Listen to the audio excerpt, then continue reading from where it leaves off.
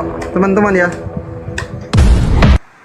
Kita pakai jadwal WIB, waktu Indonesia Barat. Ibadah dulu katanya nih yang mau narasumber. Iya ya. Kalau host ini aslinya orang mana ya aslinya? Saya Sulawesi Selatan, Pak. Oh, pantas lebih apa? Wah. Beda 1 jam. Oh, apa itu? Iya, beda waktunya. satu jam, iya betul. Iya. Saya orang Goa, bapak saya orang Goa, Cambaya, itu di Makassar ya. Cuman saya ini banyak turunan, banyak darah. Oh, Saya gitu. kalau bertarung itu banyak bendera yang saya bawa. Ada bendera Makassar, ada bendera Buton, ada Iya. bendera Sumatera. Ini bendera saya itu 3. Gitu Pak Depi. Darah banyak soalnya dari kakek, dari bapak kan. Iya, iya. Kan rata-rata pernikahan di Indonesia itu sukunya campuran. Oh, gitu. Ya, ada yang misalkan bapak Makassar, mama Buton, kan biasanya kayak gitu campurannya nikahnya. Iya, iya. Sambil tap-tap teman-teman.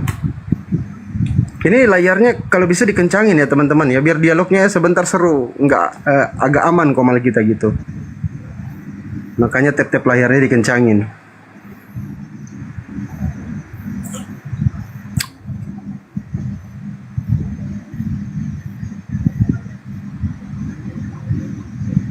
Saya juga share-share ya, Iya. biar teman-teman main ke sini, pada main ke sini. Siapa sudah sedang saya share ini? Siap.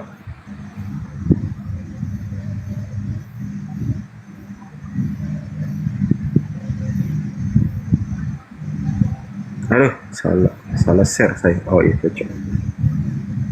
Tapi kalau share itu hanya sampai 15 dia batasnya paling banyak. Iya, kalau di WhatsApp juga hanya 5 batasnya. Iya. Ada batas, jadi kita ulang-ulang share terus. Silakan teman-teman yang mau live YouTube, silakan dipersiapkan ya live-nya. Yang dari kawan-kawan Kristen maupun Muslim yang punya akun YouTube, silakan dipersiapkan untuk live-kan. Waalaikumsalam warahmatullahi wabarakatuh. Ayo di tap-tap layar teman-teman ya. Kita juga share-share, posting ulang.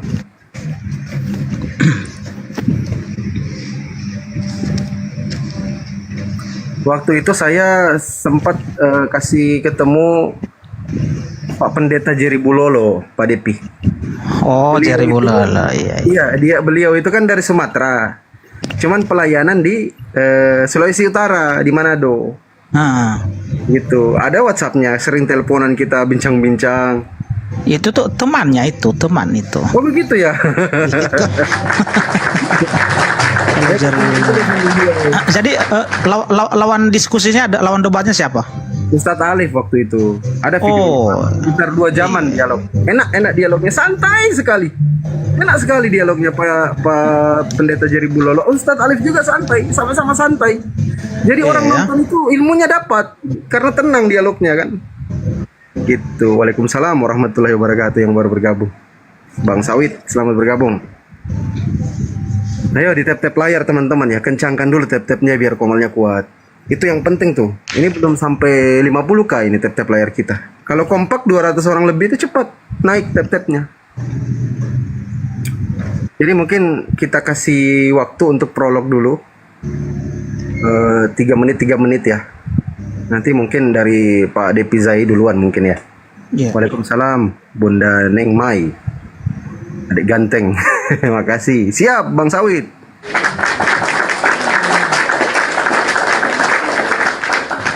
Yo di tap-tap layar teman-teman ya.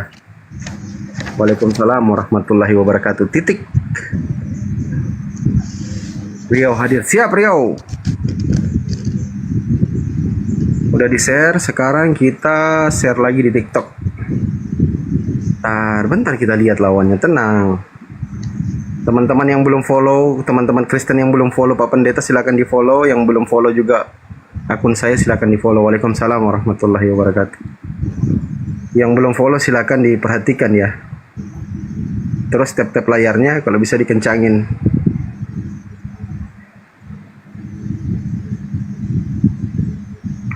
Yuk, bisa yuk. Yang hadir tap-tap layar yuk, bisa. Nih di layar saya, tekan aja di layar saya. Tekan aja di sini di dada saya nih. Tap-tapnya biar cepat. Oh, Kemarin Bang sama Ardiansa udah datang itu, Bang Ardiansa udah dibawa itu Bang Ardiansa. kemarin kan sudah sama Bang Ardiansa kan, kemarin kan. Udah. Gimana, banyak ilmu didapat Pak Depi? Lumayan sih, tapi nggak lama. Soalnya semalam itu begitu apa di pertengahan udah langsung habis kuota saya gitu. Siap. Kalau Apalagi udah beliau itu sarjana, beliau ini kalau di Indonesia itu statusnya S3. Kalau di Vatikan itu bisa S6,5 loh beliau. Vatikan ya, Vatikan, karena mereka ini Bang Ardi ini belajar kristologi original teks Ibrani maupun Yunani, dia belajar itu. Iya, saya tahu.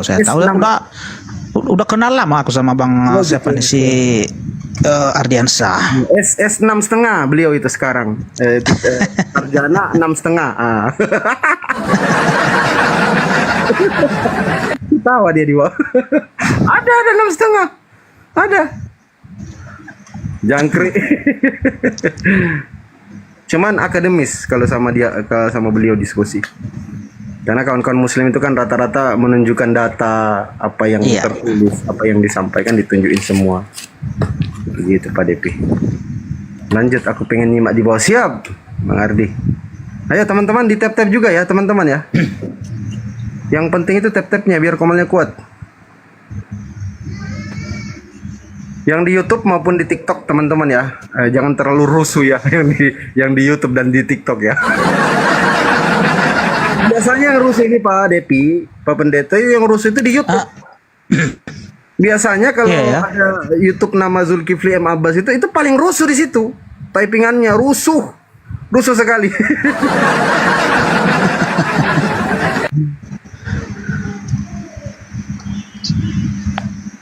Oh, di tap-tap, sambil di tap-tap teman-teman ya. Kasih kopi tambah Royko. Ntar nanti yang di YouTube ku kasih kopi sama Royko nih. Yang di YouTube Zulkifli M Abbas sama Handis Elebus Channel, Al Alif Channel, Ardiansa Channel, Bang Ardi Channel ya.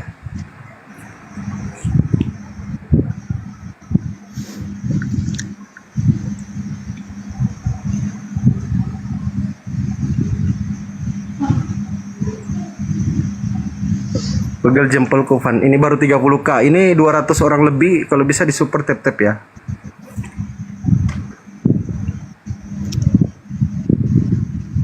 Ayo di tap-tap. Saya sampai tidak sempat ngopi nih, tapi tidak apa-apa demi kalian. Demi ilmu. Kenapa Bang Ardi? Iya siap Bang Ardi, siap. Tetap hatuhan. Tidak boleh ada yang ganggu dulu. Biarin aja dulu berdua sama narasumber. Tetap kayak gitu. Bang Ardiansa kata si bentar, Bang Ardiansa kata si Neti Halawa itu kan rencana tadi kan mau debat kalian tapi nggak jadi. Tapi katanya ditunggu dulu, Bang Ardiansa tunggu dulu mau dicarinya lawan Bang Ardiansa apa kalau mau kritik teks gitu. Mantap. Nah. Kalau bisa 2 Pak Depi, 2 orang.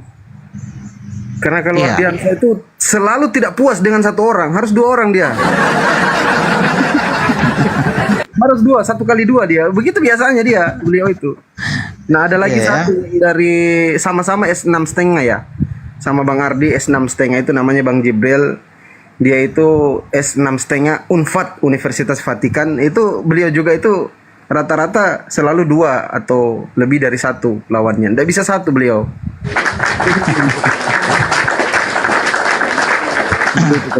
Ayo di tap-tap layar dulu teman-teman. Jangkrik. Ayo di tap-tap ya. Ntar dikit lagi, tunggu narasumber dikit lagi naik ini. Lagi ibadah beliau. Ayo di tap-tap layar dulu yuk. Waalaikumsalam warahmatullahi wabarakatuh. Dikit lagi. Tenang. Santai aja. Bukan Bang Ardi kan kemarin sudah. Iya kan? Gantian lagi dong. Aku mau panggil Major ini jadi narasumber. Major, tahu Major Pak Pendeta, Pak Depi? Enggak. Oh, nggak tahu Major. Saya nyimak di bawah siap. Belum Siapa tahu. Major itu? Siapa Major itu? Major itu Kristen Tritunggal Pak Depi. Tapi ilmu tentang agama itu biar ini kan sudah lebih setahun diskusi sama kita. Tapi nggak berkembang. Malah hampir jadi oneness dia, Pak Depi. Iya ya. Hampir oneness. Saya bilang, kok bisa kamu tinggalkan iman Tritunggalmu? Dia bilang kayak gitu. Karena dia sering diskusi sama oneness. Dia itu apa ya? Tahu bonek Pak Depi? Enggak. Bodoh Enggak nekat. tahu. Enggak tahu. Dia itu main seruduk saja kayak babi. Tabrak tembok, pak. Padahal itu keras tembok itu. Itu teman-teman, sambil tap-tap layar biar komalnya kuat. Yuk, bisa yuk. Ayo teman-teman di tap-tap.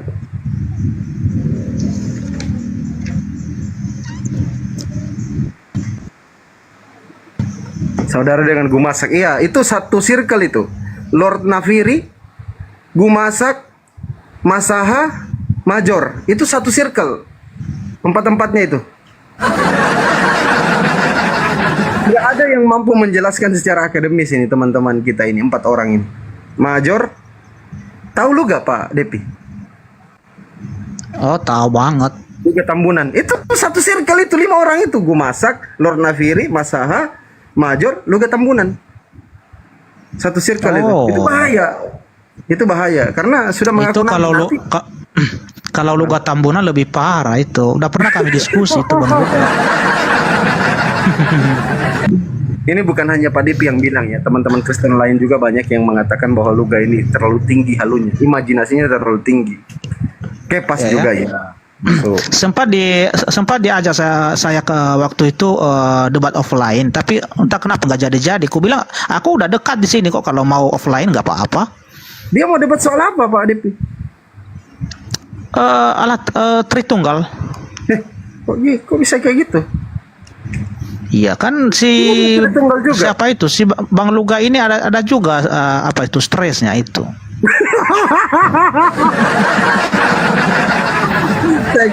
saya kira cuma kawan Islam yang pikir begitu, ternyata teman Kristen juga pikir kayak gitu Luganya. Iya. Banyak yang komplain itu Pak Depi kalau Luga. Udah waktu kami diskusi pernah dia bilang itu Roh Kudus itu adalah wanita. Istrinya Bapak. Iya. Iya, istrinya Bapak. Makanya aku bilang itu kan udah gila namanya itu. Udah gila. Kalau si Luga tuh udah gila itu. Siap. Sambil tap-tap teman-teman ya, masih 56k. Ayo dikencangin lagi tap-tapnya. Waalaikumsalam warahmatullahi wabarakatuh. Teman-teman Kristen selamat malam ya, Shalom yang teman-teman Kristen. Selamat bergabung. Padahal Bang Luga Tambunan saya bangga-banggakan dia dulu waktu pernah debat mereka siapa itu si Pak Ustadz Moko Ginta sama Ustadz Nababan. Ya betul. Iya. Oh Bang Zuma ini. Ternyata Bang Zuma narasumbernya. Assalamualaikum warahmatullahi wabarakatuh. Iya. Cik. Suara saya noise gak ini? Enggak, aman. Aman, alhamdulillah. Masya Allah. Iya. Ya. Udah lama gak ketemu kita ini Bang Zuma, tapi Bang Zuma gak kenal saya kurasanya. Pernah emang ketemu kita? Pernah ya? Di akunnya blokir permanen Hesti. Oh gitu, iya. Iya. Masya Allah. Jumpa lagi kita di sini ya. Iya. Melobet HP-nya. Tunggu ya.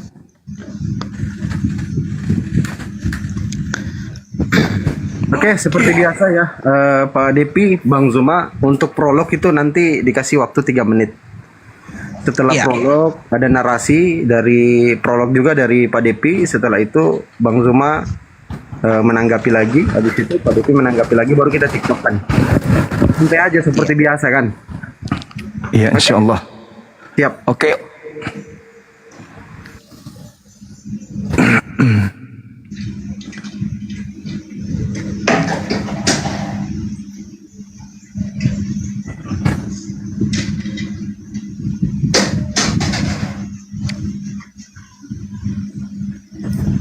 Apa ini? Apa nih yang muncul ini? Pot bunga ganda. Bunga plastik. Oh, iya mati meja. Biar enak.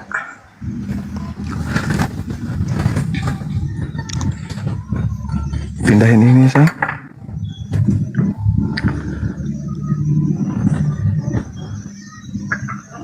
Oke, ready? Kenta? Oke. Silakan Bang Siapa Zuma. yang duluan? Bang Zuma lah, Bang Zuma. Pak Depi atau Bang Zuma? Silakan. Bang Zuma aja. Ya udah. Salib berkat. Baik. Bismillahirrahmanirrahim. Assalamualaikum warahmatullahi wabarakatuh. Ya, puji syukur kita panjatkan kehadirat Allah Subhanahu wa taala, berkat rahmat, hidayah dan kekuatan dari beliau sampai kita masih ada pada hari ini di sini bersama dengan teman kita Bang Depi dan juga Dinda Fandi untuk membahas yang terkait dengan salib, hubungannya dengan dua agama Islam dan Kristen. Dan juga terima kasih kepada teman-teman yang sudah hadir dan mendukung acara ini. Juga saudara saya dari pihak Kristen, terima kasih sudah datang dan menyajikan keinginan antum ini, saudara ini, untuk mendiskusikan tentang penyaliban. Kalau di dalam Al-Quran, salib itu adalah hukuman yang diberikan kepada orang yang memusuhi pencipta langit dan bumi dan orang yang memusuhi utusan Tuhan. Di dalam Al-Quran surah Al-Ma'idah diterangkan, A'udzubillahi minasyaitonirrajim, innama jazaa'ul ladzina yuharibuna Allah wa rasulah.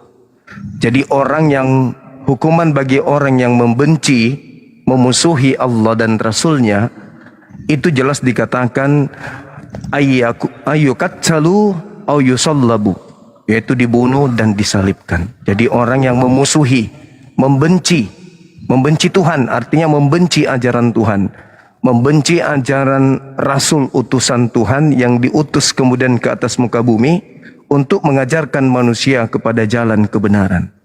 Di dalam Al-Quran itu terjadi ada penyaliban terhadap kemudian orang-orang yang memusuhi Allah. Nah, kemudian di dalam Al-Quran surah An-Nisa di data ayat 157, di situ Allah mengatakan wa qaulihim inna qatalnal masih. Jadi Allah mengatakan, dan aku hukum mereka karena ucapan mereka bahwa sesungguhnya kami telah membunuh Isa putra Maryam yang mereka ejek dengan menamainya Rasul utusan Allah. Padahal mereka tidak beriman kepadanya. Hanya mengatakan beliau itu adalah Rasul tapi tidak beriman. Mengatakan beliau itu adalah Al-Masih tapi mereka tidak beriman. Mereka hanya menggunakan nama tersebut sebagai alat untuk melancarkan aksi mereka. Mereka mengatakan telah membunuhnya. Wa ma qatalu wa ma salabu walakin syubbiha lahum. Tetapi sesungguhnya mereka tidak membunuhnya dan tidak punya menyalibnya. Akan tetapi diserupakan bagi mereka orang yang dibunuh itu dengan Nabi Isa alaihissalam. Jadi tidak ada penyaliban. Di Islam itu kepada Nabi Isa itu tidak ada penyaliban. Sorry saya tidak perhatikan waktu. Baik, silakan Oke, Pak Depi. terima kasih. Pak Depi. Iya. Iya, baik, puji syukur kepada Tuhan Yesus Kristus yang telah memberikan kesempatan kepada saya dan kita semua di sini dengan tema pada malam hari ini adalah salib, berkat atau kutuk. Ya, jadi pertama-tama yang harus kita ketahui, kenapa di dalam kekristenan ini ada yang namanya salib. Apa sih salib itu? Ya kan? Saya ada 5 poin yang sudah saya susun di sini. Apa itu makna salib dalam kekristenan? Ya, pertama, ke-1, ya, salib itu adalah untuk penebusan dosa. Ya, kedua, salib itu adalah pengorbanan kasih Allah kepada umat manusia yang berdosa ini. Ketiga, salib itu adalah jalan untuk menuju keselamatan. Ya, 4, ya, salib itu adalah lambang kasih, ya, lambang kasih Allah kepada umat manusia yang berdosa ini.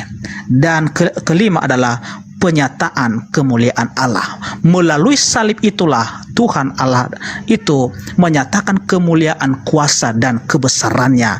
Artinya disitulah Tuhan Yesus mengalahkan yang namanya kerajaan kerajaan dunia ini, itu penguasa dunia ini, yaitu iblis, ya. Dan sebelum masuk saya ke inti dari salib ini, ya. Pertama-tama, kenapa bisa terjadi penyaliban ini, ya? Di dalam iman kekristenan mempercayai bahwa Adam dan Hawa itu ketika melanggar ketetapan Tuhan dalam Taman Eden, memakan buah pengetahuan yang baik dan yang jahat itu, disitulah sudah terjadi kutuk, ya, kepada manusia. Itu di Kejadian pasal 3 ayat 14 dan 15, ya. Dan melaluilah keturunan dari Hawa ini nanti datanglah Sang Mesias itu sebagai juru selamat, dan kematiannya itu di atas kayu salib, ya. Dan janji ini berulang kali diulangi untuk menyampaikan kepada manusia, yaitu manusia itu Abraham, ya, Ishak dan Yakub, ya, dan kepada para nabi-nabi yang lain. Dan nanti saya akan bacakan dalilnya dengan secara eksplisit, ya. Jadi bagi kami orang Kristen adalah kalau Yesus itu tidak mati di atas kayu salib, ya, 1 Korintus pasal 15 ayat 17, maka sia-sialah iman kami itu. Jadi inilah inti dari iman kami sebagai orang Kristen, ya. Sampai di situ. Baik, silakan ditanggapi Bang Zuma. Kemit atau mungkin langsung ajukan pertanyaan, silakan Bang Zuma. Ya, menarik apa yang disampaikan kemudian oleh saudara kita, ya, terkait dengan salib itu diantaranya adalah kasih, kemudian berkat. Itu dari aspek kekristenan, itu dimaklumi itu. Cuman yang menjadi permasalahan ini adalah salib itu adalah hukuman yang dilakukan oleh orang Yahudi dan juga oleh orang Roma. Salib adalah satu hukuman bagi orang Yahudi kepada orang yang dikutuk, karena mereka adalah pelaku kejahatan. Itu satu. Kalau bagi orang Roma, salib itu adalah hukuman bagi penjahat nasionalis, pemberontak negara.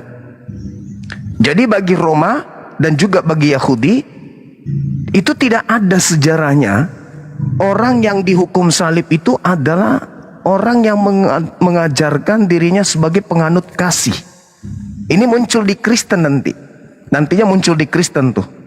Ya, salib yang tadinya adalah kutukan Tuhan kepada pelaku dosa dan adalah hukuman Roma terhadap pemberontak, tiba-tiba saja menjadi berkat bagi orang Kristen. Kalau kita mencari data di dalam kitabnya orang Yahudi, tidak akan pernah kita temukan hukuman salib itu diperuntukkan untuk Tuhan, meskipun dalam bentuk manusia. Itu tidak pernah kita temukan ada data seperti itu. Selamanya yang disalib itu adalah orang yang dikutuk oleh Tuhan. Makanya Paulus pun ketika mengutip, ada tertulis, terkutuklah dia yang digantung di atas tiang salib. Paulus itu mengutip Ulangan 21 nomor 22, nomor 23. Ternyata di Ulangan 21, 22, 23 itu adalah pelaku dosa yang sepadan dengan hukuman mati. Kata Tuhan, jangan kau biarkan mayatnya menyentuh tanah, sebab itu adalah orang yang dikutuk oleh Elohim. Tidak boleh kemudian mayatnya semalam-malaman di atas salib, harus diturunkan karena tidak boleh menyentuh tanah yang diwariskan oleh Tuhan kepada Bani Israel. Pertanyaan saya kepada saudara Kristen, saudara Depi, adakah dalilnya di dalam kitabnya orang Yahudi, karena salib itu hukuman untuk Yahudi, bahwa Tuhan itu mengajarkan mereka untuk nebus dosa menggunakan manusia? Silakan.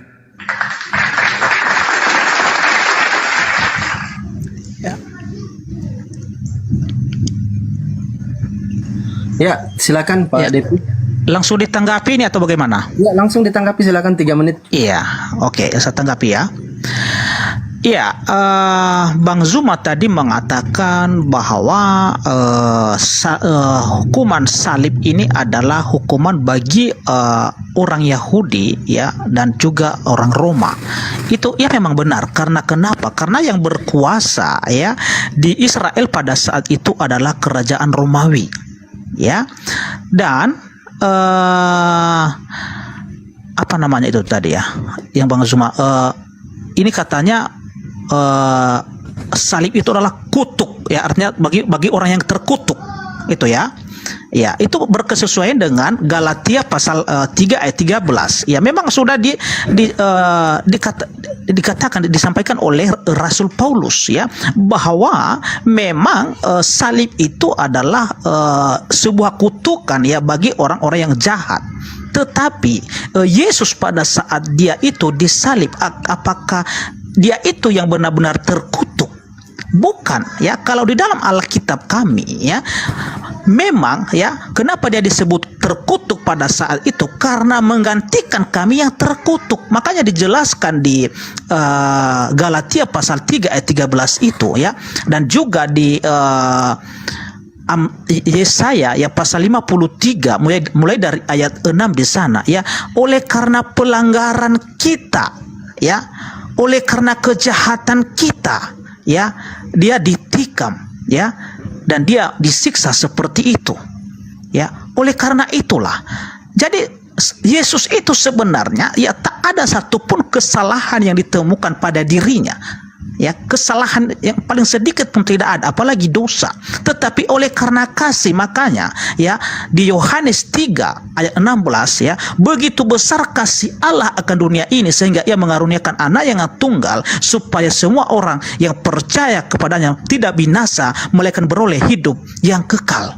Makanya saya singgung tadi ada 5 ya, artinya makna dari salib itu ya, untuk membuktikan kuasa kemuliaan Tuhan, kasih Tuhan, dan jalan keselamatan ya, dan juga yang namanya lambang kasih ya. Jadi nanti saya jelaskan dengan pakai dalil ya yang lengkap ya, karena ini waktu masih udah sangat sedikit ya. Ya, jadi pertanyaannya sekarang Bang Zuma ya, dari mana rujukan Bang Zuma itu mengatakan ya bahwa apa namanya itu, Yesus ini tidak benar ya, tidak benar bahwa kematiannya di atas kayu salib itu ya bukan untuk penebusan dosa. Ayatnya dari mana? Silakan nanti Bang Zuma.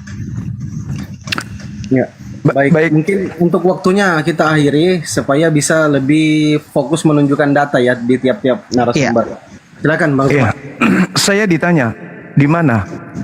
Di dalam kitabnya orang Yahudi Imamat 1 nomor 2. Katakanlah kepada orang Israel, apabila mereka hendak mempersembahkan kurban penebus dosa, maka hendaklah mereka mempersembahkan domba, kambing, sampai lembu. Tak ada manusia di situ. Itu kata Elohim. Bagaimana dengan kata Yesus? Kata Yesus di dalam Matius 8 nomor 4. Perlihatkanlah dirimu kepada imam. Berikanlah persembahan yang diperintahkan oleh Nabi Musa kepadamu. Apa yang diperintahkan Nabi Musa?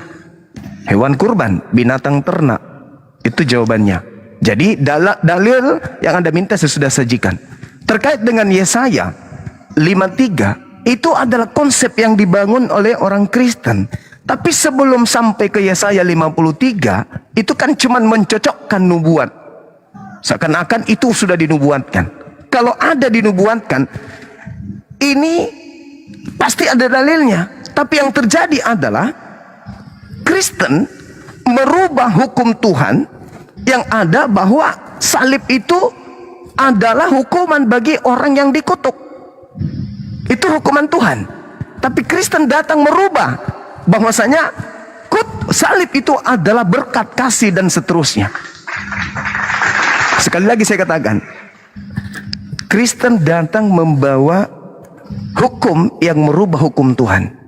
Salib bagi Tuhan adalah kutuk bagi orang yang melakukan dosa yang sepadan dengan hukuman mati. Ulangan 21 nomor 22 23 saya baca. apabila engkau menghukum orang yang melakukan dosa yang sepadan dengan hukuman mati, jangan kau biarkan mayatnya semalam-malaman di atas salib. Sebab orang yang dikutuk oleh Elohim, jangan kau biarkan mayatnya menyentuh tanah yang diwariskan Tuhan kepadamu. Tutup buku, tidak ada lagi hubungannya dengan Kristen di situ. Tapi muncul Kristen merubah hukum itu seakan-akan salib itu adalah berkat. Pasti dalilnya dari Paulus. Berarti Paulus merubah kemudian hukum Tuhan. Hukum Tuhannya sudah final. Salib adalah hukuman bagi orang yang dikutuk oleh Elohim. Kalau mereka ingin mempersembahkan penebus dosa, solusinya hewan. Tak ada manusia. Bahkan kalau Imamat 18:21, jangan kau persembahkan anak manusia kepada dewa Molok.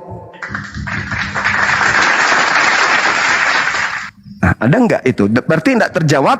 Pertanyaan saya enggak terjawab. Adakah kemudian Elohim menginginkan penebusan dosa itu terjadi dengan menggunakan manusia? Kalau dewa Molok ada. Tapi kalau Elohim, adakah dia minta darah manusia untuk kemudian menebus dosa? Darah manusia menebus dosa itu tidak ada di dalam pengajaran agama Samawi. Yang ada hanya di agama Kristen. Timer. Gitu ya. Silakan. Enggak pakai timer lagi, TikTokan aja langsung, Bang Zuma. TikTokan aja di Bang. Iya. Oh iya. Ya mungkin pertanyaan saya ulang kembali. Tolong tunjukkan apakah ada dalam kitabnya orang Yahudi, Elohim Tuhannya Yahudi menginginkan penebusan dosa dengan menggunakan manusia. Silakan. Iya. Oke. Ini santai kita ya, karena kita pakai dalil ya, pakai data kita ya. Iya.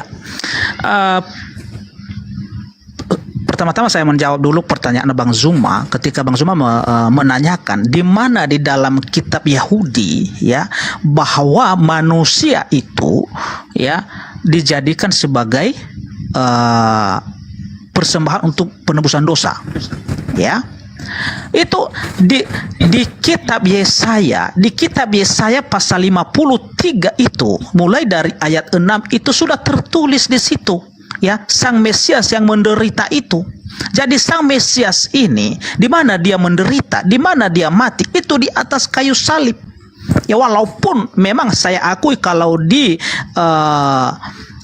Yesaya 53 ya dari ayat 1 sampai dengan 10 itu ya tidak ada kata salib di sana, tetapi hanya menceritakan bagaimana penderitaan yang ia alami.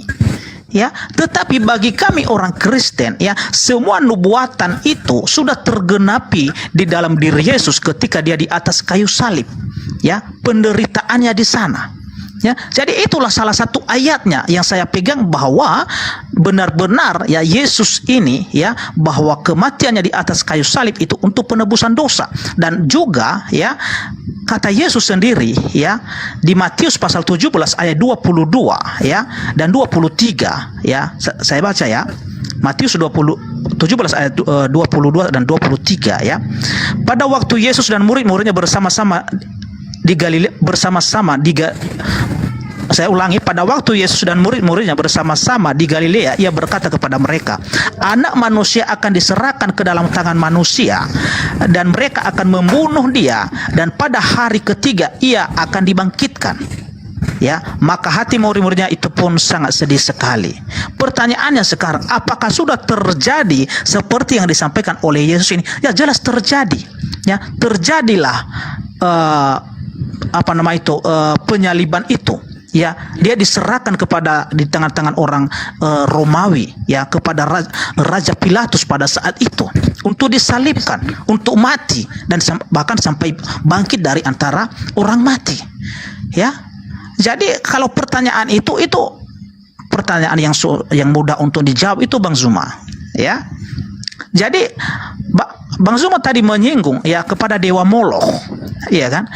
Kalau dewa Moloch itu ya, orang yang mempersembahkan ya anaknya kepada dewa Moloch itu bukan di atas kayu salib Bang Zuma, ya, bukan di atas kayu salib, ya, bukan disiksa, ya seperti Yesus, tetapi itu dibakar dalam api.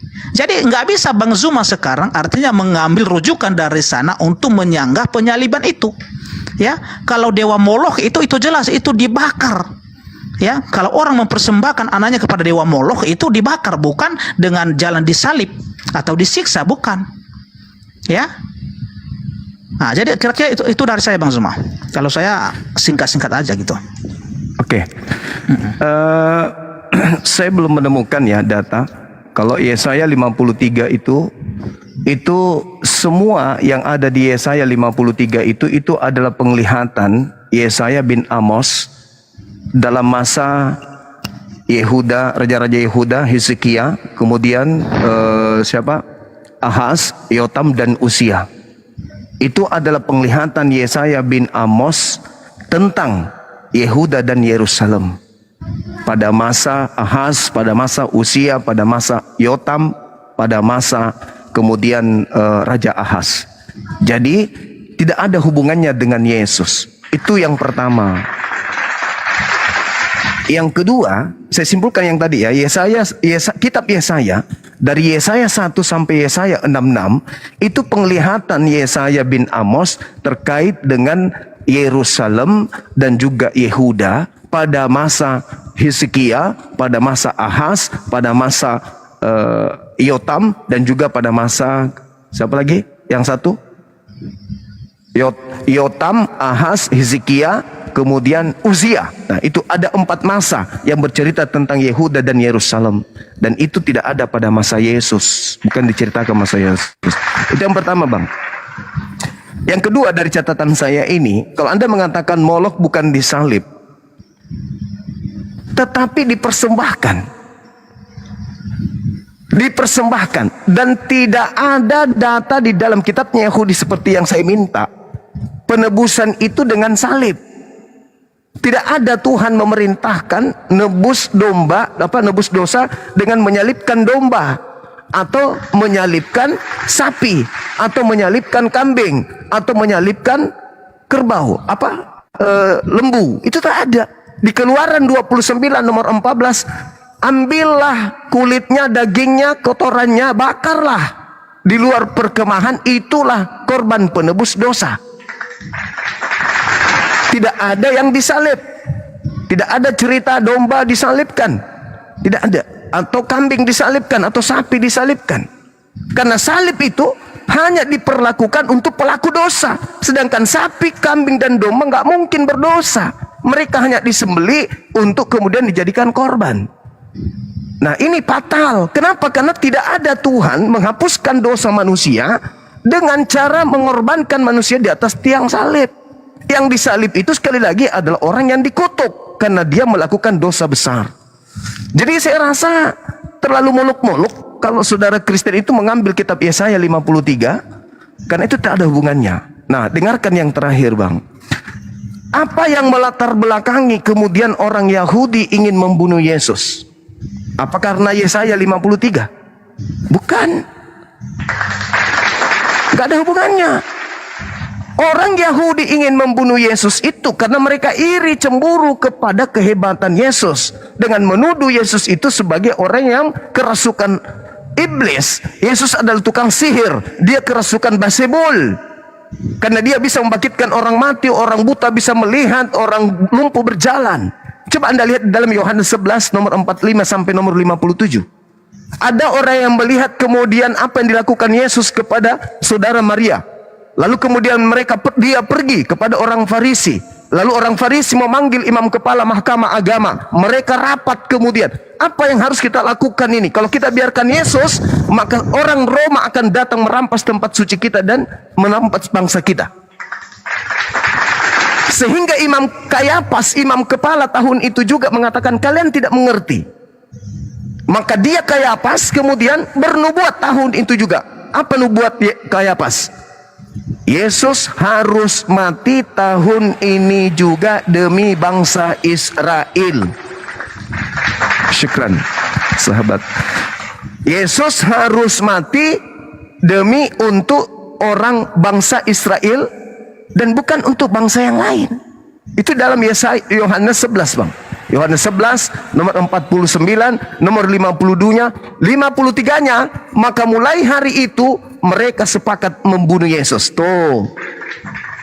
Maka mulai hari itu mereka sepakat membunuh Yesus. Kenapa mereka sepakat membunuh Yesus? Karena mereka tidak mau orang Roma datang merampas tempat suci mereka dan merampas bangsa mereka. Baca satu perikop, Yohanes 11, nomor 45 sampai nomor 57. Anda akan puas di situ. Jadi latar belakang orang Yahudi ingin membunuh Yesus adalah karena mereka takut bangsa mereka dirampas oleh Roma. Sedangkan orang Kristen muncul belakangan menjadikan Yesus harus mati karena dosa mereka orang Kristen. Padahal itu tidak ada alasan yang mendasari itu. Sehingga ketika orang Kristen ditanya, apa dasarmu? Lari ke Yesaya. Padahal Yesaya itu hanya bercerita tentang zaman raja-raja Yehuda yang saya sebutkan 4 tadi. Yotam, Usia, Aria, dan juga Hezekia. Gitu Bang, silakan. Ya, baik. Tadi saya lupa ya menanggapi ketika Bang Zuma mengatakan semua penyaliban Yesus itu adalah konsep penebusan dosa itu melalui Yesus itu adalah dari Paulus, ya. Itu Bang Zuma saya tegaskan itu bukan hanya dari Rasul Paulus, ya, tetapi semua rasul, ya, itu mengatakan bahwa kematian Yesus itu di atas kayu salib adalah untuk penebusan dosa, bukan hanya Rasul Paulus. Salah satunya adalah Rasul Petrus. Saya baca ya, Rasul Petrus, ya. Ntar yang saya ambil Alkitabnya dulu saya. Ya, Rasul Petrus, ya. Di 1 Petrus pasal 2 ayat 24. Ya, saya baca ya. 1 Petrus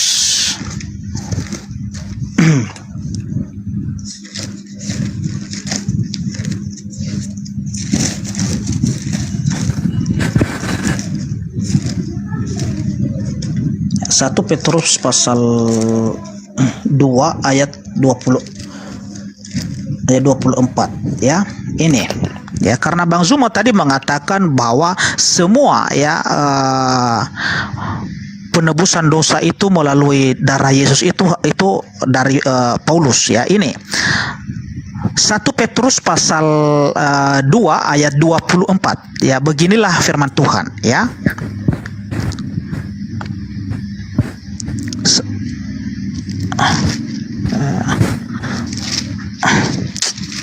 Ya, angin ini bentar ya, sabar ya.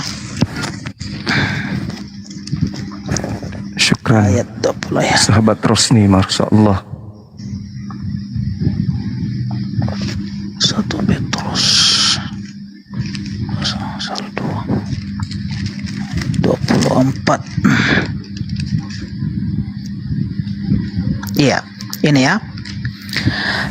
Ia sendiri telah memikul dosa kita di dalam tubuhnya di kayu salib, supaya kita yang telah mati terhadap dosa hidup untuk kebenaran.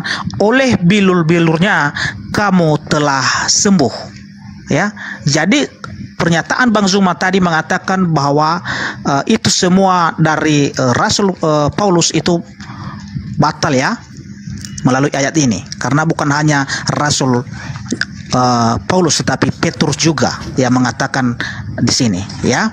Oke, Bang Zuma tadi mengatakan bahwa kematian Yesus itu yang dia tebus itu paling orang Israel doang, ya kan, itu tidak berlaku bagi bangsa-bangsa lain, ya. Tetapi Bang Zuma, ya, kalau kita baca di Matius 26 ayat 27 ya sampai 28, itu dijelaskan di sana, ya.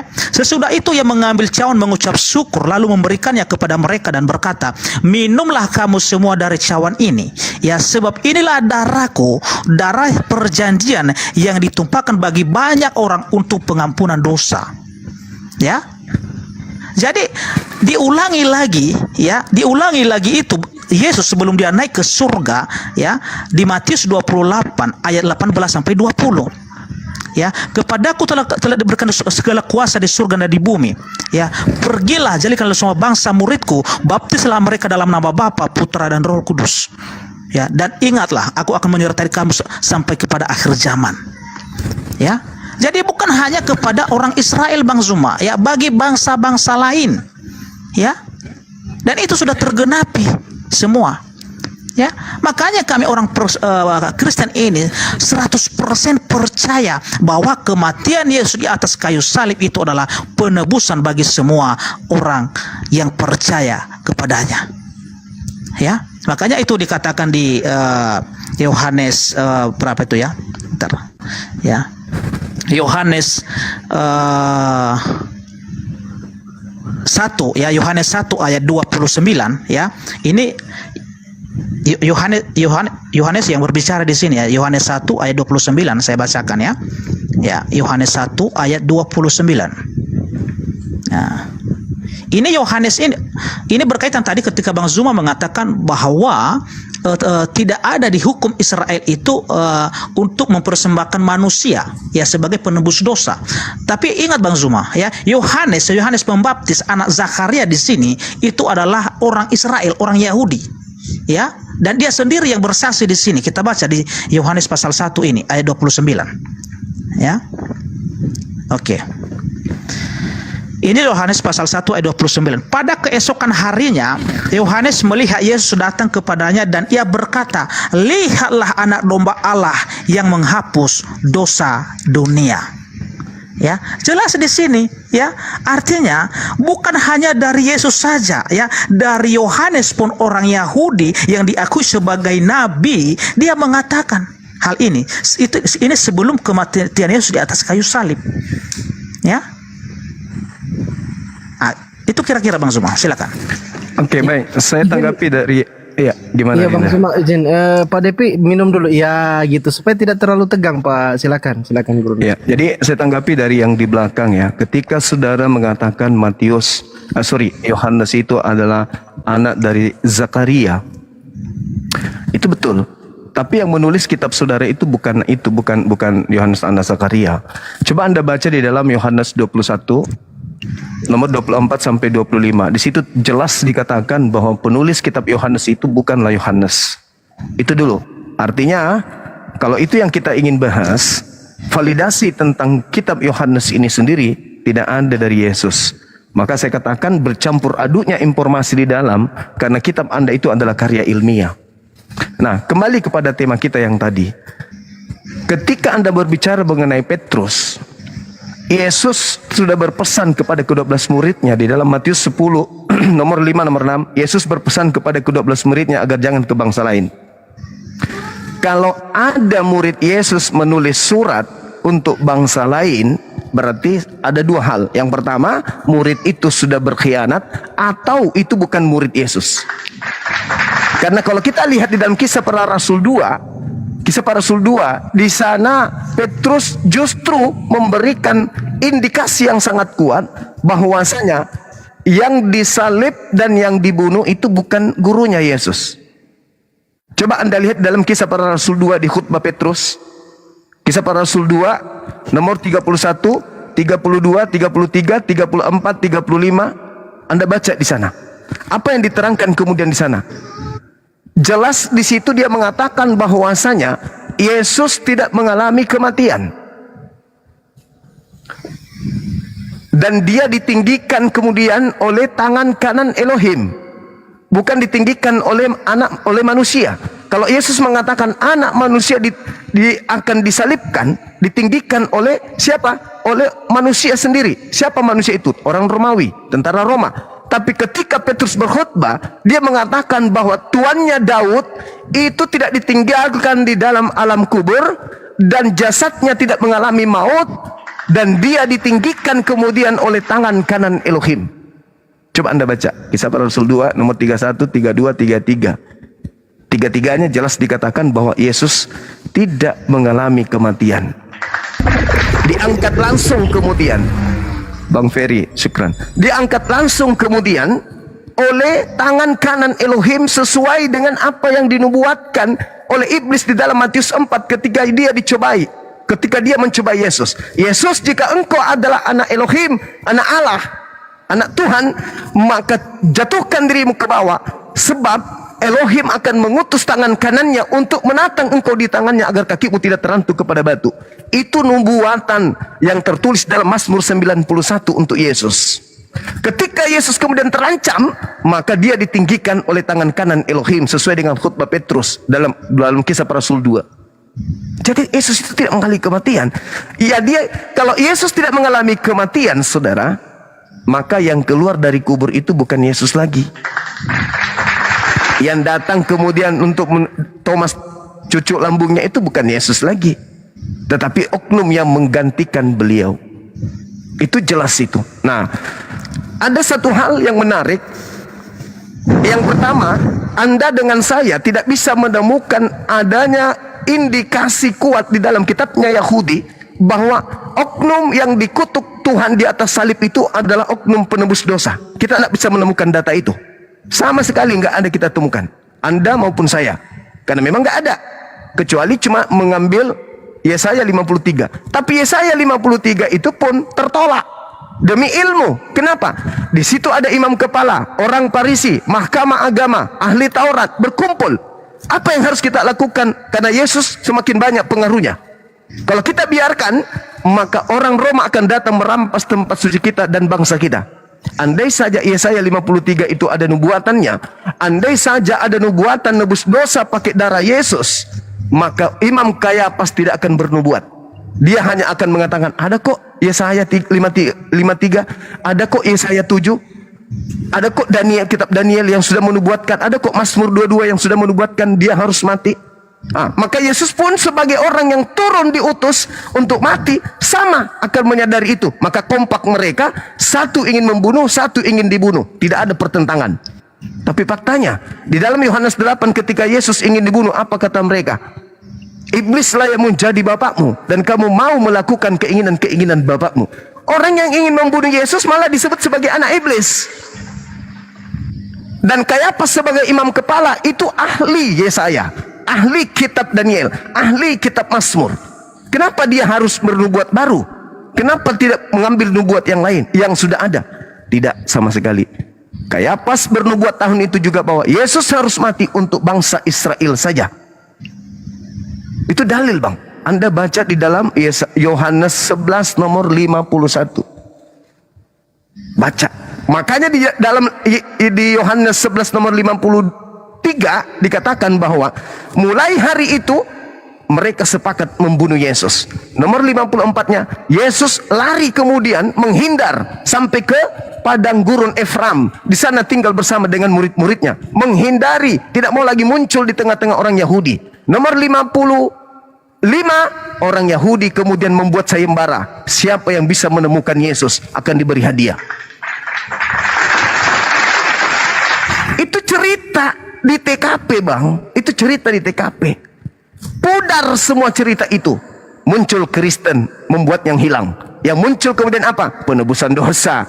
Mati karena dikutuk. Mati karena menebus kutuk dosa dan seterusnya. Itu cerita yang disetting belakangan demi untuk melancarkan aksi Kristus palsu yang datang setelah Yesus. Ingat saudara, Yesus mengatakan kepada muridnya, waspadalah kepada penyesat yang datang kepadamu dengan memakai namaku dan berkata, akulah Kristus. Dia akan menyesatkan banyak orang. Kalau yang disesatkan ini hanya Yerusalem, kalau Anda membaca Yehezkiel 5 nomor 12, orang Israel itu sisa berapa? Sisa sepertiga saja dari komunitas mereka yang hidup. Itu tahun 600 sebelum Masehi. Bagaimana tahun 1 Masehi? Ya, 1 Masehi. Berapa jumlah mereka? Tinggal sedikit. Sementara nubuatan Yesus, dia akan menyesatkan banyak orang. Nah, sekarang siapa orang banyak ini yang disesatkan oleh Kristus tersebut? Penyesatnya mengaku Kristus. Matius 24 nomor 4 nomor 5. Waspadalah kepada penyesat yang datang kepadamu dengan memakai namaku dan berkata, akulah Kristus. Apa hubungannya dengan penyaliban? Baca Matius 24 nomor 24. Kristus palsu dan nabi-nabi palsu. Jadi ada dua nih. Level tertinggi adalah Kristus. Kristus ini mengutus nabi. Ada Kristus palsu, ada nabi palsu. Akan datang dan akan melakukan banyak mujizat. Sekiranya mungkin menyesatkan banyak orang. Dan menyesatkan orang-orang pilihan juga. Nah itu hubungannya dengan penyaliban. Ketika penyaliban ini terjadi, keluar orang dari kubur hari ketiga, orang ini datang menemui Paulus, Paulus kemudian menjadi rasul utusan, dia menerima kemudian firman dari Kristus, menulis 13 buku, lahirlah agama Kristen. Itulah orang banyak yang disesatkan oleh Kristus palsu tersebut. Silakan. Termute Pak, Pak Pendeta Depit itu ke mute. Baik, sungguh menarik apa yang disampaikan oleh Bang Zuma ya saya tanggapi. Oke, ya pertama-tama yang saya tanggapi tadi ketika Bang Zuma mengutip Kisah Para Rasul 2 ayat 30. Ya, saya coba bacakan ya, Kisah Para Rasul pasal 2 ayat 30 ini. Ya. Ini Bang Zuma sudah gagal paham dan perlu belajar lagi untuk Alkitab ini Bang Zuma. Ya. Ya. Saya baca ya. Tetapi ia adalah seorang nabi dan ia tahu bahwa telah berjanji kepadanya dengan mengangkat sumpah bahwa ia akan mendudukan seorang dari keturunan Daud sendiri di atas tahtanya. Ya.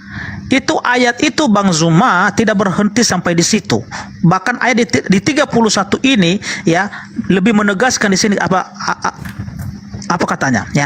Karena itu ia telah melihat ke depan dan telah berbicara tentang kebangkitan Mesias ketika ia mengatakan bahwa dia tidak ditinggalkan di dalam dunia orang mati dan bahwa dagingnya tidak mengalami kebinasaan. Ya. Oke lah, Yesus inilah, ingat Bang Zuma ya, 32 itu jawabannya. Ya, Yesus inilah yang dibangkitkan Allah dan tentang hal itu kami semua adalah saksi. Yang berbicara di sini adalah Petrus Bang Zuma. Ya, jadi puji Tuhan karena Bang Zuma sudah mengakui ayat dari Kisah Para Rasul pasal 2 ayat 30 dan 31 ini, walaupun hanya Bang Zuma berhenti sampai di situ, tetapi jawabannya adalah ada di ayat 32. Ya. Berarti ini Bang Zuma sudah mengakui bahwa Yesus itu adalah sudah bangkit dari antara orang mati. Oke Bang Zuma, terima kasih Bang Zuma. Oke ya. Iya. Bang Zuma tadi mengatakan bahwa Yesus ini sebenarnya digantikan oleh orang lain.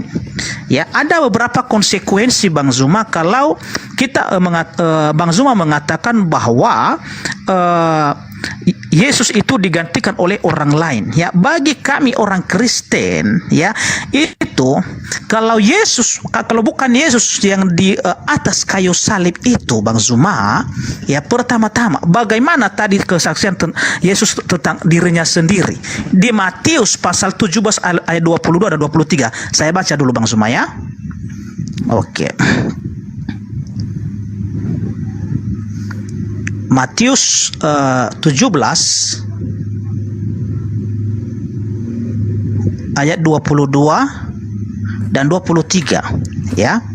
Pada waktu Yesus dan murid-muridnya bersama-sama di Galilea, ia berkata kepadanya, anak manusia akan diserahkan ke dalam tangan manusia dan mereka akan membunuh dia dan pada hari ketiga ia akan dibangkitkan.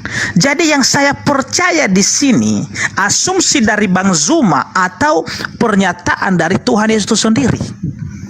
Itu satu.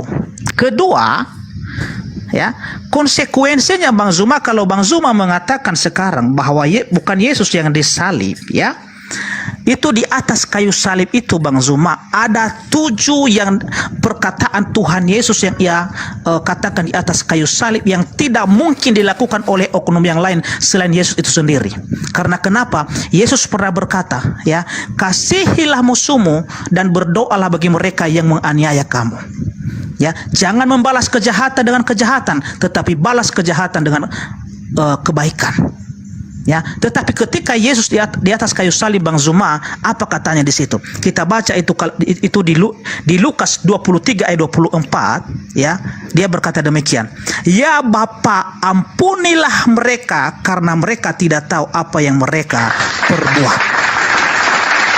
Itu satu Bang Zuma. Kalau bukan Yesus itu ya, Ya, inilah keistimewaan Yesus itu. Artinya semua yang ia ajarkan, hukum-hukum yang ia ajarkan kepada para muridnya selama ia 33 tahun 6 bulan di dunia ini, dia sudah genapi itu semua, Bang Zuma. Dan di atas kayu salib itu, ketika dipaku tangannya, ya, ketika darahnya tercurah, ya, dia merasakan sakit, bukan kata kutukan yang keluar dari mulut, tetapi dia mengampuni.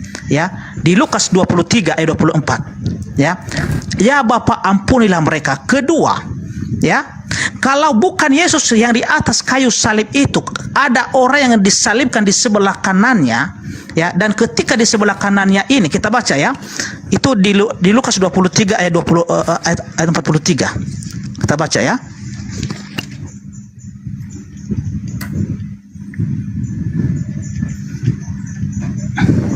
Lukas 23. Bentar, ya.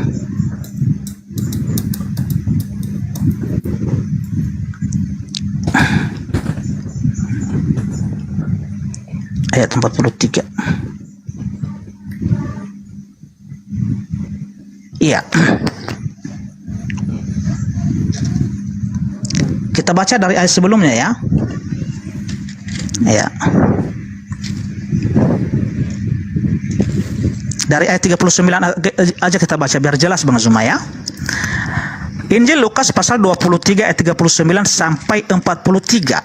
Seorang dari penjahat yang digantung itu menghujat dia, katanya, "Bukankah engkau adalah Kristus? Selamatkanlah dirimu dan kami." Tetapi yang seorang menegur dia, katanya, "Tidakkah engkau takut juga tidak kepada Allah, sedang engkau menerima hukuman yang sama? Kita memang selayaknya dihukum, sebab kita menerima balasan yang setimpal dengan perbuatan kita.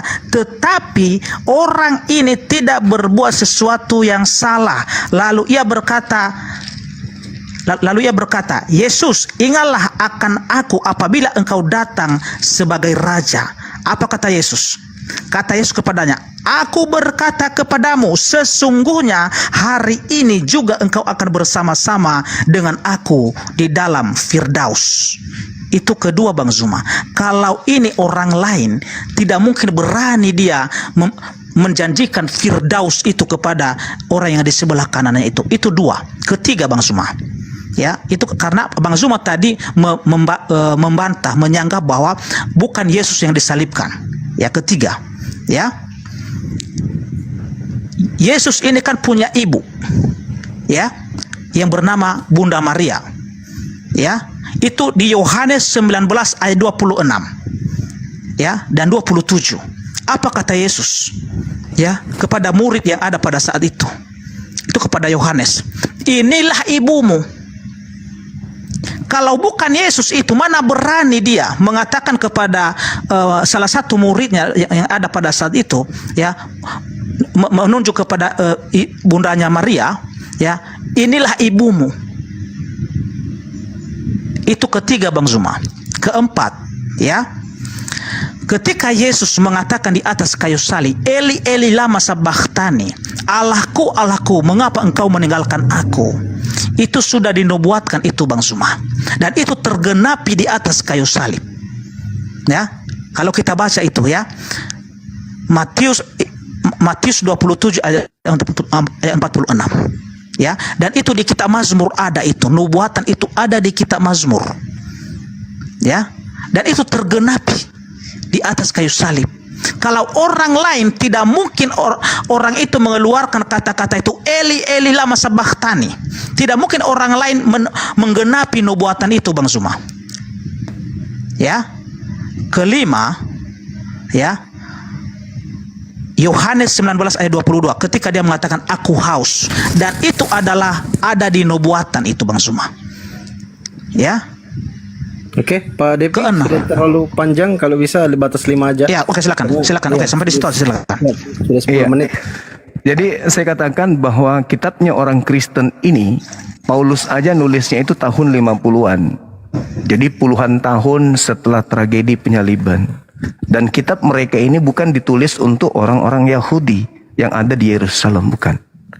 Jadi dicocok-cocokkan. Ingat, sekali lagi saya katakan, kitabnya orang Yahudi dalam Septuaginta yang diterjemahkan abad ketiga sebelum Masehi itu diterjemahkan kemudian atas instruksi Kaisar Ptolemy II kepada 72 rabi-rabi. Diterjemahkan untuk mereka yang hidup sebagai orang Roma. Kalaupun ada orang Ibrani orang Yahudi, mereka sudah asing dengan bahasa Ibrani itu. Jadi dicocokkan. Makanya tadi saudara kita ini mencocokkan ke Mazmur, mencocokkan ke Yesaya, mencocokkan, semua dicocokkan. Itu muncul belakangan, Bang. Penulis Bible tidak hadir pada saat penyaliban. Dan ingat, kita belum selesai di situ. Penyaliban itu apa? Kutuk atau berkat? Mungkin Yesus Anda yang disalib, tapi merubah kutuk? Enggak merubah kutuk. Penyaliban itu tetap aja kutuk. Anda mau mengatakan itu Yesus, semakin nyata kalau Yesus itu adalah makhluk yang dikutuk oleh Tuhan yang kemudian Anda sembah. Sedangkan pola dalam agama Yahudi, nebus dosa ya hewan, bukan manusia. Semakin Anda memperkuat alibi Anda bahwa itu adalah Yesus, semakin nyata bagi kami bahwa Kristen adalah penyembah manusia yang dikutuk oleh Tuhannya Yahudi. Tidak ada pola di dalam agama Yahudi nebus dosa pakai manusia, apalagi manusia yang dikutuk. Dan satu hal, jangan Anda katakan saya harus belajar Bible. Saudara yang harus banyak belajar Bible. Kembali ke dalam Kisah Para Rasul 2 nomor 30, 31, 32, 33, 34, 35, 36, 37, 38, 39 endingnya. Anda baca 39-nya. Ketika mereka kemudian sudah melakukan penyaliban, mereka diminta oleh Petrus, bertobatlah kalian. Kalau salib itu nebus dosa, ngapain harus bertobat? Dan lucu, Anda membawa Lukas 23 nomor 24. Bapak, ampunilah mereka loh, katanya salib itu nebus dosa. Kok nggak sesuai banget? Terus kemudian Anda mengatakan, dia berkata kepada orang yang di sampingnya, hari ini juga kau bersama dengan aku di Firdaus. Buktinya apa? Ada buktinya, hari itu juga dia ke Firdaus? Enggak ada. Bahkan orang Kristen sekarang kalau mati, membusuk di kubur, nggak ada ke Firdaus. Jadi itu hanya obat kuping bagi orang yang tak berakal. Sekali lagi saya katakan kepada saudara, khotbah Petrus itu adalah penentu. Di Kisah Para Rasul 2 di sana, di situ ada kesalahan lembaga Bible Indonesia sengaja kemudian memutarbalikkan terjemahan.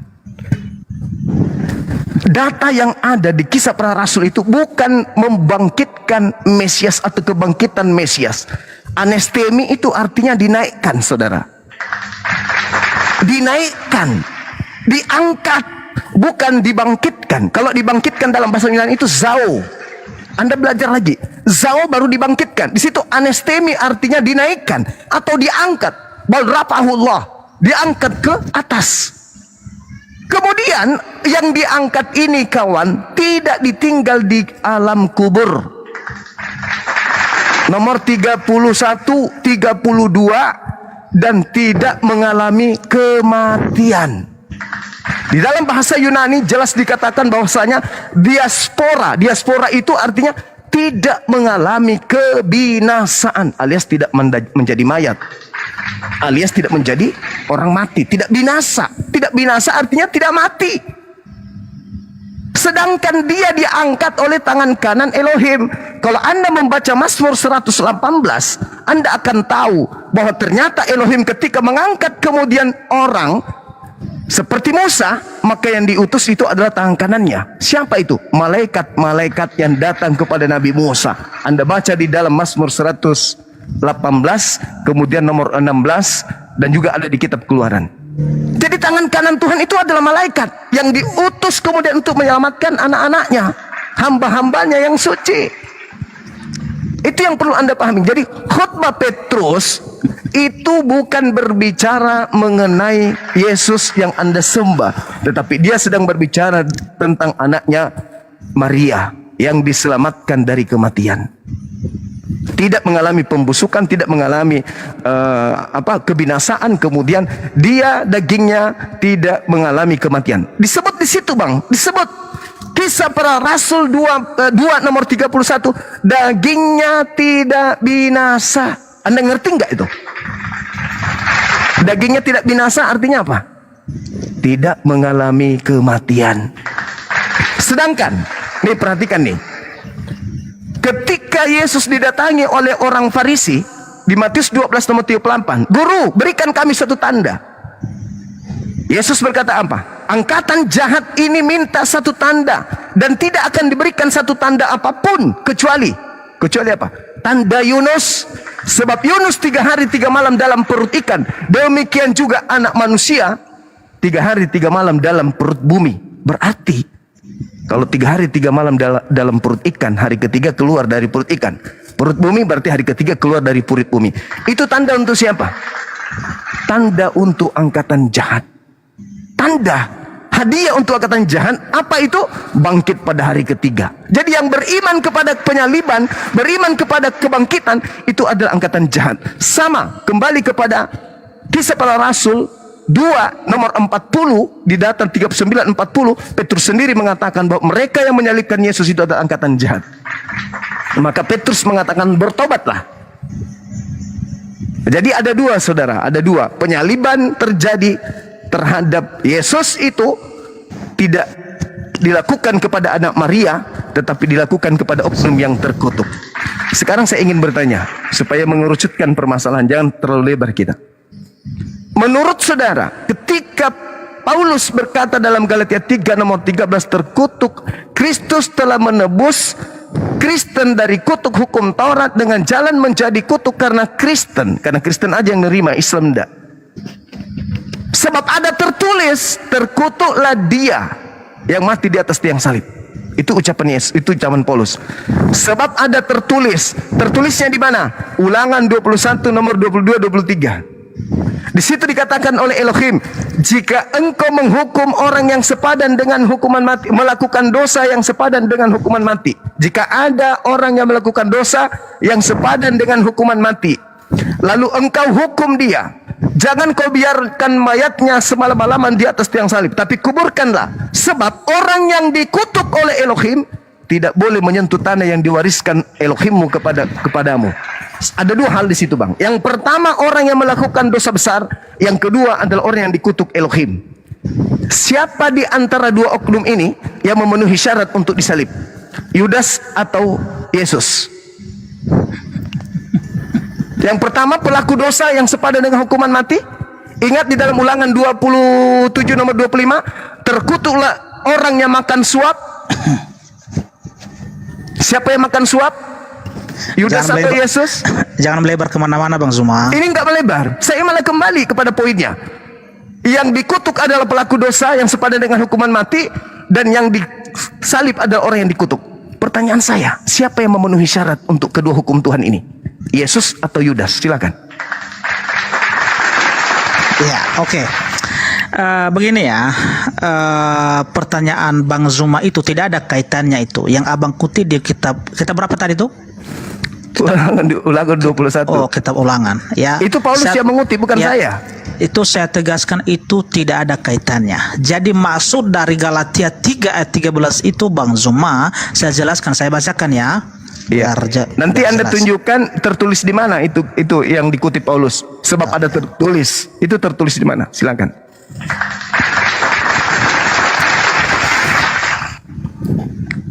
Galatia 3 ayat 13. Oke. Ya, santai-santai aja Pak Pendeta ya, jangan terlalu tegang ya. Iya, oke. Ya. Kristus telah mati, Kristus telah menebus kita dari kutuk hukum Taurat dengan jalan menjadi kutuk karena kita, sebab ada tertulis, terkutuklah orang yang digantung pada kayu salib.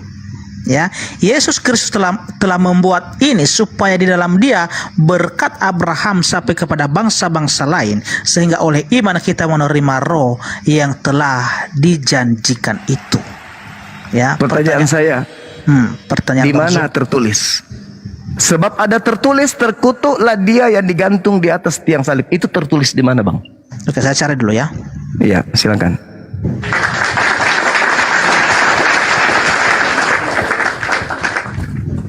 Ya teman-teman, tambah seru ya, sambil di tap-tap layar 1M biar komal kita kuat. Ini menarik, tambah seru ini. Lanjut tap-tap teman-teman. IDE lalena bapak, mana saya itu pemotong kuku. Sorry gang, ku lupa tutup ki.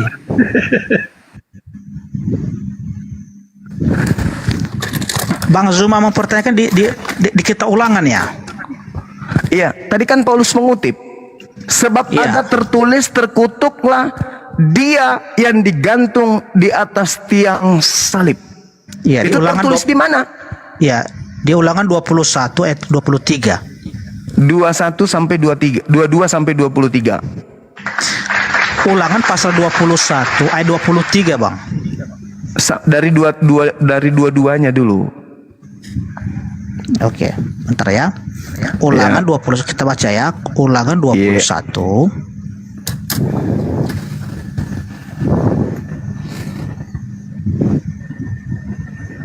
Ayat 22. Oke. Iya.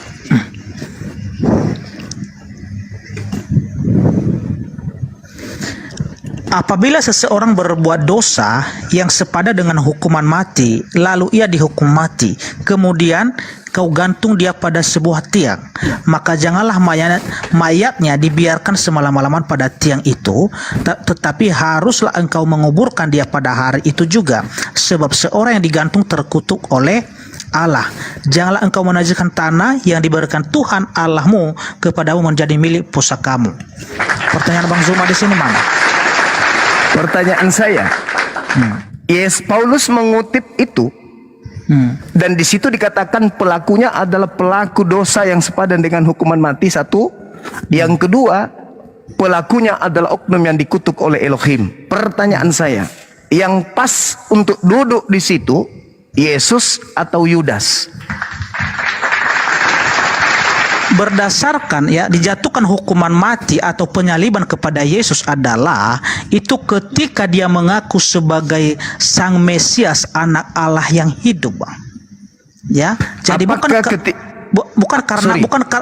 karena dia sudah berbuat dosa, bukan karena ada kesalahannya, tetapi hasutan pun dari orang banyak ketika mereka mengatakan salibkan dia, dan itu kan sudah mulai ketika Raja Pilatus menjatuhkan hukuman kepada dia, itu berdasarkan pengaduan dari imam-imam besar bahwa dia pernah mengatakan dia adalah anak Allah, dia adalah Mesias. Itu alasan orang Yahudi untuk menyalibkan dia, bukan karena dia berbuat dosa, bukan, Bang Zuma. Jangan disalahpahami itu. Berarti salah salib. Bukan salah salib. Loh, yang disalib harus pelaku dosa. Bukan Yang salah disalib ini ya, harus pelaku dosa. Begini Bang Zuma, malah aku yang balik bertanya sekarang.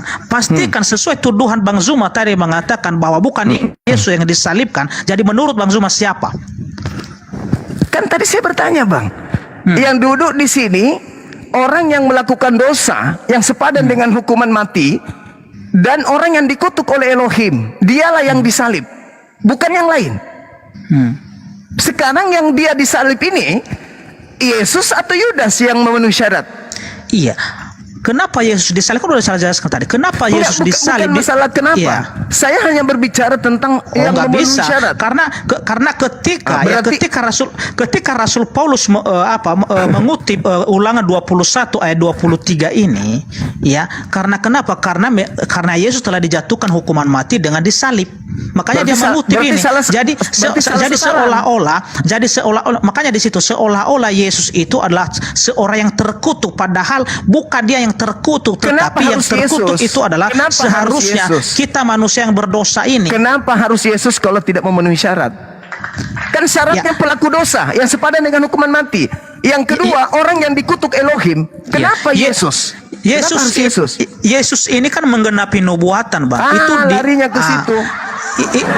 Menggenapi nubuatan, ya, menggenapi nubuatan dari Yesaya 53 tadi, saudara, ya, menggenapi Yohanes 3 ayat 16 itu, ya, Yohanes 3 menggenapi, justru dikasih dulu, ya, menggenapi ya Yohanes 1 ayat 14, itu dia. Yohanes 1:14 menjadi daging. Ya. Apa masalahnya? Iya. Kita bacakan di situ, Bang. Pertanyaan saya, siapa yang memenuhi syarat untuk dikutuk oleh Elohim? Karena yang mengutuk di sini Elohim. Yang mengutuk Ya. di sini Elohim. Siapa Di yang sini, memenuhi ya. syarat? Sabar. Ya, yang Siapa menanggung- yang memenuhi syarat untuk dikutuk oleh Elohim? Yudas Ya. atau Yesus? Kalau Yesus di situ, Bang, ya. Kalau Yesus di situ, ya. Ya, saya tengahin. Kalau Yesus kalau Yudas di situ, memang Yudas ini mati tetapi dia menggantung diri. Iya, itu cerita belakangan itu, bukan itu belakangan, Ya. itu cerita belakangan, saudara. Ya. Ini dulu syarat untuk disalib, syarat untuk dikutuk oleh Elohim itu adalah melakukan dosa yang sepadan dengan hukuman mati. Sekarang siapa di antara kedua oknum ini yang memenuhi syarat untuk itu? Iya kan? Di orang Yahudi, ya, dihukum orang Yahudi, ya, yang menghujat Allah itu pantas untuk dihukum mati. Makanya ketika diadukan, ya, dilaporkan, ya, dituduh Yesus ini, ya, menyamakan dirinya dengan Allah, ketika dia mengaku aku adalah raja, aku adalah Mesias, anak Allah yang hidup, ya, di situ Pilatus memutuskan hukuman untuk dia disalibkan, Bang. Menurut saudara, apakah Yesus ini menghujat Elohim? Tidak. Menurut Elohim, apakah Yesus ini menghujat dirinya? Tidak. Lalu kenapa dia dikutuk? Itu kan untuk menggenapi karena itu larinya karena selalu misinya larinya ke ini, situ. ya, karena misinya ini, Bang, datang untuk menebus dosa. Tidak, Iya tidak. kan? Itu maunya Anda, itu cerita Karena- yang muncul, karena itu yang cerita muncul di mimbar gereja. Kita kembali Iya. kepada poinnya dulu. Bukan di mimbar gereja, Bang. Ini ayat ini, Bang. Ayat Saudara, Alkitab yang kita salib bahas itu, ini. Salib Iya kan? itu adalah Nah. prosesi hukum untuk orang Yahudi, bukan untuk Kristen. Anda yang menobatkan doktrin yang tadi. Sekarang yang memenuhi syarat untuk kemudian disalibkan di situ, menurut Elohim, Yudas atau Yesus? Menurut Elohim. Di mana? Menurut Elohim yang memenuhi syarat untuk didudukkan di salib di situ, Yesus atau Yudas? Kalau Yudas pada saat itu nggak ada ditemukan kesalahannya, karena kenapa? Dia ini kan berhubungan dengan imam besar untuk mengkhianati Yesus. Menurut Ya. Elohim, itu menurut Kristen, karena ingin orang yang berdosa ini yang selamat, yang tidak berdosa yang tidak selamat. Menurut Elohim, yang memenuhi syarat untuk dihukum terkutuk oleh Elohim itu siapa? Yudas atau Yesus? Menurut Elohim. Tidak ada yang dihukum di situ, Bang. Ada yang dihukum, kawan. Ada yang dihukum. Sahabat sus. Udah berkali-kali saya jelaskan tadi. Kan udah aku jelaskan tadi, Bang. Barakallahu Ya, fik. Bang Zuma. Ya. Kenapa dijatuhi hukuman mati kepada Yesus? Karena dia mengaku bahwa dia adalah Mesias. Nah, Dia menurut adalah Elohim, anak Allah. menurut Elohim itu dosa besar. Kalau Elohim tidak, karena Yesus itu lalu adalah yang mengutuknya Elohim siapa? itu. Karena Lalu Yesus kenapa dia adalah dikutuk? Elohim itu. Lalu kenapa dia dikutuk? Kalau dia dikutuk, tidak dikutuk dia, tetapi ya dia menanggung kutukan itu. Karena kenapa? Itu tadi kan udah ku jelaskan, Pak. Bukan ke situ, itu ajaran Kristen. Itu ajaran Yesaya Kristen. Yesaya 53 dari ayat 6 itu kan sudah menjelaskan. Itu ajaran Ya. Kristen, kawan. Yang saya tanya ini ajaran Elohim. Yang dikutuk itu harus memenuhi syarat, yaitu melakukan dosa yang sepadan dengan hukuman mati. Lalu dikutuk oleh Elohim, Yudas atau Yesus yang memenuhi syarat. Salah Yudas apa? Salah Yudas di situ. Kan dia dikutuk. Ulangan Dikutuk, Mat. 27. Ulangan Kenapa 20 dikutuk Yudas? Ulangan 27 nomor 25, terkutuklah dia yang makan suap. Yudas makan suap enggak? Di situ sedangkan Yudas di situ, Bang Zuma, ya, dia di pihak orang-orang Farisi, orang-orang imam besar, orang Yahudi. Iya. Mana mungkin sedangkan yang menjatuhkan hukuman mati ini, penyaliban ini adalah imam besar dan melalui raja Pilatus. Kira-kira Elohim rela tidak Yesus yang hambanya yang suci ini dihukum? Ya rela, karena misinya penebusan dosa. Nah, itu dia. Tidak ada. Karena pengakuan Yesus tadi, karena pengakuan Yesus tadi di Matius 17, Saudara. Matius 26 ayat 27, ya kan udah kita baca tadi. Matius itu ditulis tahun 62 loh.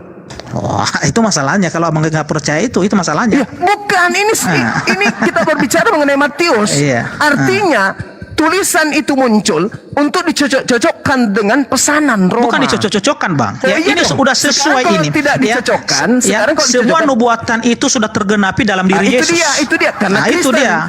Kalau Anda mengatakan nubuatan itu tergenapi, ini dulu lewati dulu satu ini. Siapa yang memenuhi syarat untuk dikutuk oleh Elohim?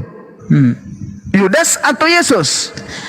Yudas itu kan sudah menghukum dirinya sendiri, sudah menggantung diri. Sebelum kawan. Ingat, di dalam Keluaran kata Yesus begini, di dalam Lukas 24 nomor 44, harus tergenapi semua perkataan yang tertulis tentang aku di dalam kitab Taurat. Bentar, Di dalam kitab Taurat, saya minum dulu ya. iya silakan. Di dalam kitab Taurat, Keluaran 23 nomor 7, dusta jangan kau hemburkan.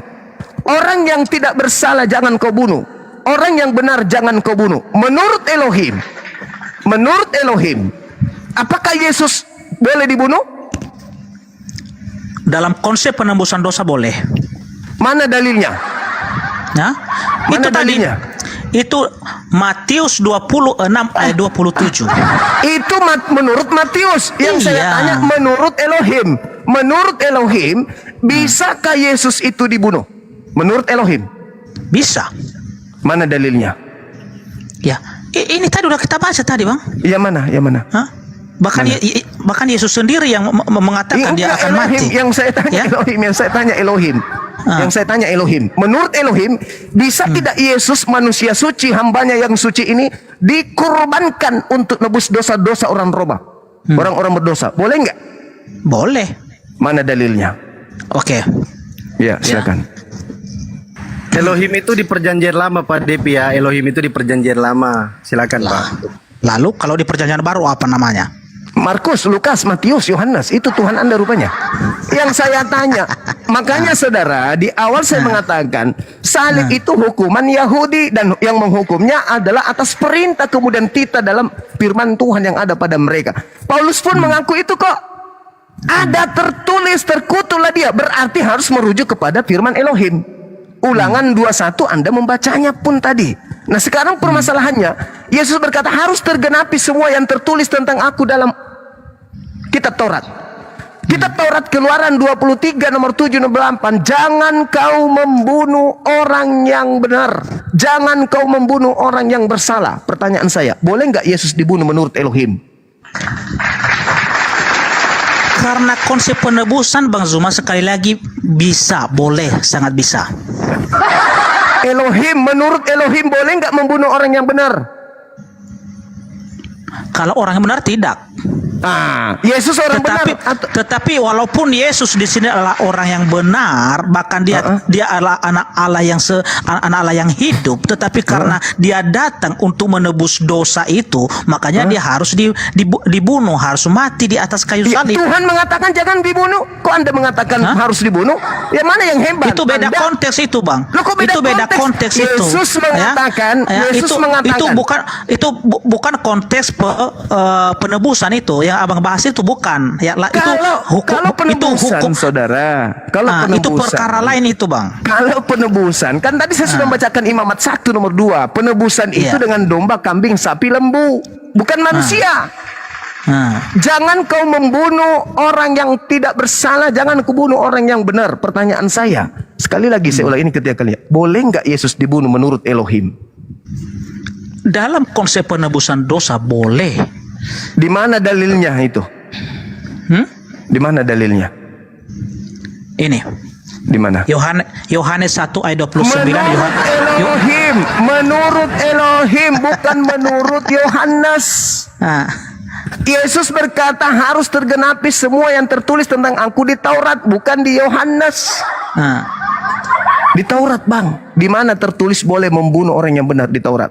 Tunjukkan di saya. Ya kalau nggak ada Pak Depi bilang aja nggak ada, jujur biar cepat. Oke, bentar, saya tunjukkan ya.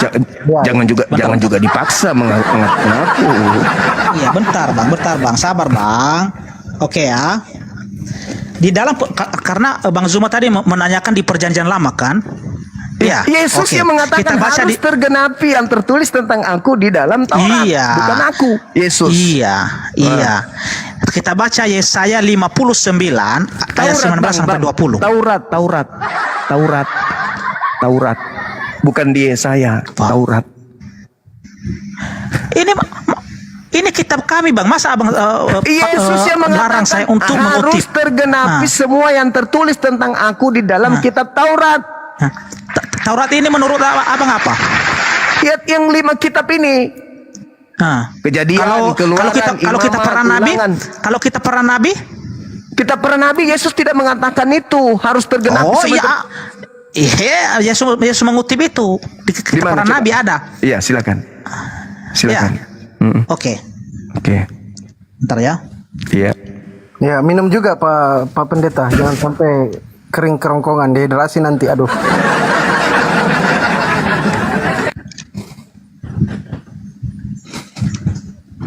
Bentar Bang ya. Iya.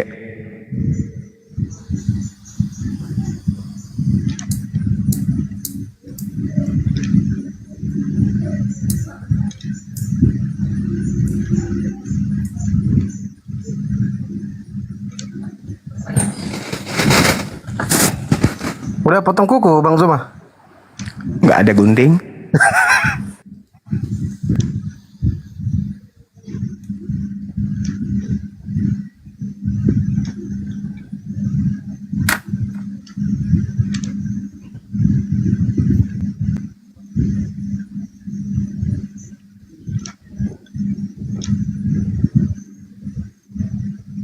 Ya sabar ya teman-teman ya, nggak apa-apa, santai-santai aja kita.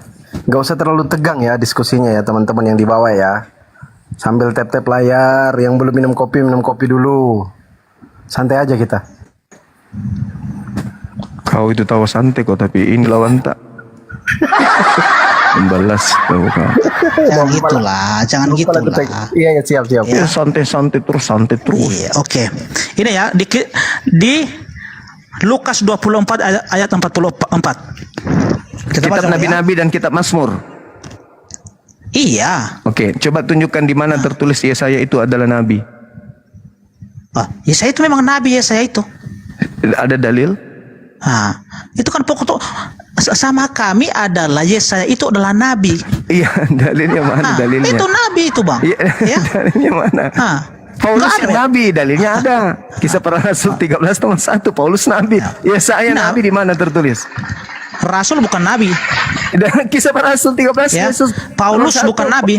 Paulus bukan nabi. Inilah anehnya. Yesaya tidak Paulus ada. bukan nabi, itu rasul. Yesaya tidak ada tertulis nabi, Anda katakan nabi. Paulus Enggak. ada tertulis Abang nabi. bilang Anda tadi akui tidak ada nabi. kata Yesus mengatakan bahwa dia ada di kitab para nabi. Sekarang sudah kubuktikan Lukas 24 ayat 44. Gimana? Coba Anda tunjukkan di Yesaya bahwa ada tertulis terkutuklah dia di atas tiang salib. Di mana itu tertulis? Silakan. Di Yesaya berapa? Di Yesaya 1 kah sampai Yesaya 5? Itu enggak tertulis, Bang. Kalau di situ Paulus hanya itu mengatakan menceritakan ya penderitaan yang ia alami. Ya, jadi jelas itu jelas tergenapi dalam diri Yesus. Saudara, jangan Anda lari dari pernyataan Paulus, enggak bagus.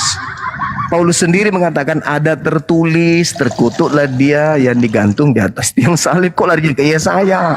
Di Yesaya itu tidak ada tertulis. Masya Allah. Tidak ada tertulis. Di Yesaya itu tidak ada tertulis seperti itu. Yang penting Bang, ya sudah saya buktikan bahwa Yesus pernah mengutip ya bahwa ada di kitab para nabi ya. Para nabi itu adalah termasuk Yesaya, Yeremia, Yehezkiel, Obadya ya dan juga nabi-nabi yang lain.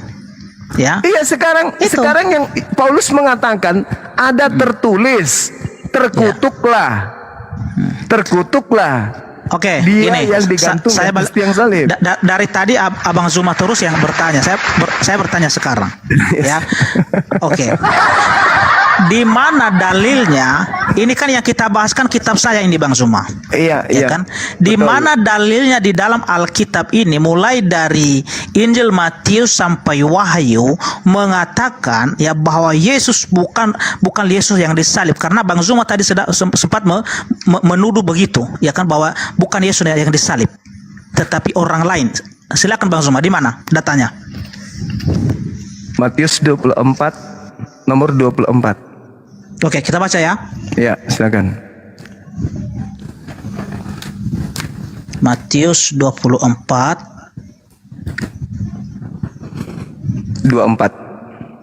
ayat 24. Oke, saya baca ya. Itu gali lubang itu sebenarnya Pak Depi kalau bahas itu, tapi nggak apa-apa lah, silakan kalau mau gali lubang. Lanjut. Jadi nggak bisa tadi ya. Yang terakhir itu yang memenuhi syarat untuk duduk Batal. sebagai tergutuk. Ya. Iya. Ini Yesus di sini yang ngomong Bang ya. Iya. Yesus yang ngomong di sini. Iya. Ini warna merah ya. Warna Iya. merah di sini ya. Oke ya. Siap. Iya. Oke. Sebab Mesias palsu dan nabi-nabi palsu akan muncul dan mereka akan mengadakan tanda-tanda yang dahsyat dan mujizat-mujizat sehingga kiranya mungkin mereka menyesatkan orang-orang pilihan juga. Di mana di sini mengatakan bahwa Yesus tidak disalibkan tetapi orang lain. Di mana, Bang? Jelas ada Kristus palsu? Yang saya tanyakan tadi ya, di mana dalilnya di dalam Injil mulai dari Matius sampai Wahyu mengatakan bahwa bukan Yesus yang disalib tetapi orang lain. Dalilnya mana, Bang? Anda tidak ngerti yang tadi itu? Mesias palsu itu Di siapa? sini nggak ada ini, bahkan Yesus di sini yang berbicara ya, Mesias untuk memperingati ya, Sebab Mesias untuk memperingati palsu. para muridnya ya. Ini siksaan berat, itu perikopnya, siksaan yang berat dan Mesias palsu. Jadi Yesus menubuatkan ini apa yang terjadi di masa yang akan datang. Ini ayat ini, Bang. Maksud dari ayat ini. Iya, tapi Mesias palsunya datang kepada murid-murid. Sekiranya pertanyaan mungkin saya tadi Mesias, ya, karena Mesias ya kita bahas tadi kan Alkitab saya ini yang kita bahas. Di Iya, mana betul. dalilnya Iya, betul. Bang Zuma dapatkan bahwa Yesus bukan Yesus yang disalibkan tetapi orang lain. Dalilnya mana, Bang? Matius 24 ini Mesias palsu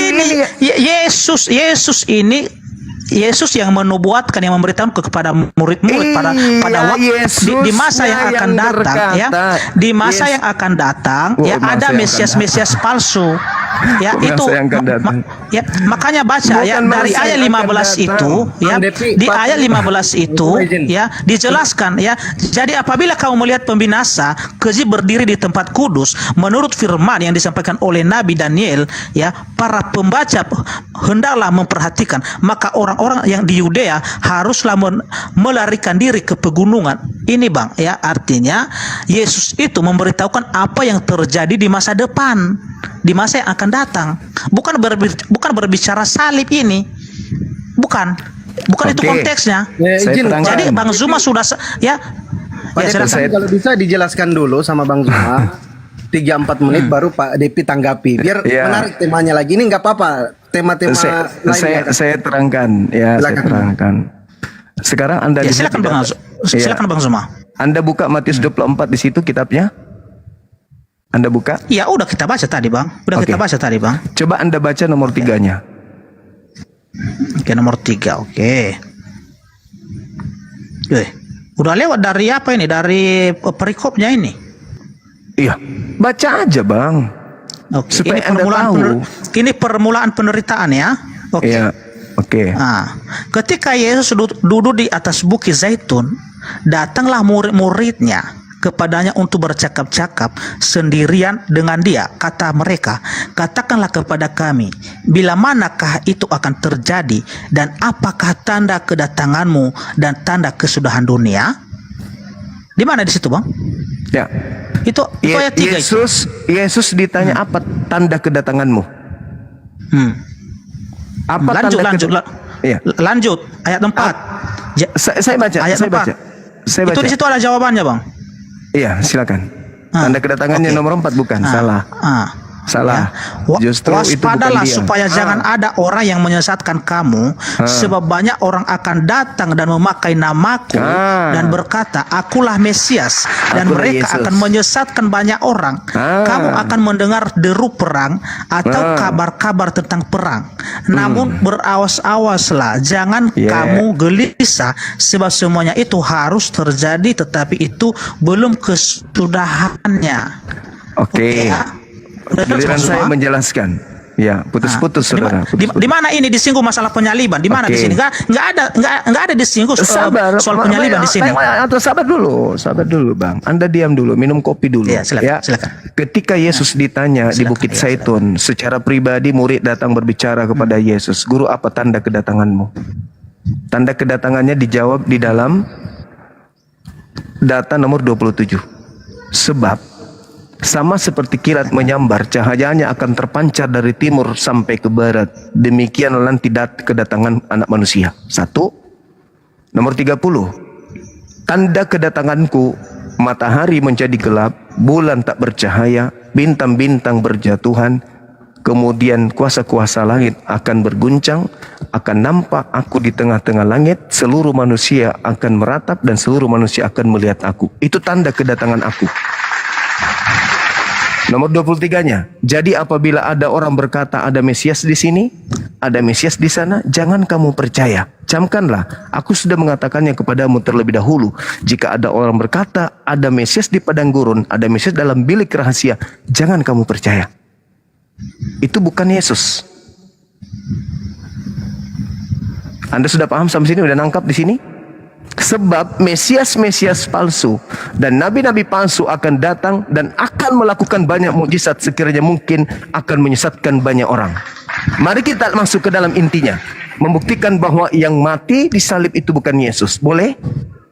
Silakan. Oke. Buka sekarang kitab Anda, Markus 14 nomor 50. Oke. Kenapa lari dari sini, Bang? Iya, kan harus Kita selesaikan ini dulu. Mereka ini Bentar dulu, Iya. biar saya tanggapi dulu ini. Biar saya tanggapi dulu. Silakan. Matius Saya ini, simpulkan ya. dulu 10 detik Oke, ya. tentang ini. Nanti Di Matius 24, 10 detik. Oke. 10 detik. Iya. Di Ya, Matius oke. 24 ini, Yesus menasihatkan murid-muridnya di abad pertama, angkatan pertama, bahwa akan datang Mesias palsu dan nabinya untuk melakukan banyak mukjizat, sekiranya mungkin menyesatkan murid-murid pilihan juga. Itu kesimpulan saya. Tanda kalau dia bukan datang, tetapi palsu yang datang, matahari tidak menjadi gelap, bulan masih tetap terang, bintang-bintang tidak jatuh, kemudian kuasa-kuasa langit tidak berguncang, tidak nampak anak manusia di tengah langit, dan manusia di seluruh bumi tidak akan meratap. Kalau ada yang mengaku bertemu Yesus, itu bukan aku, kecuali dengan tanda-tanda tersebut. Silakan, mudah-mudahan Anda paham. Oke, saya tanggapi ya. Ini Bang Zuma luar biasa penyesatan Bang Zuma ini. Ya, karena mulai dari ayat 1 Matius 24 ini ya sampai dengan ayat berapa ayat ini sampai dengan 51 ya tidak ada menyinggung soal penyaliban di sini. Tetapi di sini adalah ya judul perikopnya khotbah tentang akhir zaman, bukan bicara soal penyaliban Bang Zuma. Ya. Oke ya, jadi ini Yesus di sini menjelaskan kepada para murid bagaimana nanti terjadi apa yang terjadi nanti di akhir zaman itu, bukan menceritakan bagaimana penyaliban. Ya, jadi di sinilah saya bilang tadi bersama Bang Zuma ya, silakan Bang Zuma belajar lagi untuk memahami Alkitab. Oke ya, karena semua yang Abang Zuma kutip di sini tidak ada itu diceritakan soal penyaliban. Sedangkan pertanyaan saya tadi ya tunjukkan di dalam ayat Alkitab mengatakan, karena Bang Zuma tadi mengatakan bahwa bukan Yesus yang disalib tetapi orang lain. Di mana datanya itu dalam Alkitab? Tetapi Abang kutip ini bahkan sama sekali pun satu ayat pun di sini tidak ada yang menyinggung soal penyaliban. Oke, silakan Bang Zuma. Ya, ditanggapi lagi. Silakan Bang Zuma. Saya heran, titel Anda ini apa? Pendeta atau STT, lulusan Enggak, STT? saya enggak ada sekolah saya, bukan pendeta. Oh, pantasan, wajar. Iya. Pantas. Anda kalau sudah mendengarkan Iya. penjelasan saya tadi Iya, oke, tentang silakan. Galatia 3 nomor 13, ketika saya tanya Anda, siapa yang memenuhi syarat, Yesus atau Yudas? Itu sudah perjanjian baru. Anda mengatakan Yesus yang memenuhi syarat. Anda membantah firman Tuhan. Gini Bang Zuma. Sebenarnya, biar diam selesai dulu. Sebenarnya, ketika Anda kepepet tidak bisa mendudukkan Yesus di situ sebagai orang yang dikutuk oleh Elohim, itu sudah terbukti sebenarnya pertanyaan Anda yang terakhir ini, bahwa menurut kitab Anda sendiri itu bukan Yesus, tetapi orang yang dikutuk oleh Elohim. Tapi Anda mencoba untuk terjun kemana-mana. Saya kembali kepada data 24 ini, Bung. Kalau ada Yesus penyesat lain dan datang kepada murid Yesus, selain yang keluar dari kubur dan yang datang kepada Paulus dan di Pulau Patmos, pertanyaan saya, Kristus palsu yang datang kepada murid Yesus itu yang mana? Yang menyesatkan banyak orang itu yang mana? Yang mengaku akulah Kristus itu yang mana? Tunjukkan ke saya. Ayo. Oke, saya jawab ya. Silakan. Oke, silakan host, perbesarkan saya host, besarkan layar saya host. Ya, gimana? Besarkan layar saya host. Baik, siap. Silakan. Bentar ya, saya putar kamera dulu ya.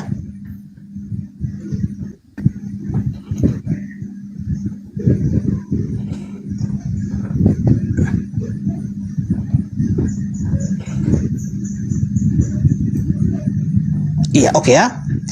Ini tadi Bang Zuma, nanti saya jawab pertanyaan Bang Zuma. Ini saya tanggapi dulu ya. Ini ya yang Bang Zuma kutip tadi di Matius 24 ini, walaupun kita baca satu perikop ini tidak ada menyinggung soal penyaliban Bang Zuma, tetapi ini judul perikopnya khotbah tentang akhir zaman ya. Mau abang potong-potong pun ayat ini tidak abang temukan di mana di sini disinggung soal penyaliban. Itu dipotong-potong itu, Bang. Ya, Itu sedangkan pertanyaan tadi saya tadi Bang Zuma, tunjukkan dalilnya di mana Yesus, bukan Yesus yang disalib tetapi orang lain. Mau kita bacakan semua ayat ini? Silakan Anda bacakan. Tunjukkan kepada saya. Silakan. Ya. Silakan penonton ya. Lihat baik-baik ya, kita bacakan ini ya. Karena Bang Zuma tadi mengutip ayat ini untuk menjawab pertanyaan saya. Oke ya. Ya. Sesudah itu Yesus keluar dari bait Allah, lalu pergi, maka datanglah murid-muridnya dan menunjuk kepada bangunan-bangunan bait Allah. Ia berkata kepada mereka, "Kamu melihat semuanya itu? Aku berkata kepadamu, sesungguhnya tidak satu batu pun di sini akan dibiarkan terletak di atas batu yang lain. Semuanya akan diruntuhkan." Oke. Lanjut. Ya. Ketika Yesus duduk di atas bukit Zaitun, ya, datanglah murid-muridnya kepadanya untuk bercakap-cakap sendiri dengan dia. Kata mereka, "Katakanlah kepada kami bila manakah itu akan terjadi dan apakah tanda kedatanganmu dan tanda kesudahan dunia?" Jawab Yesus kepada mereka, "Waspadalah supaya jangan ada orang yang menyesatkan kamu, sebab banyak orang akan datang dengan memakai namaku dan berkata, Akulah Mesias, dan mereka akan menyesatkan banyak orang. Kamu akan mendengar deru perang atau kabar-kabar tentang perang. Namun berawas-awaslah, jangan kamu gelisah, sebab semuanya itu harus terjadi, tetapi itu belum kesudahannya." Ya. Bentar ya. Sebab bangsa akan bangkit melawan bangsa dan kerajaan melawan kerajaan. Akan ada kegelapan dan gempa bumi di berbagai tempat. Sampai di situ aja Bang Zuma ya. Soalnya lama kita pakai waktu kalau kita baca semua. Oke, ya. Saya boleh tanggapi? Boleh. Bentar Bang. Saya belum selesai. Nanti saya kasih kesempatan Bang Zuma. Bentar ya.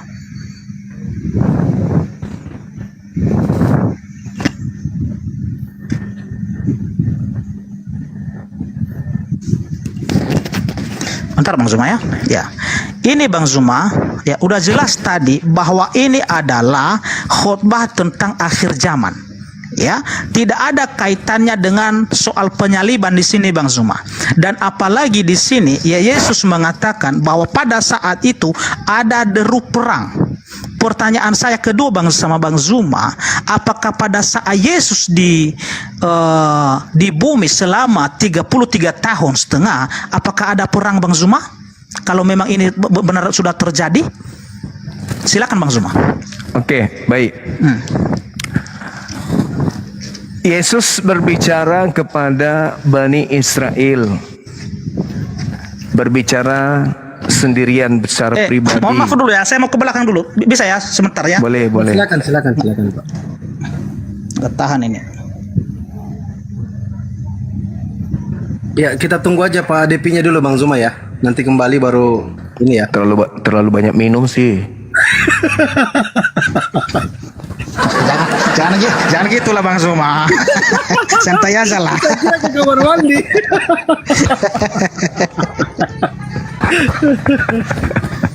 Ya, sambil Pak di mute aja Pak DP, nggak apa-apa. Kita tunggu Pak DP nanti kembali baru open cam terus Bang Zuma narasi lagi. Sekaligus kita bacakan sedikit ya. Tapi saya bisa sinden nggak Bang Zuma? Waspadalah. Jangan, siap. Waspadalah agar kamu jangan disesatkan, sebab banyak orang datang memakai namaku dan berkata, akulah Kristus. Mereka akan menyesatkan banyak orang. Apa sih? Papatel misede. Tepuk tangan dulu untuk Tuhan, tepuk tangan untuk Tuhan. Papatel misede.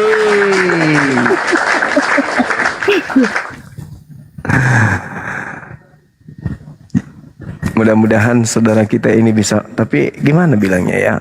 Penjelasan saya tadi itu sebenarnya sudah membuktikan bahwa bukan Yesus yang disalibkan. Makanya ada Kristus palsu. Karena pada saat kemudian Yesus itu dicobai oleh iblis, diserahkan kuasa langit bumi kepadanya, Yesus tidak mau terima itu. Iblis mundur dan menunggu waktu yang tepat.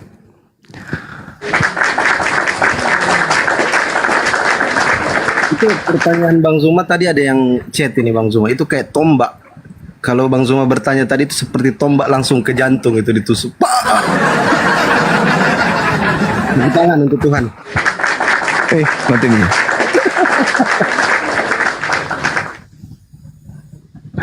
Oh yes. Ikut jangan madodong ni natarola bajo depanaman re si bawah minum nasange ambek nalai reko lauki malolo bawa ki asubono.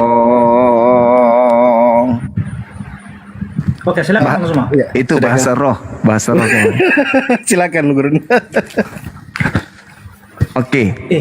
Mana HP ku yang satu? Bentar dulu Bang Zuma. Udah tinggal HP ku, bentar dulu ya. Satu lagi. Masih bisa satu Bang Zuma, masih bisa satu. Nasanga ambek nalai nareko lauki malolo daamu kalupai bawa asubolo. Oke, silakan. Sudah santai aja ya. Iya. Tadi itu bahasa roh. Oke, lanjut ya. Ya, silakan Bang. Ya, adanya Mesias palsu karena keadaan itu digunakan oleh iblis. Iblis ingin memanfaatkan nama besar Yesus.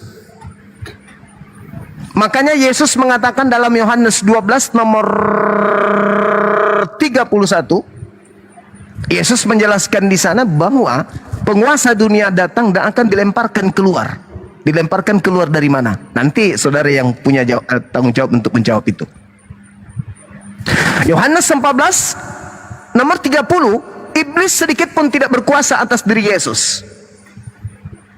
Pertanyaannya nanti akan Anda jawab nanti itu. Kalau iblis merasuki Yudas, berhasil tidak iblis kemudian mencelakai Yesus? Karena Yesus sendiri mengatakan di dalam kitab Yohanes 13 itu, Yohanes 14, iblis sedikit pun tidak berkuasa. Nah, sekarang saya masuk ke dalam poinnya. Matius 24, Yesus mengatakan waspadalah kepada Kristus palsu yang datang setelahku. Kenapa? Karena yang datang kepada murid Yesus itu adalah Kristus yang bukan Yesus. Satu, Paulus mengatakan di dalam Galatia 1, nomor 1, nomor 11, nomor 12, aku menerima Injil bukan dari manusia, bukan manusia yang memberikan aku Injil. Pertanyaan saya, saudara, anak Maria ini manusia atau bukan? Saya jawab aja, manusia biar singkat ya. Manusia. Manusia kan? Yap. Manusia kan, Bang? Manusia. Berarti yang datang kepada Paulus ini siapa? Galatia 1, nomor 1, nomor 11, nomor 12. Aku menerima Injil bukan dari manusia, tapi dari Yesus Kristus. Silakan. Oke. Inilah sebenarnya sayang banget ya, artinya diskusi kita malam ini karena kenapa sudah melebar kemana-mana. Ya. Loh kan ditanya saya, Bang. Begini, Bukti bahwa ya bukan Yesus yang disalib. Ya kan, tema kita malam ini adalah salib, berkat atau kutuk. Itu sudah dijawab Tapi tadi. kalau soal nabi palsu ini bukan tema kita malam ini sebenarnya. Baik. Oke. Kalau gitu, kalau keinginan Pak Depi kayak gitu, mungkin kita bisa kembali ke tema tadi. Tapi dijawab dulu pertanyaannya. Tetapi, pantas enggak? Bentar dulu Pak Depi. Ada kan tadi pertanyaan yang belum terjawab nih dari Bang Zuma. Pantaskah Yudas atau Yesus didudukan di situ? Silakan Pak Depi. Masih ingat nggak pertanyaan tadi Pak Depi? Biar kembali ke topik. Nanti sesi 2 baru bahas palsu-palsu itu. Udah saya jawab tadi host. Belum ada poin tadi Pak Depi, jawaban Pak Depi. Pantas nggak jawab Yesus? tadi itu. Ya. Kalau Yesus ini ya, kenapa dia dihukum mati? Ya kan, karena konsep penebusan dosa dan berdasarkan pengakuannya kepada Pilatus bahwa dia adalah Mesias, anak Allah yang hidup. Ya. Terus kalau tadi itu kalau dia mengatakan Mesias anak Allah, dia kan Allah sendiri mengatakan inilah anakku. Dan saudara juga menjawab ketika Yesus mengatakan diriku adalah anak Allah atau anak Elohim. Apakah menurut Elohim itu pelanggaran dosa besar? Bukan kan? tidak. Nah, berarti bukan Yesus yang disalib. Tetapi ya, di situ kan bukan Allah yang menjatuhkan hukuman kepada Yesus, tapi Raja Pilatus dan juga imam-imam besar, Bang Zuma. Tapi kan harus berdasar terhadap hukum Elohim kan? Kalau kita ingin mendudukkan kan harus ke Elohim, yang menjadi dasar pijakan Kristen kan harus Elohim, bukan tentara Romawi, bukan gubernur Pilatus. Makanya saya katakan, apakah salib itu kutuk? Jawabannya kutuk, tapi menurut saudara adalah berkat. Bagaimana mungkin bagi bisa kami, ya? Nah, itu bagi Kristen. Kami orang yang percaya, ya. Percaya? Karena kenapa? Ya, berarti Anda tidak percaya kepada ya. Berarti Anda tidak percaya kepada Elohim kalau begitu.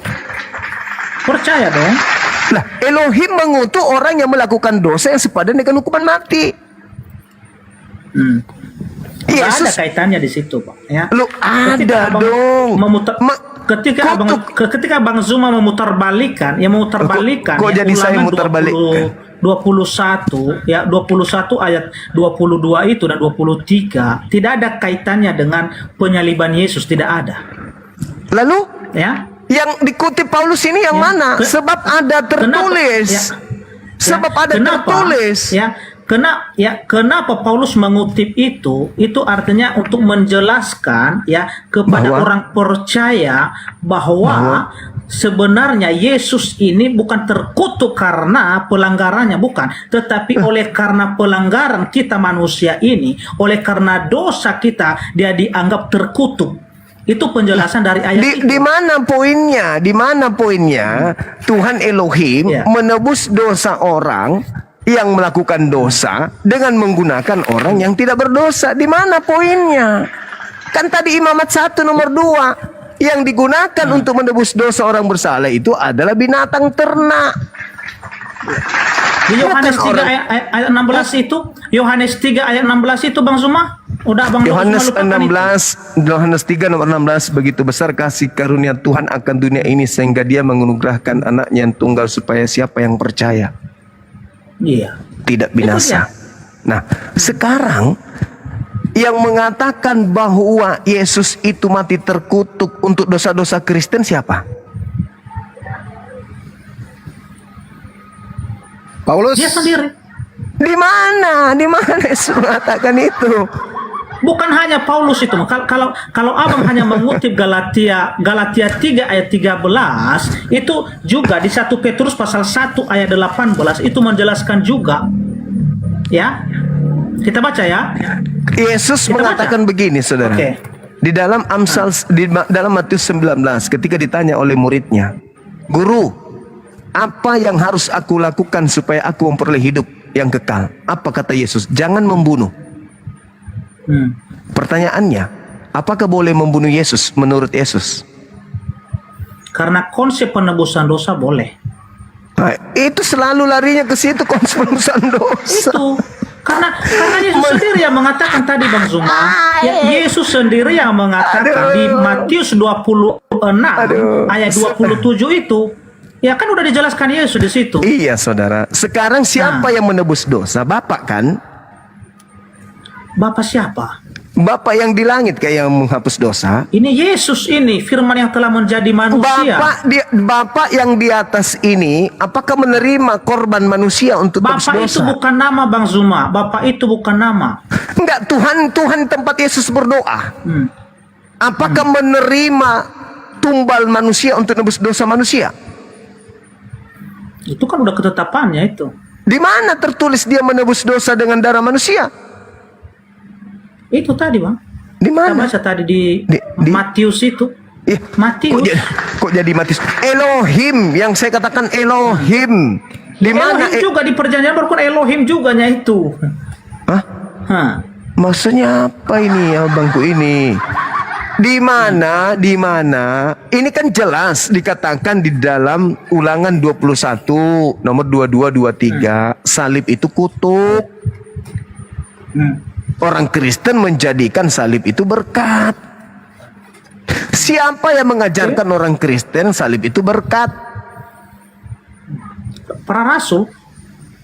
Bukan Elohim.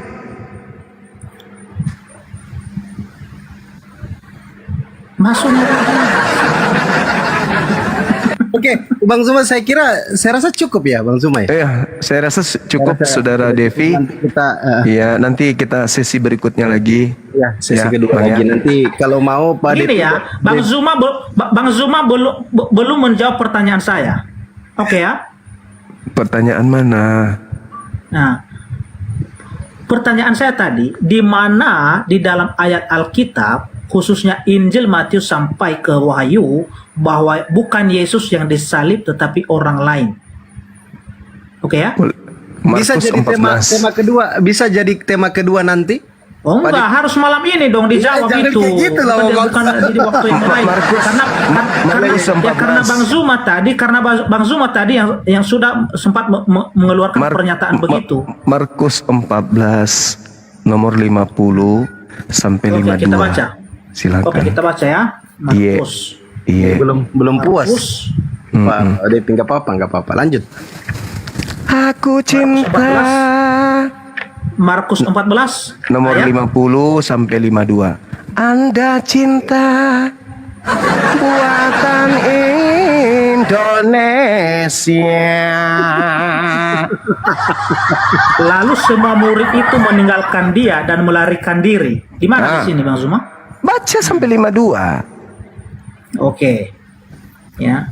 Ada seorang muda yang pada waktu itu hanya memakai sehelai kain lenan untuk menutup badannya, mengikuti dia. Ya, mereka hendak menangkap dia, tetapi ia melepaskan kainnya dan lari dengan telanjang. Siapa itu yang menggunakan kain lenan? Ini udah lari ini Bang Zuma. Iya, siapa yang menggunakan kain lenan, Bang? Nggak tahu saya siapa. Baca Yohanes 13 nomor 4. Nggak ada kaitannya di situ, nggak ada kaitannya di situ. Harus ada kaitannya karena perjamuan Nggak ada, terakhir, perjamuan Bang terakhir. Zuma jangan menyesatkan di sini. Loh, Nggak ada kaitannya saya kan di situ. bertanya.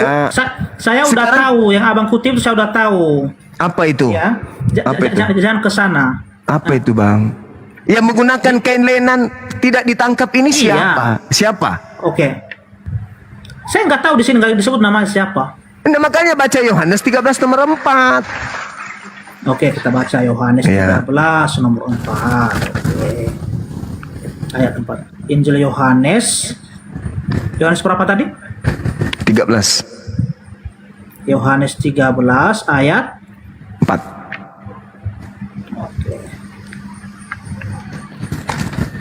Lalu bangunlah Yesus dan menanggalkan jubahnya. Ia mengambil sehelai kain lenan dan mengikatnya pada pinggangnya. Kemudian, dengarkan. Kemudian ia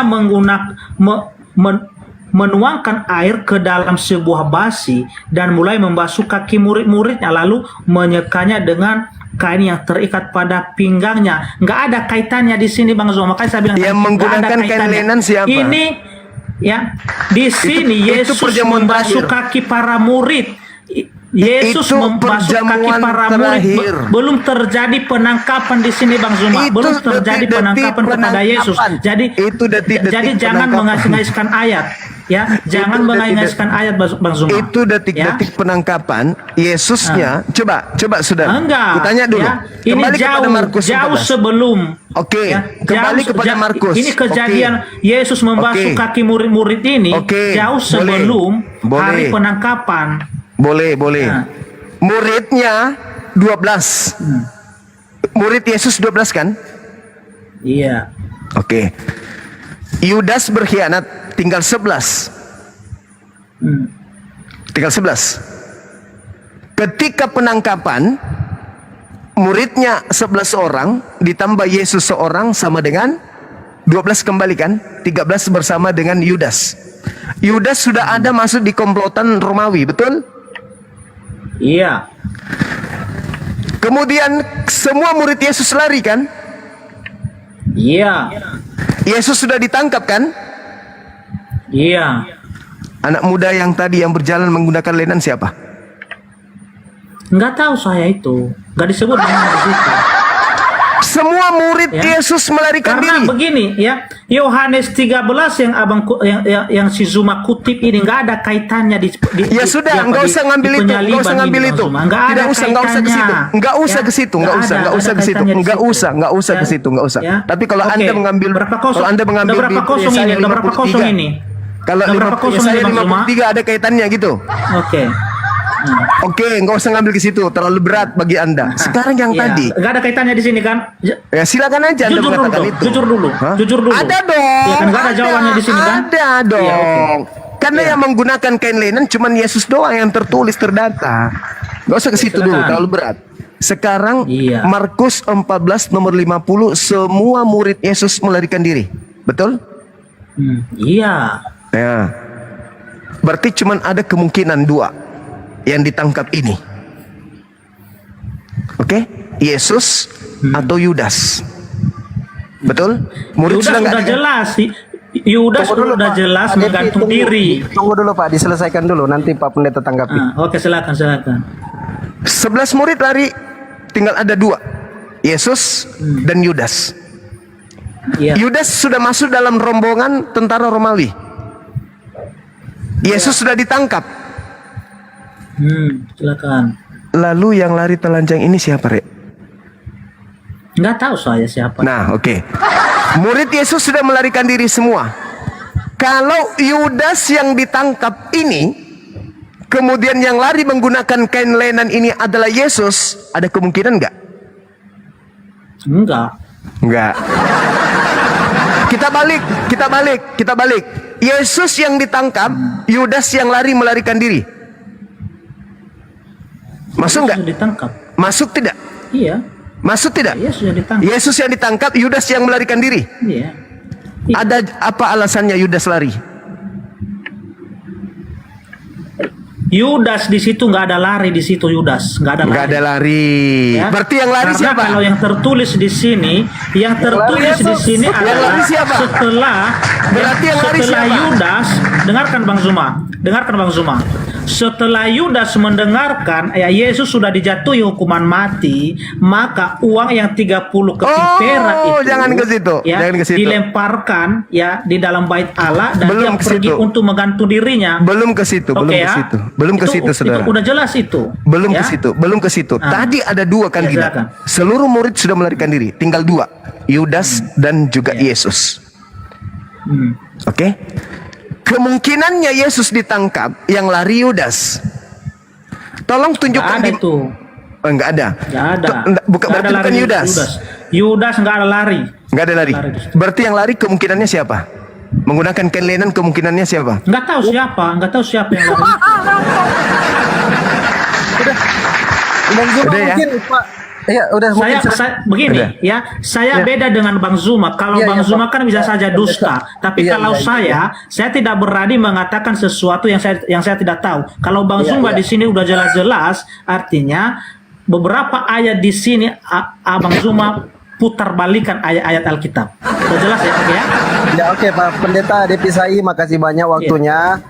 Mungkin kita akhiri dulu, nanti untuk sesi kedua kita sudah tentukan tema tadi ya, nabi palsu. Siapa nabi palsu atau Mesias palsu? Yang mana yang mau dipilih ini, nabi palsu atau Mesias palsu? Iya. Pak Depi, Ya Bang Zuma. kapan ini? Nanti kita chat aja di belakang layar untuk waktu sesi keduanya. Apa nih Bang Zuma, nabi palsu atau Mesias palsu? Saya ikut aja. Silakan Pak Depi, pilih. Iya kapan ini? Kapan? Nanti kita komunikasi di belakang layar kapan waktunya. Ada kesiapan Bang Depi, Pak Pendeta Depi, nanti kita jadwalkan lagi. Iya, tapi begini host ya, Ya, jangan siap. seperti malam ini ya. Artinya kita konsisten. Artinya apa tema yang sudah yang diangkat itulah dia. Jangan Cuman lari tadi kemana-mana, pertanyaan kan begitu. Pak Depi yang bertanya, makanya dijawab, makanya agak melenceng dikit. Nah, oke, untuk tema berikutnya Pak Depi silakan, nabi palsu atau Mesias palsu? Atau kedua-duanya? Boleh. Boleh kedua-duanya. Nabi palsu, Mesias palsu, atau Kristus palsu. Iya. Oke, mungkin gitu aja. Silakan Pak Depi closing statement. Setelah itu Bang Zuma closing statement. Silakan Pak Depi. Jadi ya puji syukur kepada Tuhan Yesus Kristus di mana pada malam hari ini telah mengizinkan kita untuk berdiskusi ya, walaupun kita tahu bahwa dalam diskusi ini pengetahuan kita terbatas, tidak sesuai dengan apa yang dikehendaki oleh kawan-kawan penonton di bawah dan juga yang di atas komal ini. Jadi diskusi ini jangan kita jadikan untuk menyimpan dendam atau menyimpan kebencian, tetapi marilah kita dalam hal ini ya kita mencari kebenaran ya, walaupun tadi Bang Zuma artinya sudah salah mengutip ayat Alkitab untuk mengambil kesimpulan menafsirkan dengan sembarangan, tetapi itu saya ampuni, saya maafkan Bang Zuma di situ. Tetapi biarlah Roh Kudus yang selalu bekerja sama Bang Zuma supaya agar hatinya itu terbuka, diterangi oleh yang kuasa, oleh Tuhan Yesus Kristus, agar besok-besoknya tidak berani lagi untuk memutarbalikan ayat-ayat Alkitab ini. Itu dari saya. Baik, ya, silakan Bang Zuma closing statement yuk. Ya, Ayo. baik. Boleh nyinden, boleh, nggak apa-apa. Sekali. Baik, saudara-saudara sekalian, kita ucapkan banyak terima kasih kepada saudara kita Bang Devi yang telah gagah berani kemudian mewakili Kristen meskipun ilmunya sangat minim ya, tapi yang penting nyali ada, gitu kan ya. Materi kita tentang salib, apakah itu kutuk atau berkat? Jelas Al-Quran mengatakan orang yang disalib itu adalah orang yang memusuhi pencipta langit dan bumi. Di dalam Al-Quran surah Al-Ma'idah ayat 33, dan orang yang disalib itu adalah orang yang memusuhi Nabi Isa alaihissalam, sama di dalam Al-Quran Al-Ma'idah ayat 33 juga. Dan dalam surah An-Nisa ayat 157, nyatalah di situ dikatakan bahwa Nabi Isa alaihissalam itu tidak disalib, melainkan langsung diangkat oleh Allah ke langit. Dan kemudian yang disalibkan itu adalah yang diserupakan bagi mereka yang menyalib ini, tetapi itu adalah bukan Nabi Isa alaihissalam. Nah, di dalam kitabnya Yahudi yang dikutuk juga itu, yang disalib itu adalah oknum yang dikutuk. Paulus juga mengutip bahwasanya sebab ada tertulis terkutuklah dia yang digantung di atas tiang salib. Dengan kata lain, saudara kita Kristen sudah 2000 tahun menyembah sosok yang dikutuk oleh Elohim Tuhannya Yahudi di atas tiang salib. Itu kesimpulan saya. Mudah-mudahan saudara-saudara yang mendengarkan kami berdiskusi dengan materi ini bisa memahami dan menelaah kembali data-data yang saya kutip tadi. Ada beberapa data dari Bible, dari Al-Quran. Kalau misalnya saya keliru, boleh nanti ada yang menantang lagi, yang baru, pemain baru, silakan dengan tema yang sama. Mungkin bisa lebih memperdalam lagi materi ini, karena sejauh saya mempelajari Bible, jelas bahwa Kristen betul-betul menyembah Kristus yang dikutuk oleh Tuhannya orang Yahudi. Dan Yesus anak Maria itu tidak bisa duduk di sana. Yesus tidak bisa duduk di sana karena Yesus tidak memenuhi syarat. Yesus itu manusia suci, Yesus manusia yang diidam-idamkan kemudian oleh pencipta langit dan bumi. Sebagai dalam konsep Yahudi dia adalah anak Elohim. Kalau dalam konsep dalam Islam dia adalah Nabiullah, kekasih Allah yang kemudian mengajarkan Bani Israel kembali kepada hukum Torah, kembali kepada hukum Tuhan. Jadi perbedaan antara Islam dan Kristen, dalam Islam Yesus manusia suci, dalam Kristen Yesus adalah makhluk yang dikutuk untuk nebus dosa-dosa Kristen. Saya kira demikian sementara, karena kita ada sesi berikutnya lagi. Saudara Devi, mohon maaf kalau ada kata-kata saya yang kurang berkenan. Anggap saja itu adalah bagian daripada proses belajar mengajar kita. Saya pun juga demikian adanya, dan terima kasih atas diskusi yang baik ini. Mudah-mudahan kita bisa tingkatkan lagi ke depannya. Tujuannya untuk memberikan edukasi bahwa Islam Kristen bisa bertemu dalam meja akademisi untuk berdiskusi secara ilmiah tanpa harus saling menghujat. Demikian. Masya Allah. Oke, saya rasa cukup Pak Devi. Makasih banyak Pak Devi ya, Pak Pendeta. Iya, Mantap. Iya, makasih banyak. Iya, makasih banyak. Mungkin kalau mau turun, mau istirahat nggak apa-apa, boleh. Silakan Pak Devi. Izin turun ya. Ya, makasih Pak Ya, Devi. saudara, thank you. Malam Sama-sama, sama-sama. Bang Hadi Selebes. Ya, Izin ya. oh, iya. Ya, oke. Turun aja Pak Pendeta. Dan selalu Pak Pendeta. Terima kasih. mantap. Baik. Mantap. Pak Pendeta, saya nanti Pak Pendeta kalau masih sempat nanti Anda tinggal menjawab saya di bawah sebagai netizen yang baik. Saya sebagai pendengar yang baik masih berkelanjutan ya, saya isi bentar. Saya interaksi sama netizen juga yang di bawah sama di YouTube Bang Juma. Saya ingin dia itu paham nggak yang Bang Juma terangkan ini. Lanjut Bang. Pertama, teman-teman jawab ya, antara A dan B doang ini. Ulangan 21, 22, 23. Yang dikutuk oleh Elohim di situ adalah A, orang berdosa, B, orang soleh. Jawab semuanya. Banyak mah nggak usah ikut-ikutan. Biar netizen yang jawab. Ulangan 21, 22, 23. Yang dikutuk adalah A, orang berdosa, B, orang soleh. Wah, pada pintar. Pertanyaan kedua. Boleh nggak Elohim mengutuk orang yang soleh? A, boleh, B, tidak. Boleh nggak Elohim mengutuk orang soleh? A, boleh, B, tidak. B. Pertanyaan kedua. B. B, E. Pertanyaan ketiga. Pertanyaan ketiga. Salib itu tempatnya orang dikutuk, B, tempatnya orang diberkati. Salib itu tempatnya orang dikutuk, B, tempatnya orang diberkati. Silakan. Noise ya? Enggak kan? Ya. Selanjutnya, Galatia 3:13. Siapakah yang dikutuk di tiang salib menurut Paulus? A, orang soleh, B, orang terkutuk, orang fasik. Terakhir, siapakah yang pernah memakai kain lenan yang melarikan diri? A, Yesus, B, Yudas. Silakan jawab semua aja dah. Siapa jawaban yang paling benar dan cepat, hadiahnya nanti Sepeda. langsung diberikan. Ambil sepedanya, dibawa lagi sama Bang Juma. Bang Juma, siap sepeda satu? Insya Allah. Masya Allah, tepuk tangan. Iya. Allah Akbar. Hadiahnya kaos. Ini ada kaos. Ya, hadiahnya kaos tuh. Keren. Silakan Akang, di promo dulu Iya. Akang. Ya, buat teman-teman semuanya netizen yang ada di sini ya, 7,7 mata memandang ya, belum yang di YouTube semuanya. Bagi kalian yang belum punya kaos ini nih, digedein Pan. Nenek Mukiper nih. Ini kaos hasil produknya anaknya Gurunda ya, Masya Allah. Masih muda, masih remaja, tapi pengen bisnis ya, Masya Allah. Kayaknya ini turunan dari Abah nih. Abah bisnisnya keren banget ya. Nurun kepada si anaknya. Bagi yang ingin pesan kaos ini silakan hubungi ke saya ya. DM ke saya atau ke WA saya ya di 081 tambah 21 tambah 474 9002. Masya Allah tadi juga ada yang udah pesen ya. 3 orang. Alhamdulillah. Semoga berkah ya buat teman-teman ya. Silakan kalau ada yang mau di WA ke nomor saya ya yang tadi. Berdiri Kang, Kosong. berdiri Kang. Berdiri Kang. Berdiri sambil nungging. Oh, Nih. cakep. Ini Nenek Mukiper. Nah, belakangnya juga sama ada tuh.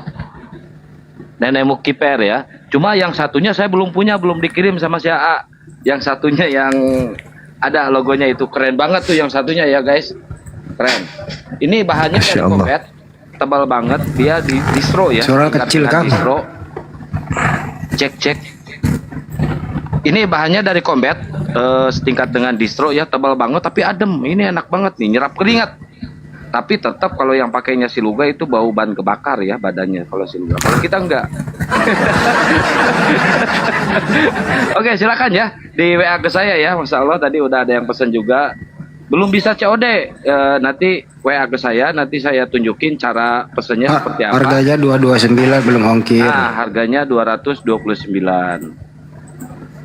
Belum ongkir itu. Ke luar negeri belum bisa. Tadi ada 2 orang yang di Malaysia. Mohon maaf Bang, belum bisa kalau ke luar negeri. Ya, khusus yang ada di Indonesia aja. Ya, silakan dilanjut Bang Pandi. Oke, terakhir ini belum selesai pertanyaan gue nih. Menurut Anda semua yang mendengarkan diskusi tadi, kalau ada persen itu dari 0 sampai 100% ya. Ya. Berapakah penilaian persentase kepada Bang Jumba dan berapa persentase kepada pendeta tadi? Silakan diketik. Dari 0 sampai 100. Untuk Bang Jumba berapa? Untuk pendeta berapa? Silakan.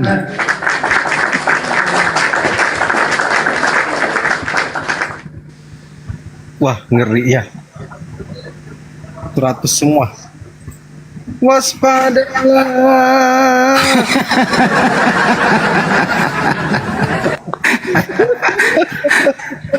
Memang kalian ini penonton luar biasa. Saya rasa semua di bawah itu gatel. Kenapa sih jawabannya begitu? Kenapa sih saya yakin apa yang Anda alami itu juga yang kita alami sebagai penonton. Tetapi diam dan menonton juga itu suatu pendapat yang paling bijak. Itu kira-kira teman-teman. Terima kasih telah menonton. Semoga bermanfaat buat kita semua. Kita lanjut ya Bang Andi. Kita lanjut dialog kita dengan teman-teman Kristen yang lain. Ya. Saya umumkan dulu juga sedikit Silakan, pengumumannya Kang. teman-teman. Silakan. Alhamdulillah tadi barusan saya ditelepon produser film Sebeni. Akhirnya yang ditunggu-tunggu juga diridhai oleh Allah dan dikabulkan oleh Allah ya. Insya Allah bulan depan saya sudah di Jakarta terkait dengan pengambilan gambar film tersebut, dan saya kaget juga sih karena ada beberapa tokoh yang ikut main bintang film senior ya, saya nggak pernah bayangkan kalau harus satu layar dengan mereka, orang-orang yang sudah cukup, artis-artis senior yang sudah cukup pada terkenal, termasuk anak daripada Ahmad Dhani ya, ikut main film dengan kita. Dan ya alhamdulillah informasinya dalam waktu dekat ini kontraknya akan segera dikirimkan ke Makassar. Nah, kepada teman-teman yang akan jumpa dengan Bang Suma ya, saya harapkan menggunakan kaos itu dong, biar nanti pada saat kita ketemu dengan Gubernur DKI dan Gubernur Jawa Barat, karena mereka juga akan ketemu dengan Bang Suma dalam waktu dekat ini insya Allah. Kalau nggak pakai kaos ini jangan ditemuin Gurunda. Kalau nggak pakai kaos ini jangan ditemuin. Saya berharap teman-teman ya jumpa dengan Bang Suma dengan menggunakan kaos itu, karena itu adalah satu kebanggaan bagi kami masyarakat Sulawesi ya, khususnya dengan ungkapan Pak pepatah nenek Mukipur itu adalah satu kebanggaan kami sebagai masyarakat Sulawesi pada umumnya, dan API Apologet Islam Indonesia pada khususnya gitu ya. Itu adalah satu tanda bukti kecintaan kita kepada pergerakan dakwah apologet Islam gitu teman-teman sekalian. Jadi 230.000 ya. Silakan Anda miliki kaos itu. Nanti kita jumpa di kota Jakarta. Bulan depan kita foto bareng di sana bersama dengan tim dari kru film Sabeni. Karena Mantap. saya nerima tawaran itu disebabkan karena saya disandingkan dengan artis-artis senior, bahkan yang dari Malaysia pun beliau juga ikut bergabung dengan kita. Nah, ini saya sampaikan kepada saudara supaya semangat kemudian untuk bisa menggunakan kaos itu nanti supaya pada saat kita jumpa gitu loh teman-teman sekalian. Paham ya yang saya maksud? Paham. Oke, saya kira Tapi saya begitu. juga Iya. saya juga ditelepon Mbak Ayu. Oh ya? Bang Andi nanti mau perannya apa? Saya perannya lawan Bang Juma nanti gimana itu, nggak apa-apa ya? Ini kalau nggak salah ini siapa ini? Kanda izinkan dah. Mau usul. Ini kalau nggak salah ini siapa ini? Adi Bing Selamat. Bing Selamat. Adi Bing Selamat. Kalau ini Ini si pelupa ya. Cut Mini. Hanin. Ya Cukmini. Kalau ini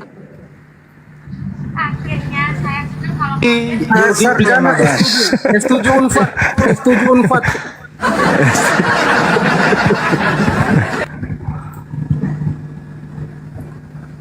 Kalau ini Kian Satang itu. Jadi banyak ya dari mereka bintang senior yang main, makanya saya pingin ya nggak apa-apa lah.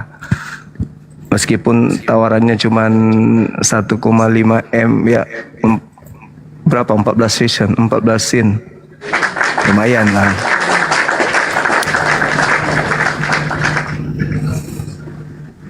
Nah, jadi teman-teman yang menggunakan baju kos Nenek Mukipur, nanti kita akan jumpa dengan teman-teman kita ini, artis-artis senior ini, ya. Ini kok mirip ini ya, mirip siapa ini? Kalau gondrong lagi sedikit. janganlah.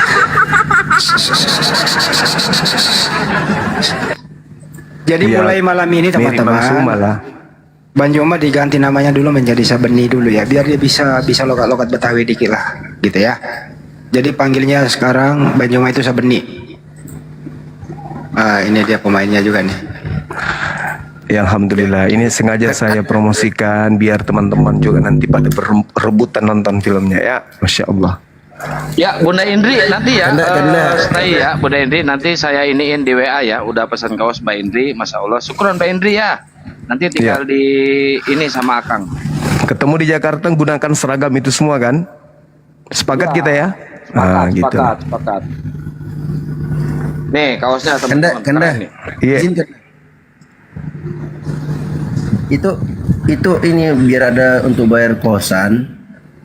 Iblis terkutuknya itu diperan oleh Edi saja kan dah. Apanya itu, Dek? Iblis terkutuknya ini belum dot. Edi saja jadi iblis. Muncul dia jadi iblis. Jadi insya Allah bulan depan kita ada di ibu kota ya. Kumpul lagi dengan teman-teman. Ngobrol lagi sama Kian Santa. Ketemu lagi kita. Ketemu lagi kita. Yang mau pesan di 081 21 474 9002, tinggal 40 piece lagi, belum bikin lagi. Ayo berbondong-bondong, ayo buru-buru, cepat ya. Jangan sampai nanti ketemu Gurunda nggak pakai kaos itu nggak diterima sama Gurunda, beneran loh. Serius saya, seriusan. Nanti sampai ketemu kita kasih jempol di bajunya, trak. Nah gitu. Yang ada, yang pengen ada tanda tangannya, pesennya pengen ada tanda tangan. Nah, nanti saya pesenin ke anaknya Bang Juma, harus ada tanda tangan Gurunda gitu di kaosnya, di sininya. Oke, Kalau nggak ada yang insyaallah. pesan gitu ya enggak. Kaosnya kegedean Kang. Kalau pesennya ini Mbak Firly, pesennya L itu harus M. Ini size luar, Iya emang. size luar ini. SL ini ya kayak double SL. Ya jadi saya aja pakai M. Loh, pakai M Gurunda padahal L aslinya kan. Iya. Ini size luar ini. Saya makainya L tapi pakai baju ukuran ini makainya M. Gitu. Kalau film Doti disesuaikan dengan ulang tahunnya Bang Suma bulan Juli, diundur ke bulan Juli rupanya. Saya juga tadi bertanya-tanya kenapa bisa, ya disesuaikan dengan Bang Suma punya ulang tahun lah, karena itu adalah satu kado dari penggarapnya gitu lah ya, investornya. Alhamdulillah. Oke, saya kira gitu, kita diskusi dulu. Mungkin ada teman-teman yang ingin berbincang-bincang lagi. Bang Andi masuk, Bang Andi hujan di sini Bang Andi. Nanti Saya tutup kamera ya, saya sambil minum ya teman-teman. Oke, yuk, makasih semua teman-teman. Dan coba, aku kemarin lupa loh nomornya Mbak Ayu yang mana ya? Gue save pakai nama apa ya? Kirim ulang dong. Iya, bentar, Kanda. Saya kirim Iya. lagi ya. Katanya kemarin nelpon Bang Andi gimana? Iya hilang nih gue save pakai nama apa? Oh iya, beliau juga butuh Bang Handi. Ada sesuatu karena beliau akan minta dihubungkan dengan orang BNN. Boleh ya, Bang Handi? Boleh. Oke, mantap. Nomornya aja, nah nomornya aku naik telepon dia. Lupa gue Siap, save siap. pakai nama apa tuh bocah itu? Siap. Oke, Bang Handi. Silakan teman-teman disapa tamu kita yang naik. Ya soalnya personil BNN bisa lah. Kenapa kita omongin di sono gue kerjaan gue ya? Makanya gue gak pernah on cam bro.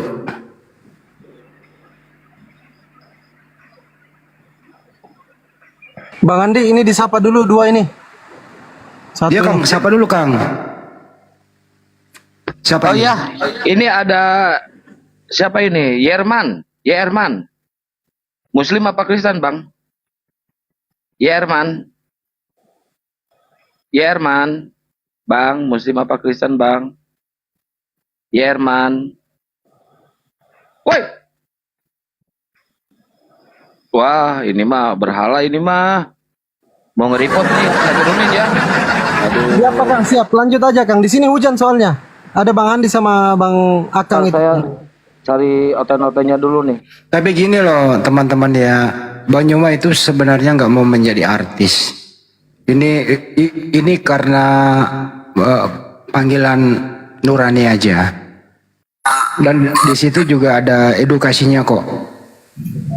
Ya, jadi Bang Nyuma itu anti komersil. Jadi nggak ada bahwa karena honornya gede, Bang Nyuma ingin ke sana. Jadi untuk itu teman-teman, Bang Nyuma tetap bersama kami semua di Apologet Islam Indonesia, pembela Islam. Tidak akan pernah berpaling menjadi artis. Itu harus dipahami ya. Itu intinya. Permisi dulu host, saya mau bicara dulu sama Bang Suma dari Kompleks Permandoseng Unas Santang. Silakan Deng. Ya, Assalamualaikum warahmatullahi wabarakatuh. Ini Bang Suma, kami ini dari Kompleks Legend ini tepatnya di Kompleks Unas Santang ini. Saya mau mohon kepada Bang ini, apakah kesediaannya itu tanggal 1 sudah sedia itu Bang? Takbir Akbar. Tablik Akbar. Mungkin Bang Nyuma ke belakang kali Deng, sebentar. Jadi Halo? Oh, tablik akbar di daerah mana, Pak?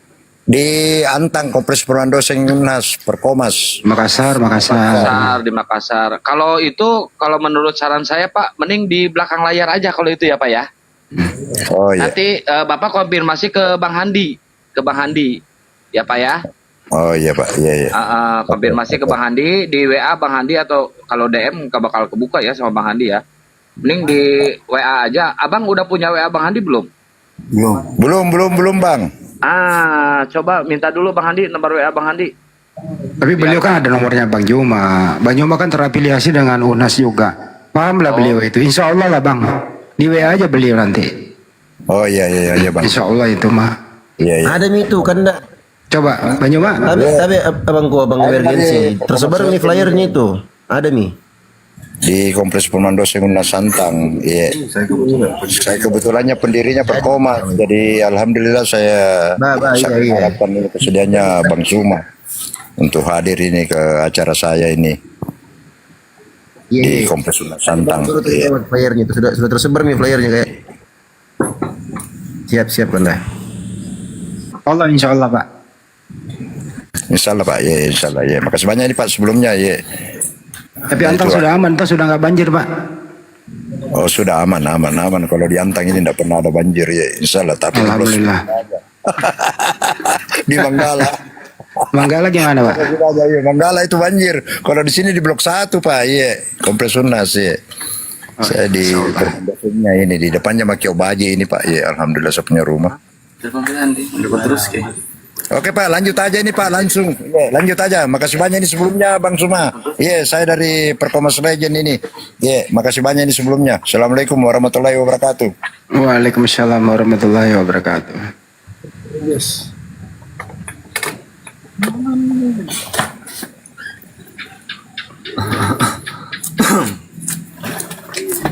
Ya, ini Bang Alpa. Bang Alpa, selamat malam Bang Alpa.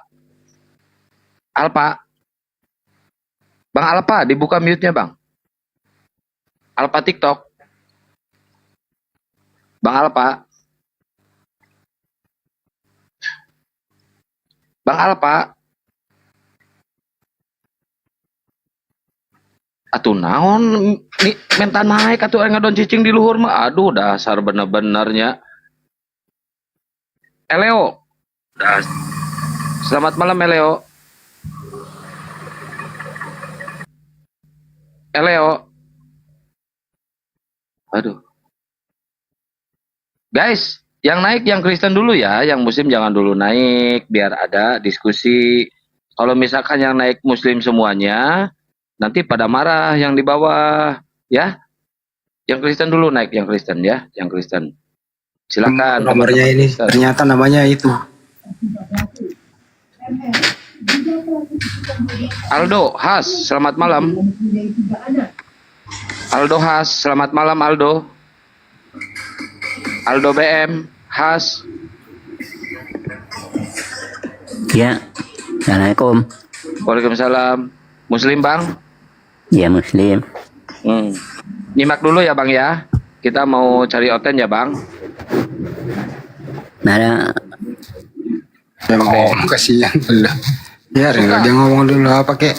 Nggak tahu siapa yang ngekick. Suka, selamat malam. Suka. Ya ada moderator Akang dibawa. Biarkan dia naikkan aja. Sambil Akang juga kalau mau naikkan nggak apa-apa. Siapa tahu ada teman-teman Kristen. Ada Bang J dibawa. Lanjut. Oh, ada Bang Jaya. Suka, selamat malam Suka. Suka. Suka. Ai mana yang marenta naik tapi ngajar dong di luhur. Wah bener-bener ontohon berokok ya. 3 kali aja dipanggil Akang, kalau nggak jawab nanti diturunkan. AKGC. AKGC. AKGC. AKGC. Aduh, iya mah. Sialah mau deket kau ini gegel celina sia. Jopi, Rusman, selamat malam. selamat malam. Bang Rusman, Muslim apa Kristen? Kristen. Kristen, silakan mau bertanya, mau diskusi atau mau apa Bang naik ke sini Bang? Ya, mau apa aja. Abang pengennya apa? Iya, diskusinya apa gitunya. Oh gitu. Ya udah, Abang bikin tema sendiri. Enggak maunya, kalian bikin tema. Gak mau, mending Abang yang bikin tema. Oh, ngapain kalian bikin live gak ada tema? Oh ya udah, temanya penyaliban itu berkat atau kutuk itu Bang. Hmm? Penyaliban itu berkat atau kutuk? Ya berkat lah. Nah, berkat. Silakan Gurunda, udah monitor Gurunda. Kata si Rusman ini penyaliban itu adalah berkat. Akang ini juga ada Sopi nih, mungkin Kristen juga. Lanjut dulu. Aga nasu yero, aga nasu. Apa nak ana? Cek manehna tadi kutuk teh berkat cenah cek manehna teh Gurunda. Oh. Iya, si barakokok. Si barakokok sih. Ngomong apanya ini? Ya, kumaha kampret, Bang. Nggak jelas juga klek. Ya, selera orang tua ini naik marah-marah. Enggak ngomong apanya klek. Entah maki-maki kayak. Loh kok maki-maki pula? Janganlah, Bang. Enggak, jangan kayak gitu. Ini kan umum. Jadi, ini. oh iya, sorry. Abang sudah cebok? Udah? Udah, Bang? Kamu tadi yang cebok kan? Orang nanya serius, orang nanya pun emosian. Gimana ceritanya sok nasihat tapi ditanya baik-baik malah kayak gitu caranya. Aku nanya sopan loh. Apakah hari ini abang sudah cebok? Oh, lo aja dulu lah. Kenapa Loh. kamu nanya itu? Alamak. Ya, ayo diskusi kita. Yuk. Ya diskusi apa gitu. Itu tema ada tuh.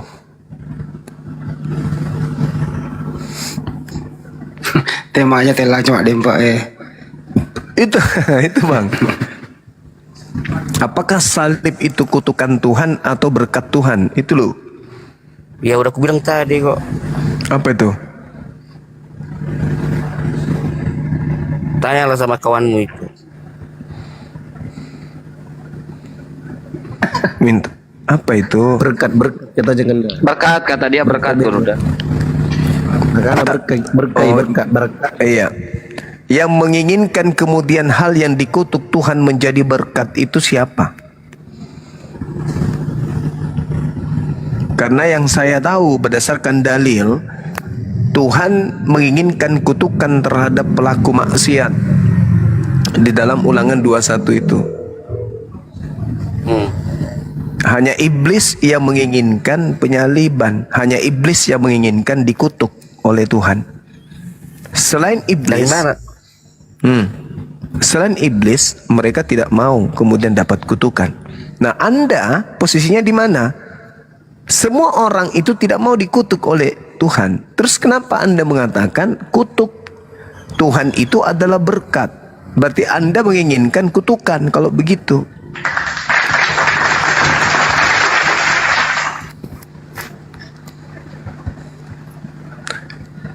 Sudah sehatkah Anda? Enggak. Kenapa kelamaan sakit?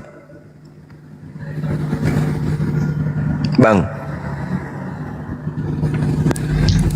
Jompi kalau mau bantu silakan Jompi. Kabur. Kenapa kelamaan sakitnya?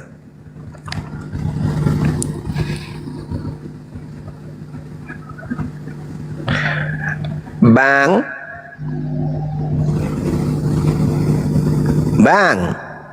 Ya Bang Yopi, monitor Bang Yopi, buka mic-nya Bang. Naik, ada tanda salib nih Kristen dia nih. Silakan Bang Zopi. Bang Zopi. Bang Zopi. Aduh, awas panggilan ketiga nih bahaya ini. Bang Zopi.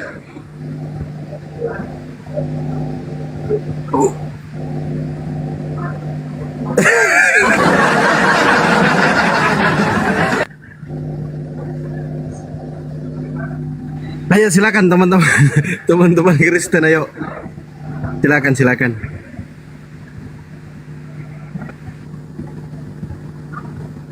Ini kalau berisik tempat saya ada Kang Dito juga nih. Kang Dito bagus nih. Moderator Kang Dito. Hujan tempat saya Kang Dito. Kang Dito. Assalamualaikum. Waalaikumsalam warahmatullahi wabarakatuh. Assalamualaikum Gurunda. Waalaikumsalam Abangku semuanya. Ya Dika, selamat malam Dika. Assalamualaikum warahmatullahi wabarakatuh. Dika monitor, selamat malam Dika.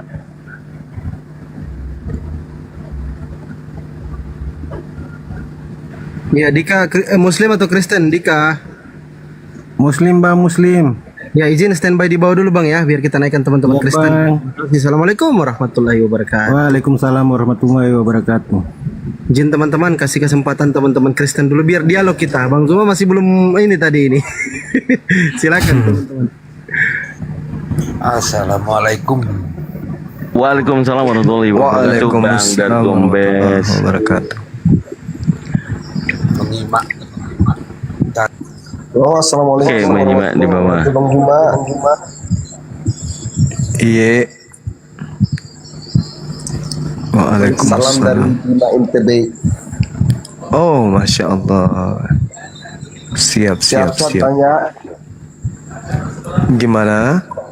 Sehat-sehat Bang ya. Iya, sehat, alhamdulillah. Saya sehat, bang. Ya, ada moderator di bawah ya teman-teman ya. Jadi kalau kawan-kawan Muslim naik itu ada moderator yang turunkan. Lanjut Kang Dito. Ya, selamat malam Adut, Wong Banten. Malam. Kristen Muslim bang. Muslim. Ya, assalamualaikum warahmatullahi wabarakatuh. Coba dulu ya bang ya. Ya. Arbi, monitor Arbi. Bang Arbi, monitor. Bang Arbi.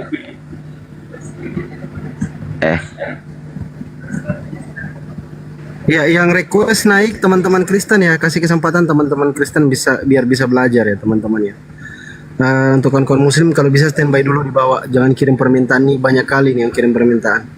Lanjut Kang Dito. Kepencet kayaknya. Iko Aryan Kristen kali. Silakan. Tadi kan yang nonton di bawah itu pasti banyak Kristen kan ya.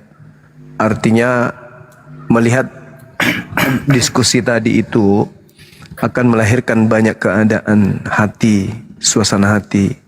Ada marah, ada kesel, ada benci, ada kecewa.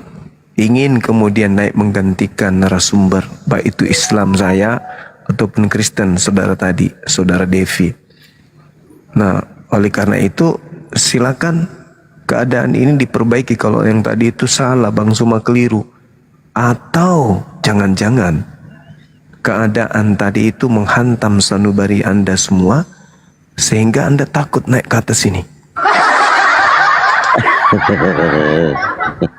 Bahwa apa yang terjadi tadi itu bukti nyata.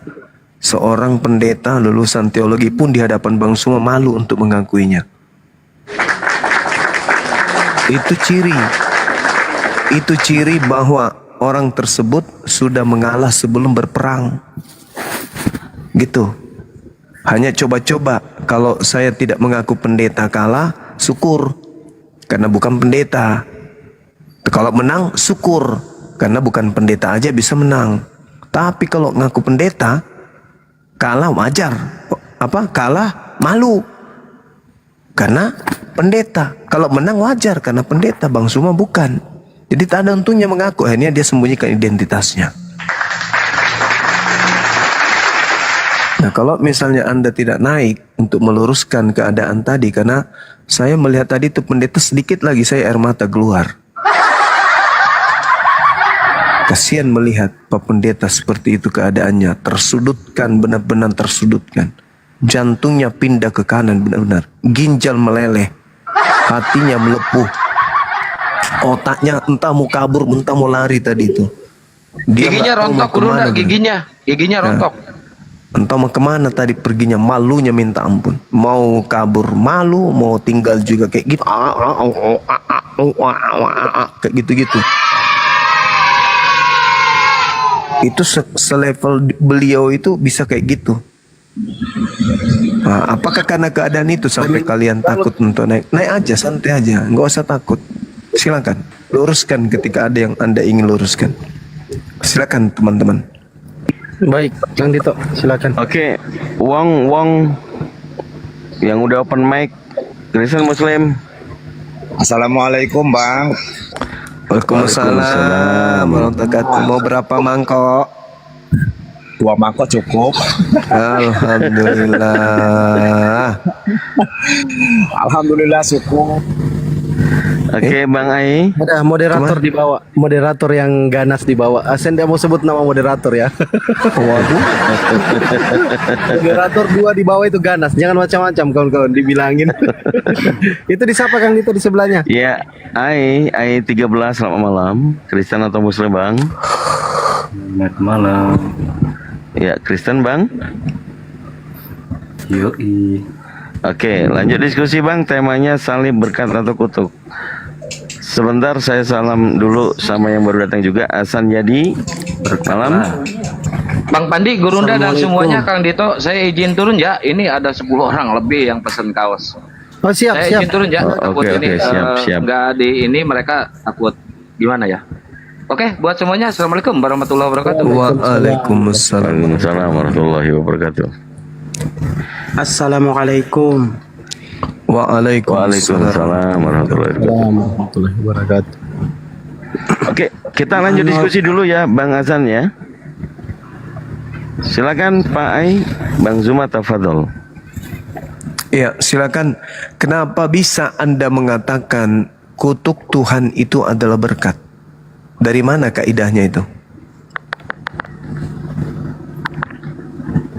Silakan. Karena Tuhan itu cuma satu.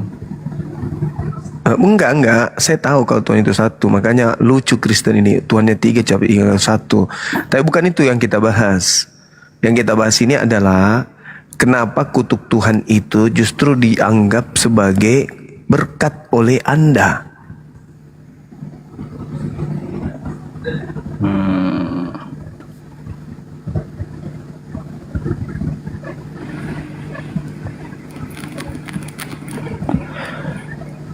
Apa ya?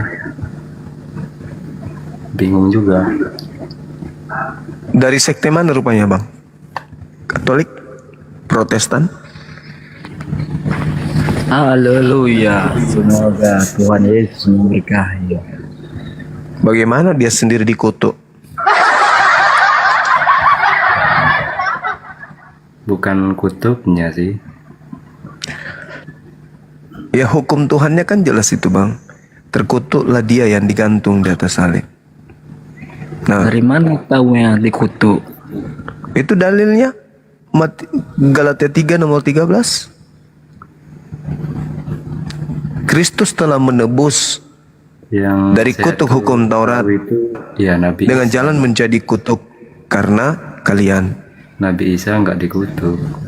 Nabi Isa tidak dikutuk, Yesus dikutuk. Yoi. Nah, bagaimana mungkin kutukan menjadi berkat? Gimana cerita itu? Kutukan Tuhan kok jadi berkat bagi kalian? Soalnya Tuhan cuma satu, bukan Yesus yang jadi Tuhan. 3 jadi 1. Jadi 1 Mana? ya. Ya Tuhan kita ya satu. Ya Allah satu. Muslim ini, abang ini, saudara ini Muslim. Kita kena prank.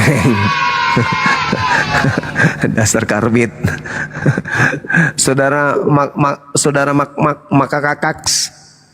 Kenapa Anda mengatakan Tuhan itu 3? 3 Tritunggal. Maksudnya Tritunggal itu kayak mana?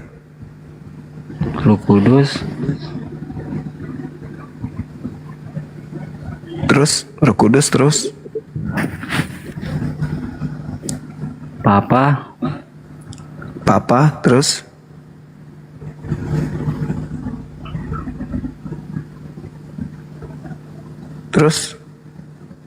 Roh, Papa, Bapa, ayah lah ceritanya. Ayah, terus anak, ya. Roh Kudus. 3 jadi 1 dia tuh, Pak. Kenapa bisa jadi satu? Satu manusia, satu burung merpati, satu ini apa wujudnya apa yang satu ini? Itulah yang disalib itu mengampuni dosa-dosa, Bang, sebetulnya. Kenapa bisa justru dia orang dikutuk kok mengampuni dosa, gimana sih? Kan dia dikutuk sama Tuhan, kok dia bisa menebus dosa, gimana ceritanya? Dia sendiri dikutuk. Gimana ceritanya orang yang dikutuk mengampuni dosa? Kan yang disalib itu adalah orang yang dikutuk Tuhan. Bukan. Jadi Kan Tuhan itu kan bisa menyembuhkan yang buta, yang itu kan datang lagi dah tuh Bang. ya itu mujizat Nabi, itu mujizat Nabi yang diberikan oleh Tuhan kepada seorang Nabi. Itu kita nggak bahas itu, yang kita bahas ini yang dikutuk. Itu orang beda orang. Tuhan. Apanya beda? Yang di atas salib itu oknum yang dikutuk.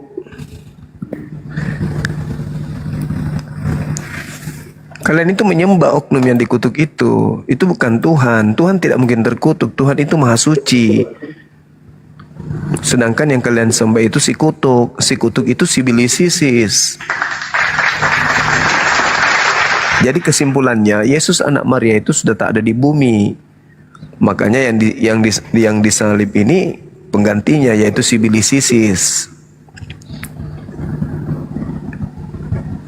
Jadi diduga yang kalian sembah itu adalah si Bilisisis. Gitu loh Bang.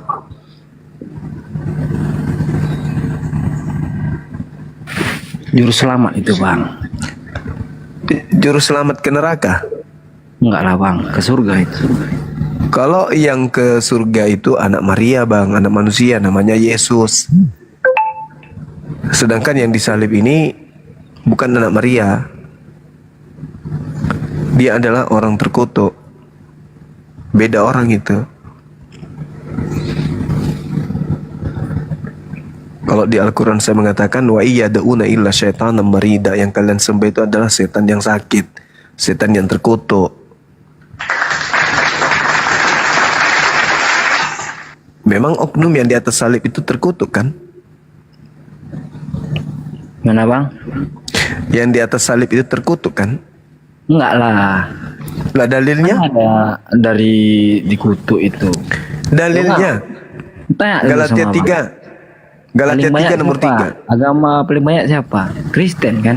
Sebelumnya Iya. kan? Nah, kebetulan memang dia katakan bahwa Kristus palsu akan menyesatkan banyak orang.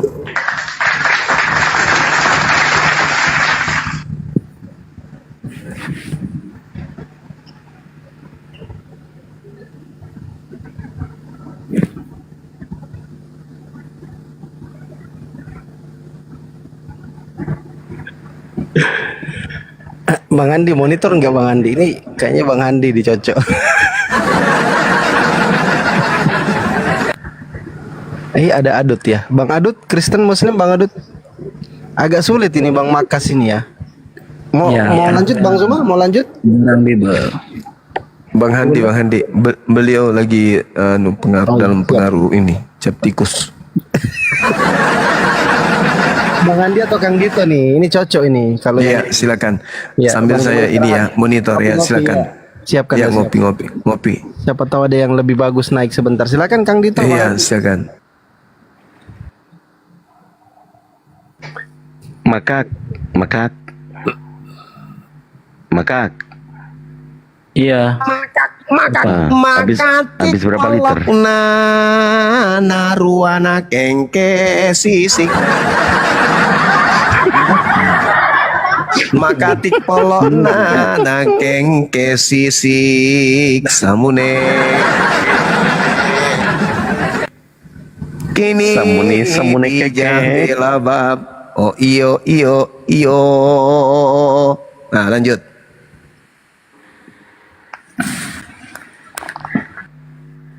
Bang Zerobet, monitor jam Bang Zerobet. Bang Zerobet. Bang. Masih belum kelihatan ya? Belum Kang Dito masih Jadi terbuka. makak. Nah, Kok memang sulit iya, ya makak. kurasa ya? Sulit ya kurasa teman-teman Kristen ini yang kompeten akhir-akhir ini. iya. Dia anu. Dia modal nekat ini.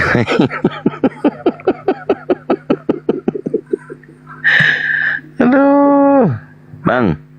Iya. Maka- Apa? Jadi Abang meyakini Yesus itu terkutuk? Enggak, Tuhan tuh bang. Oh, Tuhan itu. Iya. Tuhan yang mati. Enggak lah bang. Nah, terus siapa yang mati? Itu kan rohnya. Kan balik lagi dah nanti itu. Oh, rohnya mati. Iya. Oh, rohnya bisa mati rupanya. Itulah mengampuni dosa-dosa bang. Jadi siapa yang bisa membunuh roh? Bang, Hah? kurasa abang ini perlu periksa kayaknya. Coba deh ke Bayu ini Bang Kang Dito, Bayu. Mana ada roh bisa mati, Bang? Ya, Bayu monitor. Bayu monitor. Serem kali, Bang. Fotonya serem kali mukanya. Itulah mengejek dan menghujat. Bukan, coba kau tengok lah. Menghujat. Masih belum duduk rupanya dianya. Udah. Mesra Utapea ini Kristen Muslim, Adek. Kristen. Mesra. Nah, Woi, kenapa mantap. Kristen? Silakan. Kenapa Kristen? Pertanyaan ini. Tunggu dulu Bang Max ya. Coba silakan Mesra. Mau ditanggapi salib itu berkat atau kutuk, silakan. Langsung aja. Kenapa Anda bilang kutuk? Ya, karena di Galatia 3:13 kan Yesus terkutuk di situ. Nah, ini boleh Bang Zuma monitor kalau mantau, ini boleh dialog sama ini. Kayaknya cocok nih. Makan kan dulu kau dong. Oh iya, siap. Kang Dito dulu lah, Kang Dito silakan. Ya. Waduh, lagi di mana? Nggak kondusif sekali. Coba minggir dulu sedikit, dikondisikan suaranya. Ada suara angin. Iya, ini udah. Oke. Kenapa? Oke, Ya. jadi maksudnya salib itu berkat apa kutuk? Coba jawab. Iya, kenapa dibilang kutuk? Nah, kan Galatia 3:13, sebab ada tertulis terkutuklah orang yang digantung di kayu salib.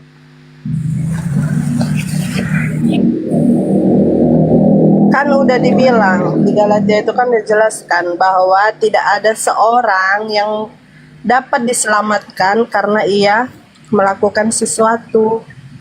Jadi benar Yesus disalib itu bukan karena dia terkutuk, tapi dia disalib itu karena dosa-dosa kita semua.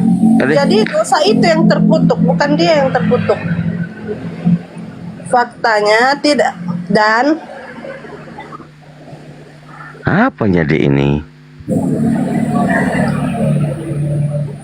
Jadi maksudnya Yesus menebus dosa kalian begitu?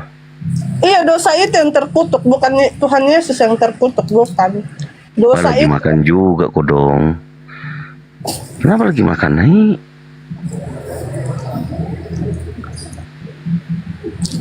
Mbak Mesra. ya. Kalau Yesus nebus dosa kalian, apakah kalian menggadaikan dosa kalian? Bukan menggadaikan, dia itu kan memang udah dinubuatkan datang untuk menyelamatkan kita yang ada di dunia ini. Dia kan Menyelamatkan apa nebus dosa jadinya yang bener, Mbak? Aduh. sama ini itu loh. menyelamatkan sama menebuskan dosa. Kalau nebus itu ada sesuatu yang digadaikan, itu nebus, Mbak. Ya iya, nyawanya kan ditaruhkan sama aja. Buset.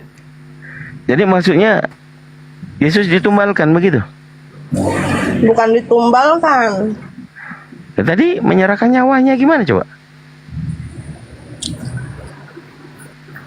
Kalian mah dipelintir-pelintir, orang udah dijawab juga. Tanya lagi sini. Padahal mah sebenarnya paham, cuman diputer-puter. Bukan loh. Kan tadi Mesra sendiri yang bilang dia tidak terkutuk dosa yang dikutuk. Dosa itu yang terkutuk, Abang. Dosa itu yang terkutuk, bukan Tuhan Yesus yang terkutuk. Nah terus yang disalibkan dosanya apa Yesusnya?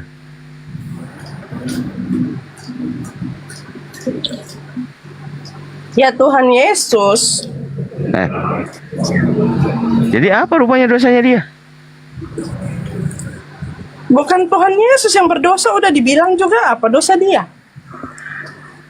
Coba gini, Mesra. Paulus itu mengatakan kepada jemaat Galatia, poin intinya adalah untuk menjadi kutuk hukum Taurat.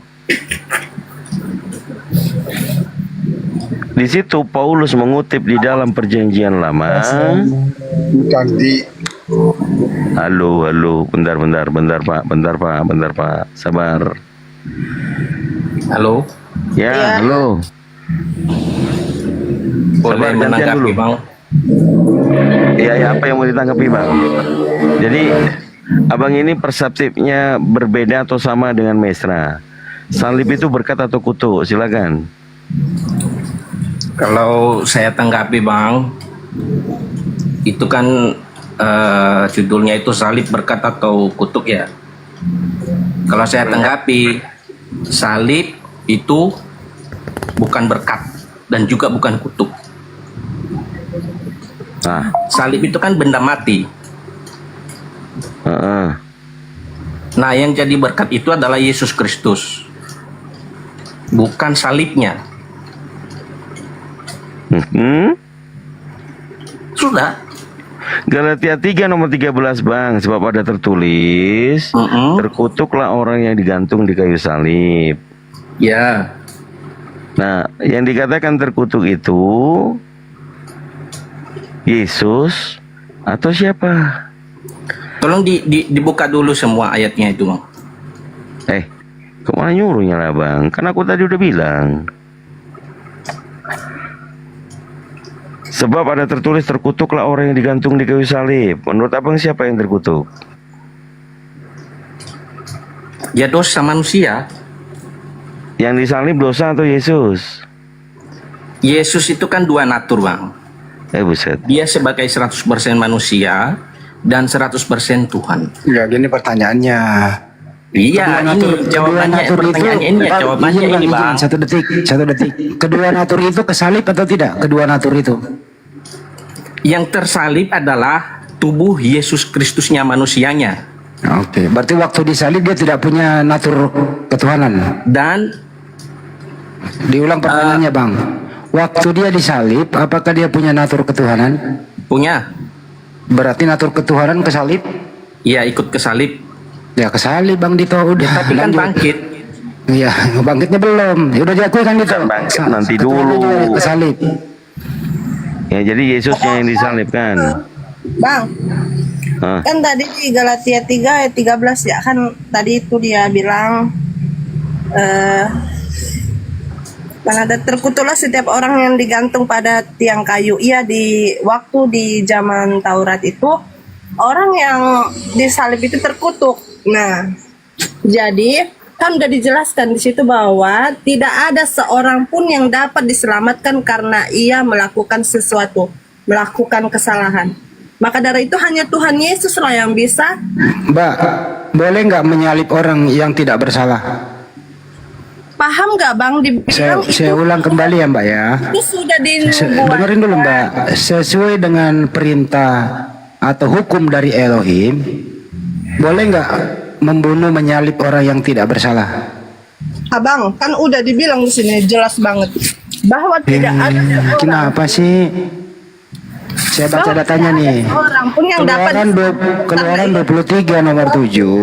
Jadi kalau bukan Tuhan Yesus siapa lagi? Iya, makanya dengerin dulu Mbak, kalau orang ngomong baru Anda jawab. Kan sederhana bahasa Indonesianya toh. Hindarilah dulu membawa dimensi-dimensi kegerejaan Anda di sini. Ini area publik loh Mbak. Jangan mempermalukan diri. Menurut Keluaran 23 nomor 7, Elohim berkata, jangan kau membunuh orang yang tidak bersalah. Kalian setuju nggak ini? Elohim mengatakan tidak boleh membunuh orang yang tidak bersalah. Setuju nggak Mbak? Ya kan karena orang-orang itu tidak tahu kalau Tuhan Yesus itu. Ini Mbak kok diskusi bawa kuaci gitu loh. Setuju nggak nih hukum ini? Sederhana loh. Ya, Boleh nggak membunuh orang yang tidak bersalah, Mbak? tidak. Tidak. Yesus bersalah nggak? Tidak, tapi kan dia sudah Tidak, nggak usah pakai tapi. Nggak usah pakai tapi lah. Bang, dia Jadi kan kalau sudah Yesus tidak bersalah, berarti bukan Yesus yang disalib. Betul apa betul? dia yang datang ke dunia untuk menyelamatkan. Ya itu urusan Kristen, ini dulu urusan umum dulu ini. Terserah Anda, itu Anda omongin aja di gereja. Udah bang, pertanyaan pelintir-pelintir, pusing. Nah ini data loh, paksa loh itu. Pergi kan? Susah memang kalau doktrin mau lawan akal. Data lo lawan pakai doktrin, nggak bisa Mbak. Tidak boleh itu membunuh orang yang tidak bersalah. Kita setuju semua di sini. Anaknya Maria itu orang mulia. Itu loh. Jadi nggak ada syarat. Tadi Banyuma sama pendeta-pendeta itu sampai dia kencing 7 kali bolak-balik ke toilet. Bawa apa? Anaknya Bunda Maria itu orang mulia. Tidak ada syarat apapun yang bisa masuk ke situ untuk menyalibkan dia. Iya. Mudah tuh sebenarnya ini. Jadi kalian ini akalnya dong dirubah sedikit itu mindsetnya bahwa anaknya Bunda Maria itu orang soleh. Tidak boleh dia disalib, apalagi dikutuk. Yang dikutuk itu orang fasik, pengkhianat, yang menerima suap. Mudah tuh sebenarnya ini kalau Anda berpikir jernih. Jangan Anda tabrakan gitu ya. Ajaran pagan, penyembah dan harus ada tumbal darah manusia dengan ajaran para nabi. Jangan ditabrakkan ajaran Yesus dengan ajaran para penyembah berhala ini. Kalau Anda tabrakan, habis otak Anda itu berpikir. Ya, Bang Hani, selamat malam. Selamat malam Pak Kripto. Selamat malam Pak. Saya jelaskan ya. Siapa yang terkutuk dan bagaimana kutukan itu sudah berkali-kali saya sampaikan. Mudah-mudahan teman saya Otan tuh mengerti ya. Begini, Yesus itu memang terkutuk, bukan salib terkutuk. Menurut hukum Taurat, barang siapa yang melanggarnya, orang itu terkutuk. Karena Yesus itu melanggar hukum Taurat, maka dikatakan Yesus orang terkutuk. Gitu Bang. Ya, saya setuju kalau Pak Kripto mengatakan Yesus itu terkutuk. Tapi Yesus berkata, waspada terhadap Yesus palsu. Artinya memang ada Yesus terkutuk, tapi bukan Yesus anaknya Maria. Karena Yesus anak Maria nggak memenuhi syarat kriteria dikutuk. Gitu loh. Jadi yang dikutuk itu Yesus palsu. Justru Yesus yang anak Maria itu yang terkutuk. Bukan. Gak bisa Bang, Anda kutuk anak Maria tidak punya salah. Oh dia bersalah. Salahnya apa Bang? Kalau Isa memang Yesus yang lain. Iya maksud gue itu Bang Kripto. Jadi Anda mengatakan Yesus anak Maria ini orang berdosa? Ya betul. Nauzubillah min dzalik. Kan itu ampun gua kalau begini, saya nggak mau terlalu jauh ya karena nanti saya berdosa loh. Kenapa? Saya nggak mau berdosa di sini. Itu bukan nabinya umat Islam. Yesus bukan nabinya umat Islam, nggak usah takut berdosa. Iya Pak Kripto, kalau Yesus Anda katakan berdosa, tidak mulia dong dia. Iya nggak mulia lah di dalam hukum Taurat dia tidak mulia, dia terkutuk. Buset. Jadi menurut Pak Kenapa Kripto, buset? Itu Yesus kan- Tuhan itu atau bukan kan sih? Nabinya kami orang Kalau Pak Kripto Yesus bukan Tuhan. Oh Yesus bukan Tuhan ya? Yesus bukan Tuhan. Agak beda lah. Semua sudah tahu. Yesus Emang bukan beda Tuhan. ini, makanya saya ampun sama dia. Dia soalnya teman sih Pak Kripto ini. Jadi kalau boleh tahu apa dosanya Yesus Pak Kripto? Melanggar hukum Taurat. Di mana dia melanggar?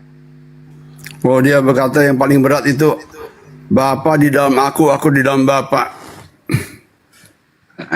Beda kan? Iya. Kenapa? Tapi bukannya itu maknanya adalah pekerjaannya. Dia juga yang menerangkan.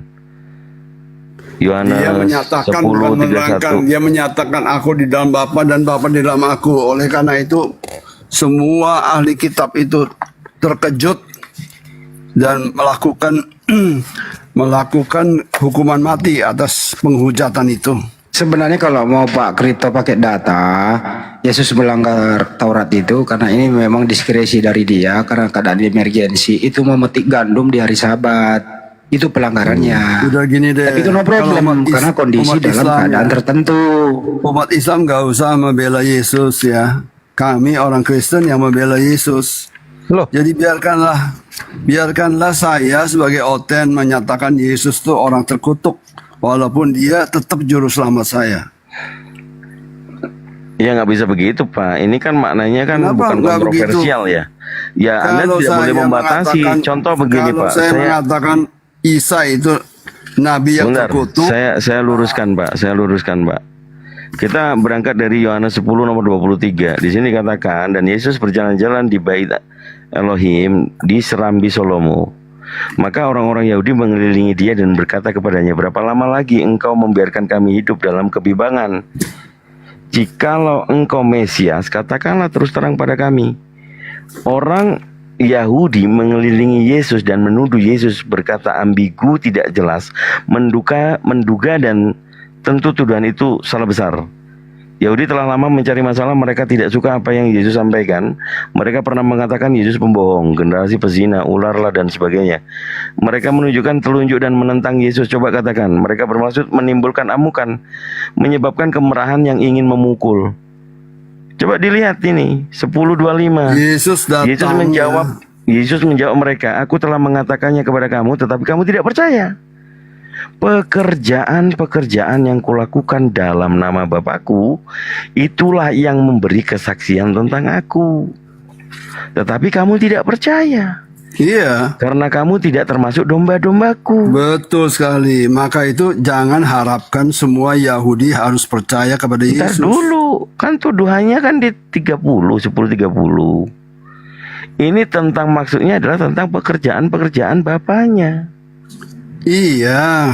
Jadi nggak ada Tapi dosa di situ. Yesus tidak memaksa. Yes, Yesus tidak memaksa.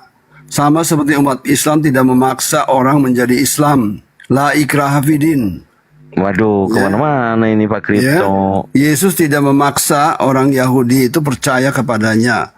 Dia berkata, bukan kamu yang memilih. Jangan ambil ayat Al-Quran kalau Anda sedang menerangkan Bible, Pak. Iya. Jangan mencampur-campurkan, membuat orang pusing. Oke, Yesus tidak menggunakan kekerasan ya untuk orang mengikuti dia. Ya, dia berkata begini ya. Kamu tidak percaya ya. Kepada murid-muridnya dia berkata, bukan kamu yang memilih aku, tetapi karena Bapakku memilih kamu untuk datang kepadaku. Begitu. Yesus tidak peduli. Anda membawakan dalil bahwa 10:30 adalah dosa menurut Anda, tuduhan kepada Yesus. 29-nya dia mengatakan Bapakku yang memberikan mereka kepadaku lebih besar daripada siapapun. Yesus itu memang utusan. Ya, Kripto itu tidak menuhankan Yesus. Maaf aja ya. Iya, tapi ya jangan dituduh dia berdosa gara-gara itu. Kenapa? Justru dari situlah. Saya Oten itu kok. fitnahan orang Yahudi, Pak. Karena nggak usah membela Yesus lah. Orang Islam nggak usah. Ya, kecuali saya mengatakan Isa terkutuk ya. Ini Nabi kami. Tapi Paulus mengatakan memang seperti itu. Paulus bukan rasulnya Islam, nggak usah khawatir. Tapi Ya, dia mengutuk. Nggak usah gelisah. Jadi menurut Anda berkat atau kutuk? Ini ya, mau dengarkan ya orang oten-oten membicara atau mau membela Yesus ya. Kalian tidak perlu membela Yesus.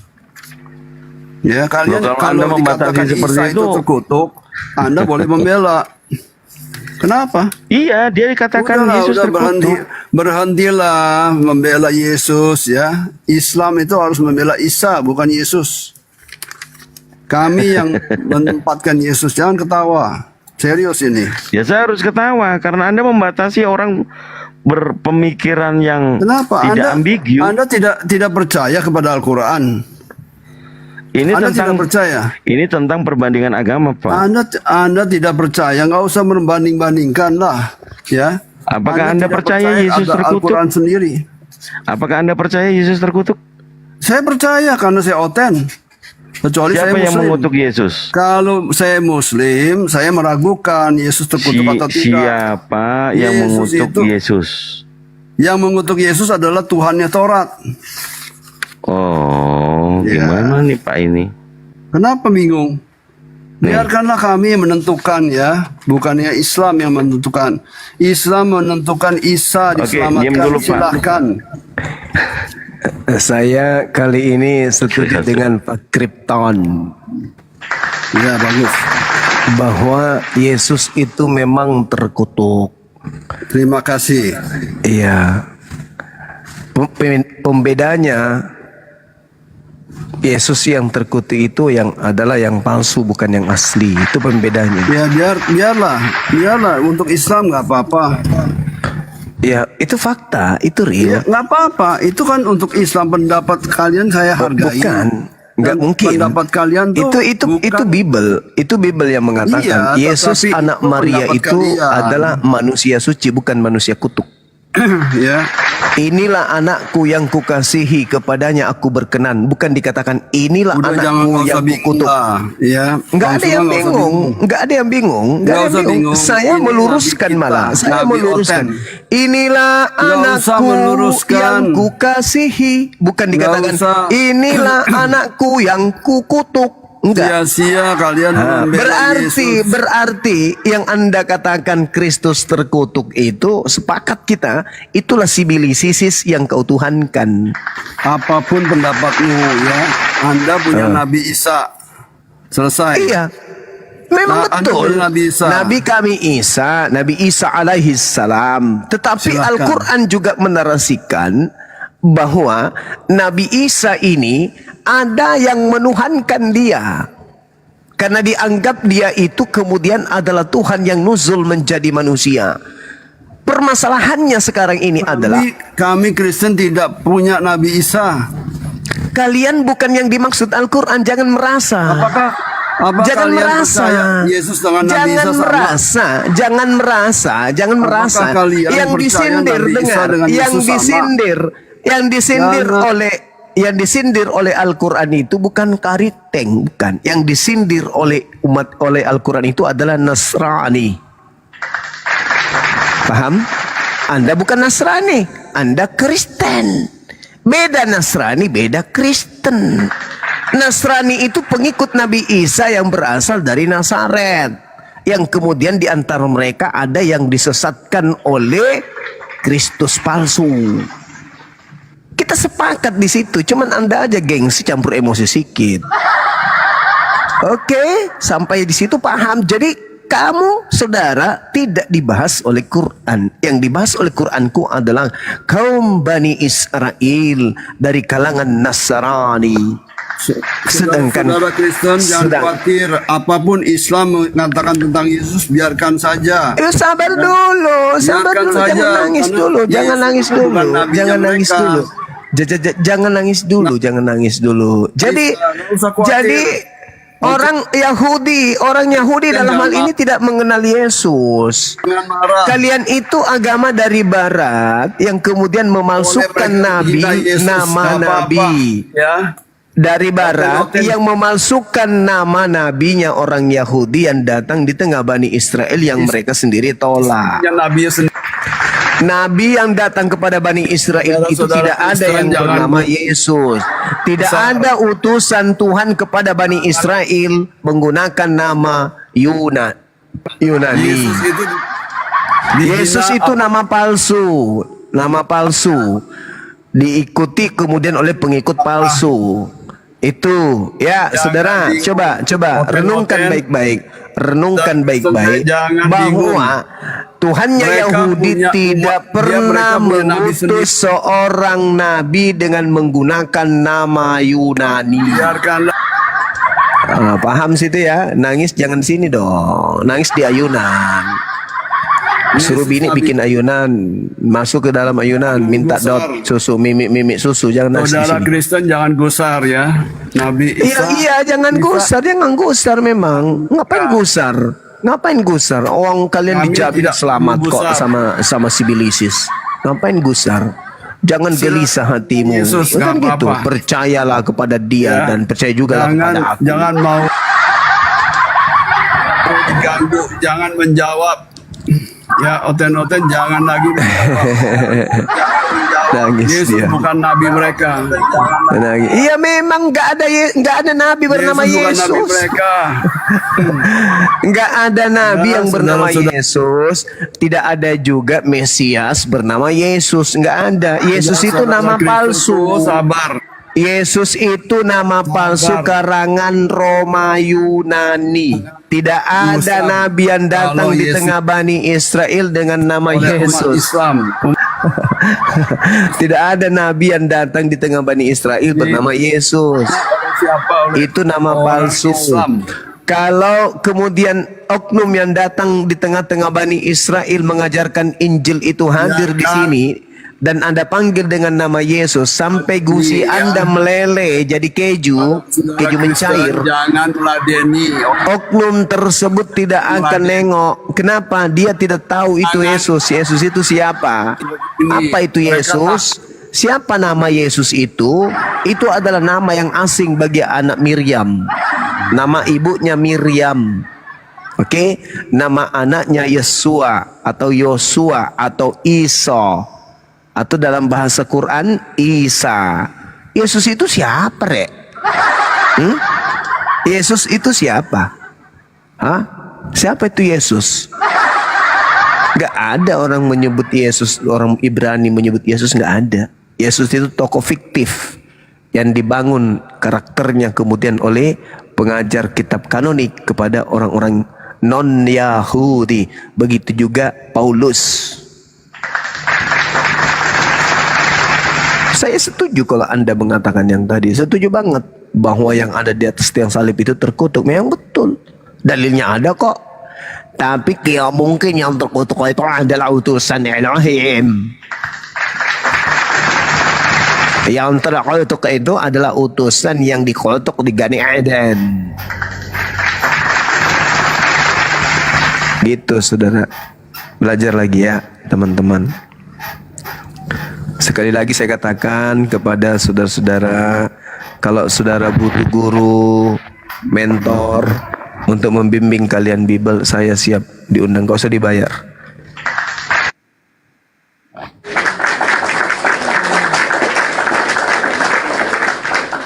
Luar biasa. Tapi jadi begitu ya Pak Kripto ya, aneh juga sih. Oke, saya sapa dulu Tia Monitor, selamat malam. Tia Monitor.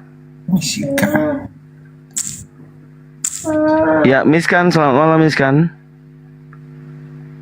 Tia, selamat malam Tia. Pak Yusron Purba, selamat malam. Pak Yusron, Pak Yusron. Pak Yusron, moderator. Pak Yusron, gak ada orang ini, kosong. Ya, nakalmu, selamat malam nakalmu.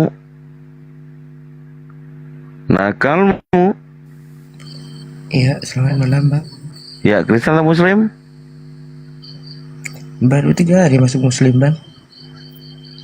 Oh, mu'alaf. Mu'alaf di mana, Bang? Gimana, Bang? Masuk Muslim di mana, Bang? Mu'alaf di mana? Bang. Intinya gini aja, Bang. Saya baru 3 hari masuk Islam, Bang. Rasanya itu apa ya? Perdamaian, ketentraman, kesejukan tidak ada, Bang. Selain dari dalam Islam, Bang. Gitu aja, Bang. Saya cuma ingin mengungkapkan itu aja. Ya udah, oke Bang, di bawah Bang. Pak Tony, selamat malam Pak Tony. Pak Tony. Darni Situmorang, Simatupang. Darni Simatupang, monitor. Selamat malam.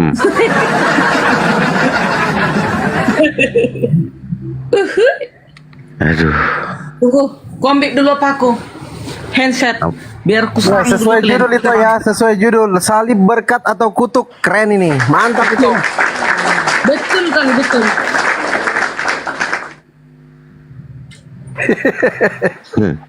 Tumben dia semangat kali itu. Gara-gara pendetanya tadi tumbang, jadi semangat dia untuk membalas. Tapi entahlah. Itulah, Kang Dito. Lanjut, Kang Dito. Iya.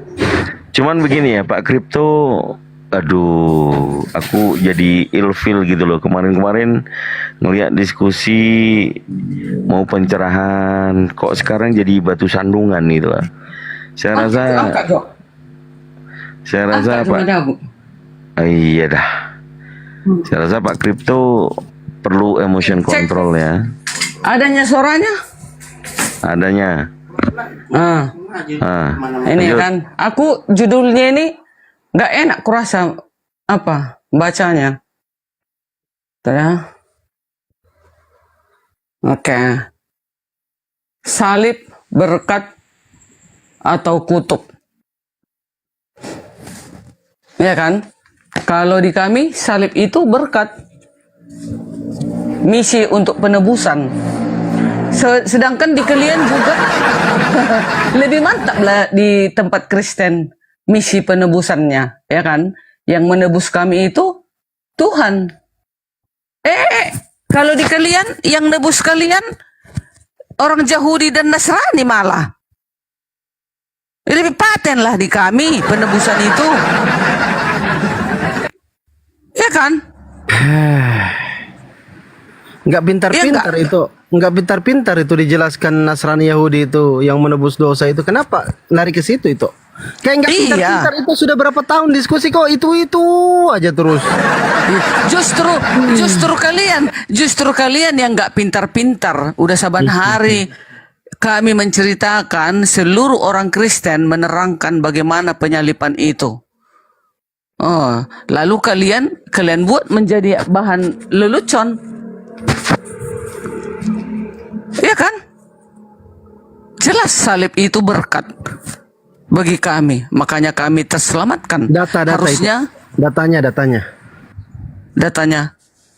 Data salib itu berkat.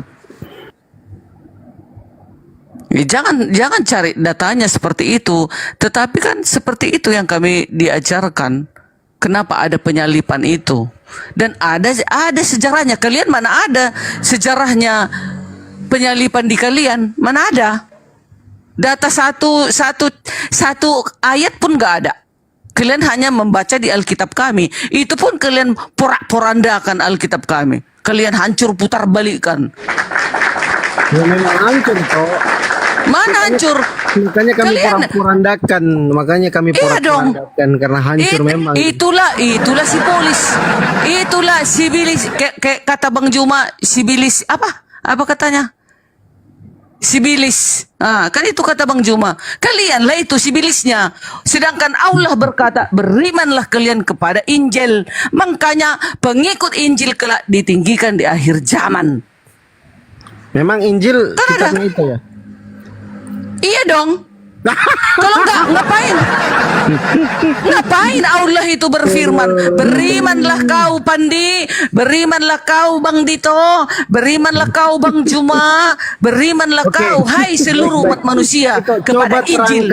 Coba ajak kami beriman kepada Tuhan terkutuk, coba silakan. Jangan bilang Tuhan, kena lucu kalian. Kenapa kalian bilang Tuhan terkutuk? Sedangkan jangan pakai soundcard. Aku enggak, soundcardku di sana. Roma, soundcardku di sana di meja. Mamaku tidur. Mamaku tidur, nggak boleh kuat-kuat. Enak badannya. Oke. Silakan Ani sama Roma, silakan ngobrol-ngobrol dulu Ani sama Roma. Ayo. Iya dong. Yang terkutuk itu kutuk dosa itu yang terkutuk, bukan Yesusnya yang terkutuk. Kalian nggak tahu ya? Sekarang Yesus di surga berkuasa. Matius 28. Buktikan sama Matius kami 28. ada Yesus di surga. Pakai teropong apa kita keker itu? Apa kita tahu? Kan ada saksinya yang menceritakan, yaitu para rasul. Makanya ada hawariunnya Yesus, 12 hawariunnya Yesus. Itulah yang menceritakan Matius, Markus, Lukas, Yohanes. Itulah yang menceritakan kisah Yesus. Makanya harusnya di Al-Quran hawariun Isa Al-Masih harusnya tercatat juga dong. Ani cukup Ani. Bang Zuma monitor nggak Bang Zuma? Mau nggak diskusi sama itu Darni ini? Layak Darni. Layak Darni. Iya dong, kan hawariun itu kan rasul. Di dalam Alkitab jelas tercatat hawariun Yesus. Iyalah pengikutnya, murid-muridnya hawariun. Dito masuklah Kang Dito ini kalau Kang Dito monitor. Kenapa nggak ada di dalam Al-Quran nama-nama muridnya itu, yuk? Mengapa dirahasiakan? Apa yuk? Makanya aku tetap bertahan di dalam kekristenan. Di Kristen jelas datanya, nggak ada disembunyikan. Oke, itu kalau jelas datanya, coba hari ke-8 kan Yesus disunat tuh. Siapa nama penyunatnya? Siapa nama yang sunat Yesus? Ya para rabi Yahudi lah. Ini namanya. Namanya siapa namanya? Nggak ada, nggak ada dicatat. Yang jelas kan datanya ada. Datanya ada. Datanya ada jelas 8 hari. Lama-lama ku kasih ciuman rohani. Kan datanya ada. Kenapa Yesus disunat? Karena mengikuti tradisi Yahudi. Hold on. Sebentar. Nggak salah itu. Nggak ada yang salah. Yesus. Sebentar. Pak Ardi, monitor Pak Ardi. Waduh, ngegereng dia. Oke, lanjut. Salib, berkat, or kutuk. Ya berkat dong. Kalau di perjanjian lama memang kutuk itu. Karena di perjanjian lama itu orang yang melakukan kejahatan itu disalib. Kutukan itu di dalam perjanjian lama. Itu jawab sendiri. Menurut Elohim itu kutuk. Selesai. Dengar. Yesus terkutuk. Dengar ya. Salib dalam konteks Kristen ya bisa dipandang sebagai simbol berkat dan kutuk. Ya, tergantung pada perspektifnya bagaimana ya. Di satu sisi salib adalah simbol penderitaan hukuman mati ya, hukuman mati. Tunggu dulu sekali lagi. Dan pengorbanan Yesus Kristus. Namun bagi orang Kristen, salib juga melambangkan keselamatan, penebusan dari dosa dan berkat Yahweh. Berkat Yahweh.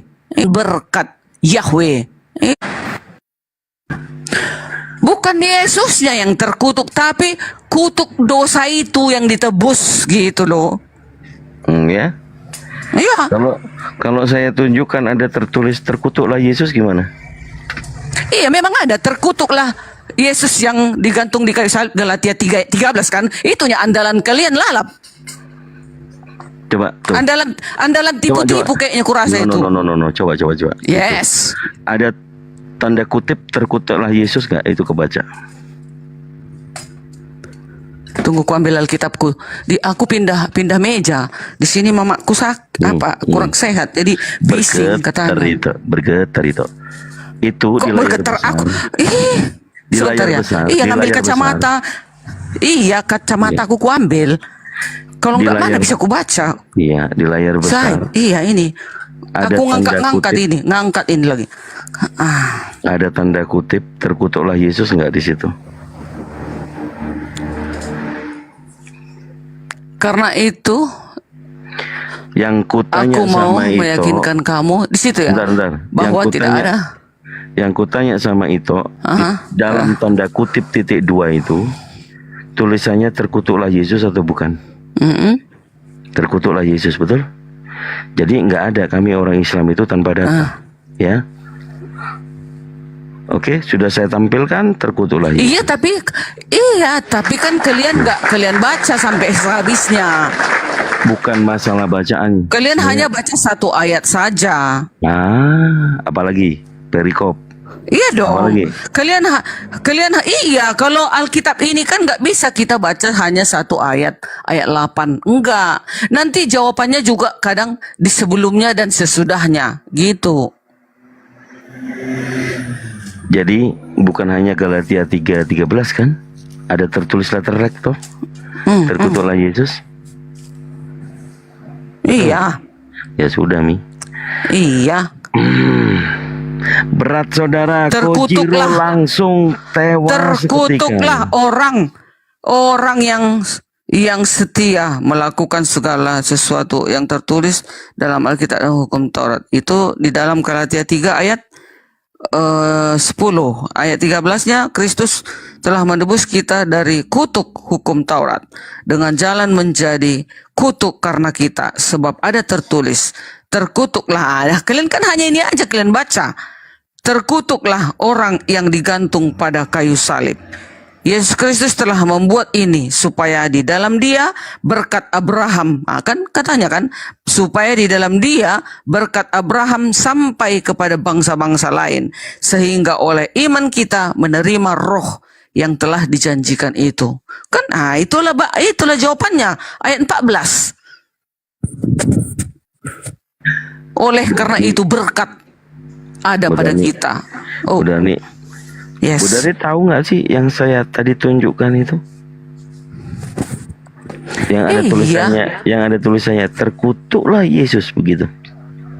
Enggak, terkutuklah orang yang digantung di kayu salib.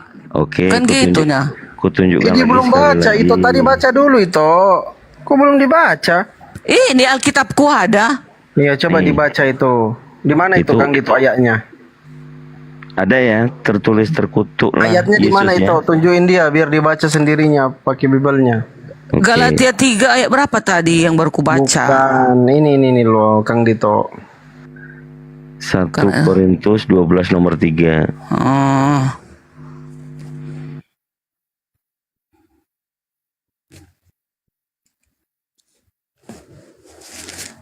Ada dalilnya Bu Darni, nggak tipu-tipunya kami. Iya. Aneh. Ayat 3. Apa Roma? Diam dulu Roma.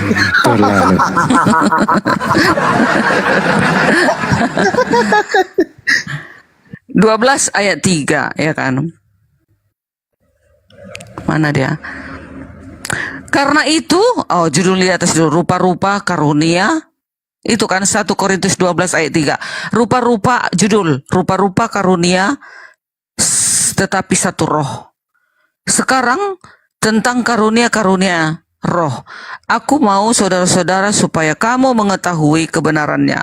Kamu tahu bahwa pada waktu kamu masih belum mengenal Yahweh, kamu tanpa berpikir ditarik kepada berhala-berhala yang bisu. Karena itu aku mau meyakinkan kamu bahwa tidak ada seorang pun yang berkata oleh roh Yahweh dapat berkata terkutuklah Yesus. Udah. Dan tidak ada seorang pun yang dapat mengaku Yesus adalah Tuhan selain oleh Roh Kudus. Apa yang mau kau apa di situ, Bang Dito? Ada tulisannya terkutuklah Yesus kan? Ada, tapi kan ya kan ada maknanya itu, bukan asal ada tertulis seperti itu terus kita mau baca seperti itu juga, ada artinya. Kalau tidak dikasih tahu nggak tadi ada tulisan eksplisit terkutuklah Yesus? Ya kan bisa kita ambil gampang sekarang ini. Ambil Google, terkutuklah Yesus adakah di Alkitab? Nanti kan keluar. Tadi bilangnya nggak ada, adanya cuma 3:13. Yang bilang tadi cuma di Galatia 3:13. Satu. Aku. Iya. Apa? Korintus 12 nomor 3 ayat 3. Lalu Nih, cek keluar dia. Dengar ya. 1 Korintus 12 ayat 3 menyatakan bahwa tidak ada orang yang dapat berkata terkutuklah Yesus atau Yesus adalah Tuhan kecuali melalui Kudus. Ini menunjukkan bahwa pernyataan tentang Yesus, baik yang positif maupun negatif, adalah hasil pekerjaan Roh Kudus di dalam hati orang percaya. Itu dia penjelasannya. Tidak ada orang yang dapat mengatakan terkutuklah Yesus. Ya, ayat ini menolak pemikiran bahwa orang yang tidak dipimpin oleh Roh Kudus dapat secara benar dan tulus mengakui Yesus sebagai Tuhan. Yang dipimpin Roh Kudus, yang tak dipimpin Roh Kudus ya kayak Abang Dito, Bang Juma, Bang Fandi, Andi. Yes. Bu Darni, di situ konteksnya ada Roh Yahweh, ada Roh Kudus, sama atau beda? Ya sama. Roh Yahweh itu ya Roh Kudus. Original teksnya coba. Original teksnya coba. Ya aku nggak tahu Ibrani. Roh Yahweh itu adalah pneuma hotheos. Kalau Roh Kudus pneuma hagion. Kenapa LAI menerjemahkan berbeda kalau katanya sama? Om, salolat Om. Ya sama itu. Roh Yahweh itu ya Roh Kudus. Roh Yahweh itu itulah nafas. Oke, coba makanya ganti. Manusia itu hidup. Ya, ya karena sama. Coba ganti Roh Yahweh tadi baca dengan Roh Kudus. Menyatakan bahwa tidak ada orang yang dapat berkata terkutuklah Yesus. Ya, atau Yesus adalah Tuhan kecuali melalui Roh Kudus. Baca dari awal. Itunya 1 Korintus 12 ayat 3 itu menyatakan bahwa tunggu ya 3. Karena itu aku mau meyakinkan kamu bahwa tidak ada seorang pun yang berkata oleh Roh Kudus. Roh Kudus dapat berkata terkutuklah Yesus. Dan tidak ada seorang pun yang dapat mengaku Yesus adalah Tuhan melalui oleh Roh Kudus. Apa bedanya? Sama. Roh Kudus itu Roh Yahweh. Oke, Bang Handi. Mana ada? Roh siapa lagi Roh Kudus itu kalau nggak Roh Yahweh? Bang Handi sama Fandi kelihatan nggak perbedaannya? Kelihatan. Iya. Ternyata sama. Apa bedanya coba? Selain Roh Kudus. Ya ternyata sama saja selain Roh Kudus. Yang jelas yang tak dipimpin oleh Roh Kudus maka dia tidak mengaku Yesus Tuhan. Yang terkutuknya? Itu tadi maksudnya yang seperti yang kubaca tadi. Menyatakan bahwa tidak ada orang yang dapat berkata. Menyatakan bahwa tidak ada orang yang dapat berkata terkutuklah Yesus atau Yesus adalah Tuhan kecuali melalui Roh Kudus. Gak nyambung ini. Menunjukkan bahwa pernyataan tentang Yesus baik yang positif maupun yang negatif adalah hasil pekerjaan Roh Kudus di dalam hati orang-orang yang percaya. Makanya ada loh makna-makna semua yang tercatat di Alkitab itu. Kalian kan nggak tahu kalian apa maknanya.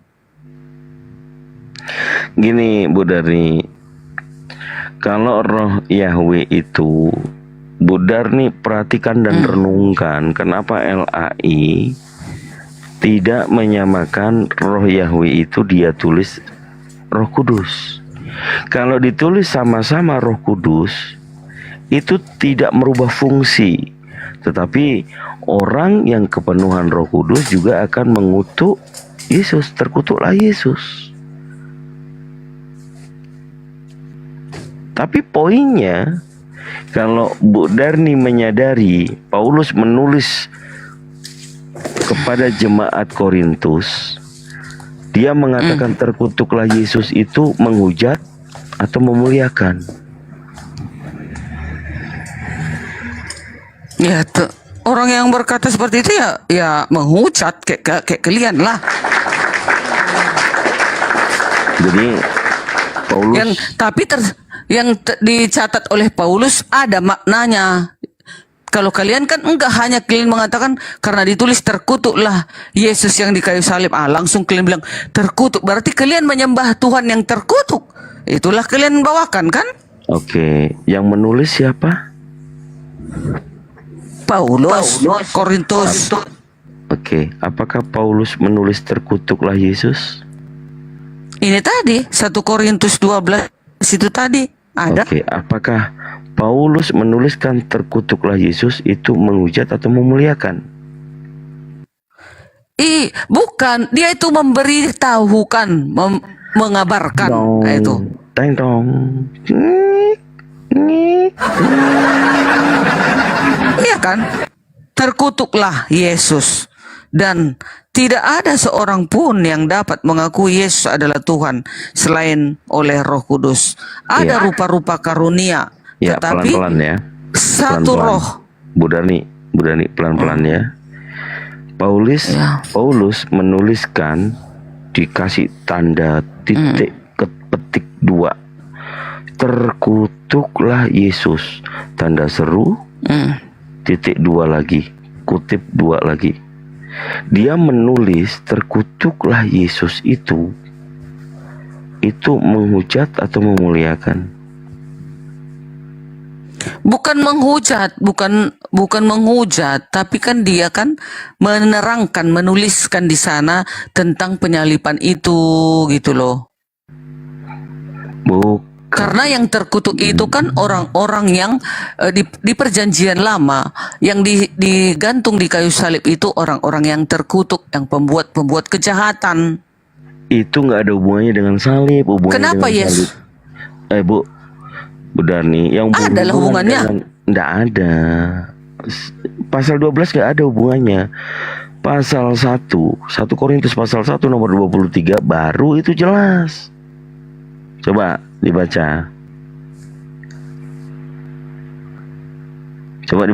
Nah itu loh, artinya tadi sekarang apa makna dari 1 Korintus 12 ayat 3? Itulah yang aku baca tadi loh, nih penjelasannya tadi. Ayat ini menolak pemikiran bahwa orang yang tidak dipimpin oleh Roh Kudus dapat secara benar dan tulis mengakui Yesus sebagai Tuhan. Supaya dapat poinnya ya. Kita awali tadi dari Galatia 3:13. Karena Bu Darni ngengkel tadi bertanya, kalian cuman taunya di Galatia 3:13. Itu kalian anggap Yesus yang terkutuk. Nah, saya tunjukkan data. Paulus menuliskan kepada jemaat Korintus, terkutuklah Yesus, ada tulisannya. Tapi tidak ada hubungan dengan penyalipan. Yang berhubungan dengan penyalipan adalah 1 Korintus pasal 1 nomor 23. Kami memberitakan Kristus disalib untuk orang Yahudi sebagai batu sandungan, untuk bukan orang Yahudi suatu kebodohan.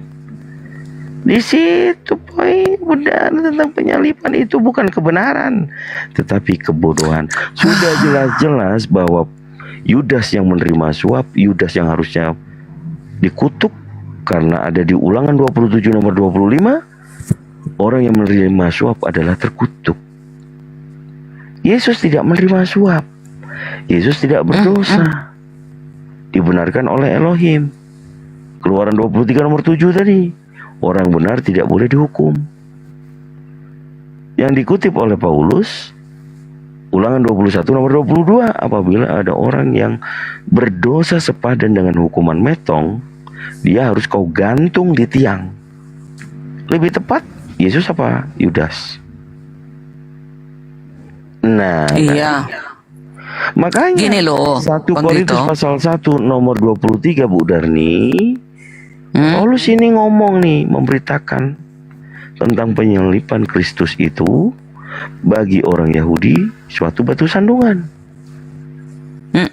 Untuk di luar orang Yahudi suatu kebodohan. Itulah Kang Dito, suatu kebodohan bagi kalian kalau percaya penyalipan itu, maksudnya itu. Masa nggak tahu arti? Masa nggak tahu? Dengar ya, kita baca. Maksudnya itu suatu kebodohan bagi orang-orang di luar dari Yahudi tentang penyalipan itu. Itu namanya lempar itu batu. Maksudnya. Itu namanya lempar batu sembunyi tangan. Kang Dito lah itu suatu kebodohan bagi kalian kalau kalian percaya penyalipan. Nah itu.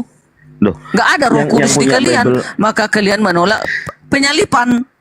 Oke, Bible ini untuk orang Kristen atau untuk orang Islam? Ini Bible ini untuk seluruh umat manusia yang percaya kepada Yahweh. Iya dong. Mana untuk orang Kristen aja ini? Enggak. Yang memegang Bible siapa? Yang percaya kepada Yesus adalah Tuhan, orang Kristen, Kristen. Yang percaya Bible ini orang Kristen apa orang Islam? Ya orang Kristen lah. Oke, orang Kristen yang percaya Bible, di situ ada tulisannya, bagi orang bukan Yahudi adalah suatu kebodohan. Merujuk kepada siapa? Yang megang atau orang lain? Ya, bagi orang yang bukan Yahudi, yang tidak beriman kepada Alkitab ini, berarti suatu kebodohan, katanya. Bukan orang Yahudi. Budar ini orang Yahudi atau bukan? Kami ini termasuk pengikutnya lah, pengikut murid Yesus dan murid-muridnya. Iya dong, murid-murid Yesus kan orang Yahudi dan Yesus juga orang Yahudi, murid-muridnya orang Yahudi. Pertanyaan saya, penginjilan sampailah ke kami. Memang aku ke orang Yahudi, tapi aku mengikuti Yesus, mengikuti ajarannya. Pertanyaan saya, orang-orang Kristen di Indonesia, orang Yahudi atau bukan orang Yahudi? Di luar Yahudi dong. Berarti kebodohan atau? Tapi kami nggak kebodohan karena kami percaya. Kami kan percaya. Kami kan pengikut Yesus. Jadi kami beriman dong kepada penyalipan. Itu yang dibilangnya di dalam 1 Korintus 1 ayat 23, itu kebodohan bagi orang-orang yang tidak beriman percaya kepada penyalipan. Aduh. Masa gak ngerti sih? Roma, bagaimana Ani ini Roma? Iyalah. Saya sudah Dan dengar. Tunjuk. Bang Dito, dan Bang Dito, ada 6 sejarawan yang percaya penyalipan. Ada loh. Di luar dari Kristen. Di luar dari Kristen enggak. Dia menuliskan tentang penyalipan itu, sejarawan ya. Kang Dito apalah, Bang Juma apalah, Bang Handi apalah, aku apalah, Bang si Fandi juga apalah. Ini sejarawan. Ada di luar dari kekristenan yang menuliskan bahwasanya membenarkan ada penyalipan itu. Siapa saja?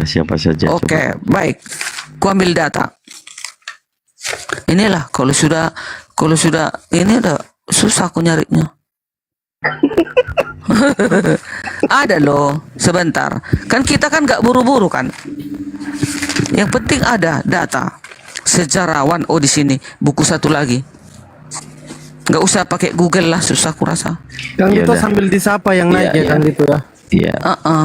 Jadi Budani standby dulu, di mute dulu, saya sapa-sapa dulu nih. Oke. Bang Sran, selamat malam Bang Sran. Asran. Woi Asran 1, Asran 2, Asran 3 hilang. Pak Kaunis, selamat malam. Pak Kaunis, selamat malam. Selamat malam semuanya. Ya, Kristen ya Pak ya. Semuanya. Oke. Saya sapa dulu selanjutnya Pak Hilman, monitor Pak Hilman. Pak Hilman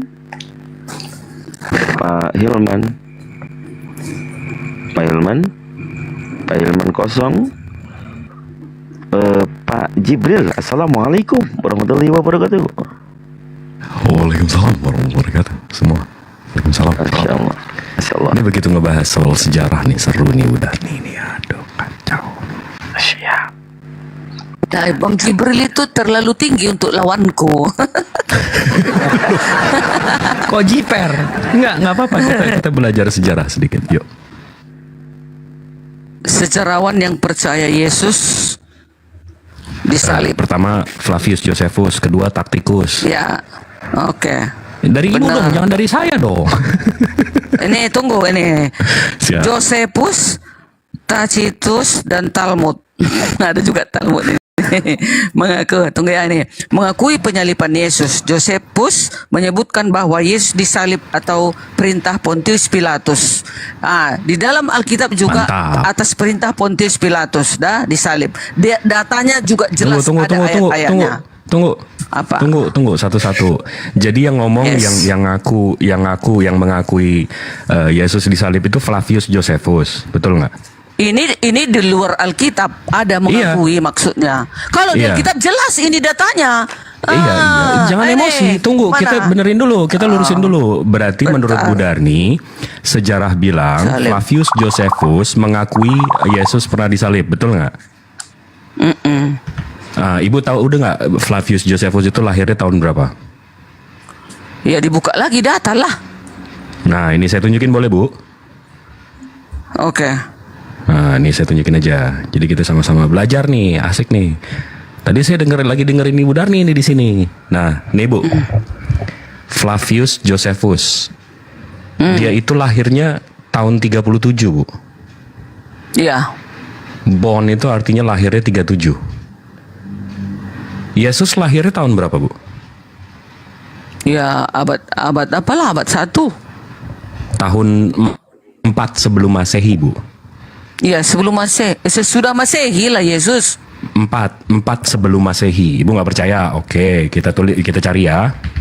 Yesus kan setelah Masehi. Kayak mana sih? Sebelum Masehi Bu.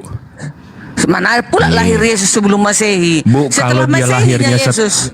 Ibu, kalau dia lahirnya setelah Masehi, dia nggak ketemu Herodes. Herodes itu menjabat 4 tahun sebelum Masehi. Data ya coba. Nah, nih saya tunjukin ya. Ini dari Britannica Bu. Ibu fokus dulu nih. Iya. Britannica, dia yang punya ensiklopedia. Dia ngomong soal Yesus. Lahirnya 6 ke 4 sebelum Masehi Bu. Karena Herodes meninggalnya 4 tahun sebelum Masehi. Jadi kalau ibu bilang dia lahirnya setelah Masehi, dia nggak ketemu Herodes, nggak ketemu. Yang penting ada catatannya kan gitu. Nah, dia ya betul. Jadi dia lahir 4 sebelum Masehi, ya kan? Berarti dia digantung tahun berapa Bu? Yang jelas ada catatan bahwasanya pengakuan Tunggu, ayo kita hitung. Nggak usah ke situ lah. Bukan ke situ. Bukan. Loh. Kok takut banget dengan sejarah nih? Ayo kita. Bukan takut, capek kali. Nanti ini udah jam berapa ini? Lama kali nanti membahasnya. Ya, bukan ini. Saya buka ini sekarang buat ibu aku mengatakan kepada Bang Dito bahwasanya ada sejarawan yang mengakui penyalipan Yesus. Ini kita lagi cek nih Bu. Kita lagi cek. Mana lebih tua Bang Dito dengan Bang Jibril dengan sejarawan itu? Itu Darni ini lagi belajar. Kok nggak mau belajar itu? Belajar dulu belajar. Lama nanti lama. Bu Darni, ini waktunya nih. Yesus lahir di sini -4 ya. Habis itu ini Masehi. Umur dia kan 33 Bu. Iya, 33 tahun. Yesus kan 33. Berarti di sini 33 kurang 4. Berarti berapa Bu? 33 kurang 4 20. 29.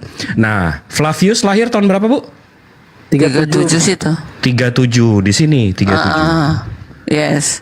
Nah, dia lahir di sini, dia nyeritain soal ini. Iya. Bisa nggak Bu? Bisa, kan menyelidiki dia, namanya penyelidik sejarawan. Gimana sih? Nah, itu yang tadi saya bilang. Flavius Josephus ini nulis soal Antikitis, dia Jewish kan bukan Antikitis. Kristen. Ini tahun 94. Bang Jibril, dia kan bukan Kristen itu. Bukan. Ya udah. Bu, Flavius Josephus nyatet soal Yesus itu di tahun 94. Jadi Flavius Josephus ceritain soal ini sama aja saya itu ngaku-ngaku nonton proklamasi, Bu.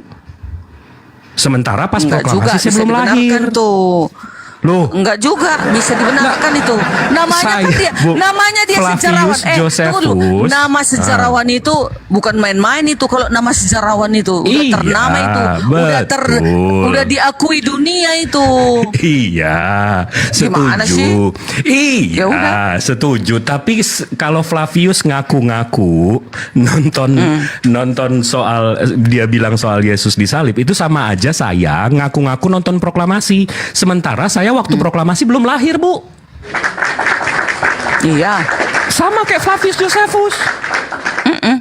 Dia menyelidiki ke belakang kan gitu. Iya, Cari kan kata orang sejarawan berarti bagaimana. Iya, kata orang berarti kan. Dia diakui dunia kan namanya sejarawan. Iya, tapi dia nggak nonton langsung. Aku lebih percaya mereka dengan Bang Jibril, Bang Andi, Bang Kang Dito. Baru umur kalian di bawahku pun malah. Tunggu dulu. Dan juga ada jelas di sini di dalam Matius 26 ayat 47, ayat 48, ayat 49. Di sana semua tercatat tentang penyalipan. Siap. Ini kalau berarti Ibu lebih percaya sama mereka ya? Enggak dong, sama Alkitabku aku percaya. Bukan sama Flavius Josephus, sejarawan kan? Itu mendukung bahwasanya mereka setuju. Ayo kita baca. Iya. Ayo kita baca. Gimana? Kalian kan menolak penyalipan Yesus, maka bukan saya bawa ayo kita baca. Ayo kita baca. Ini juga data nih Bu. Dari World History of Encyclopedia. Mereka membahas soal Flavius Josephus. Ini datanya dilindungi oleh UNESCO. UNESCO itu PBB Bu. Yang menulis artikel ini namanya Rebecca Denova. Dia yang profesor soal early Christianity, soal kekristenan awal. Dia membahas soal soal Antiquities of Jews. Ini yang tulisannya Flavius Josephus Bu. Nah, di sini dibilang ya Bu ya. Ini ya, saya baca ya Bu ya. Para ahli memperdebatkan apakah bagian ini awalnya ditulis oleh Josephus atau ditambahkan oleh seorang Kristen di kemudian hari untuk memvalidasi kepercayaan Kristen. Jadi catatan Flavius Josephus ini Bu, itu udah ditambah-tambahin sama orang Kristen.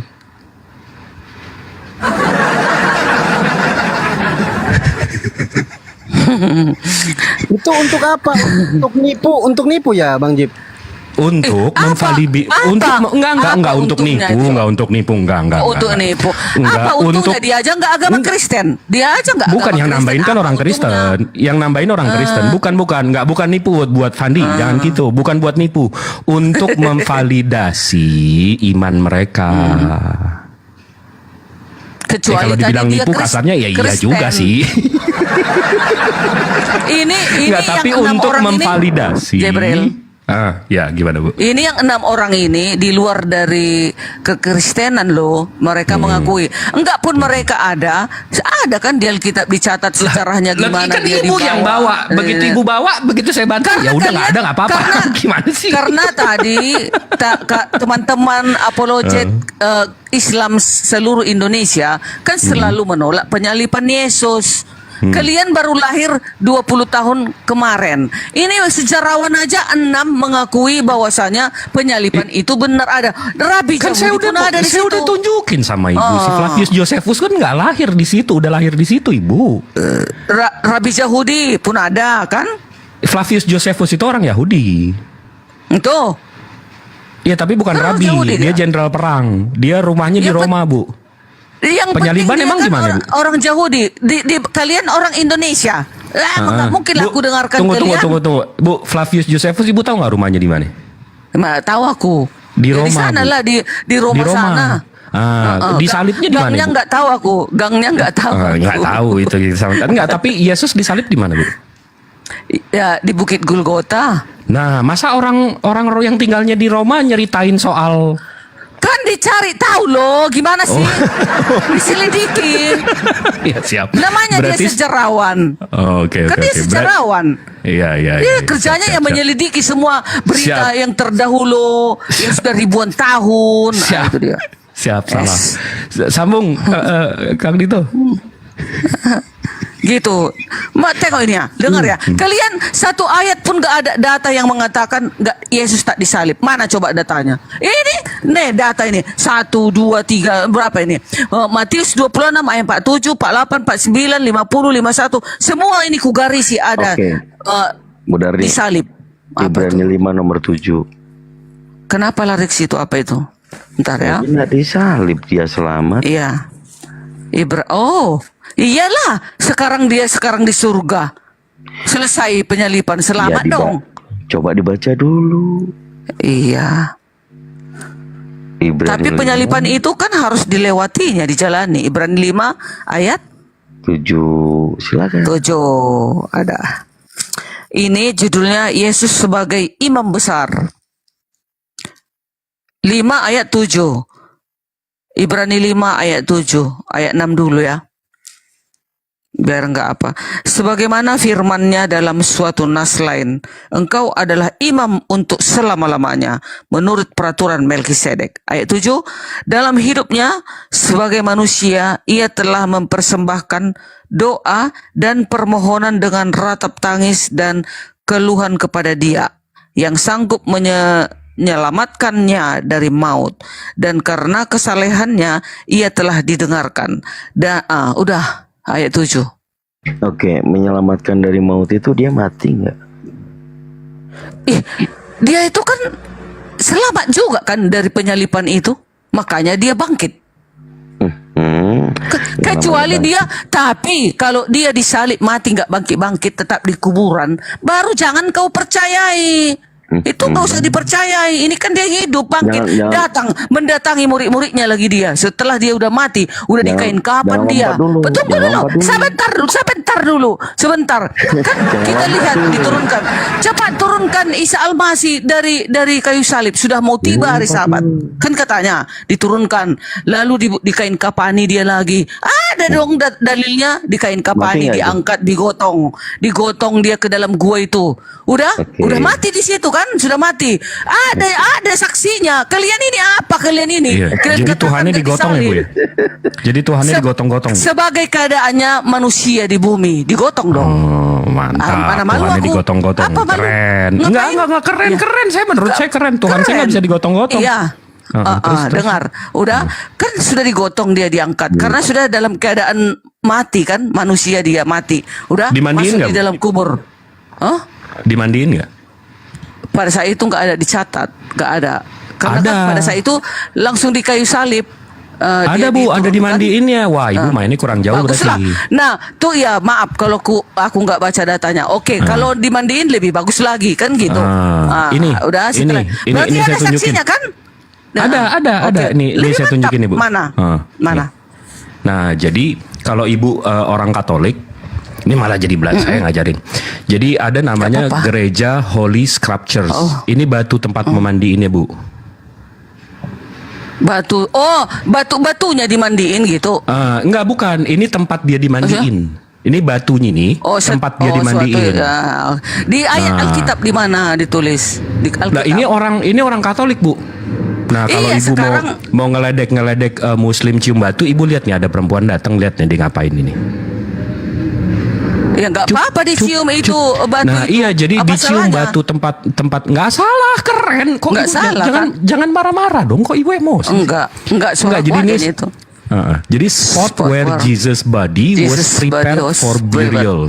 Jadi ini tempat Yesus dimandiin sebelum dikuburkan. Oh, yes. Aku belum pernah sih keren ke ya? situ.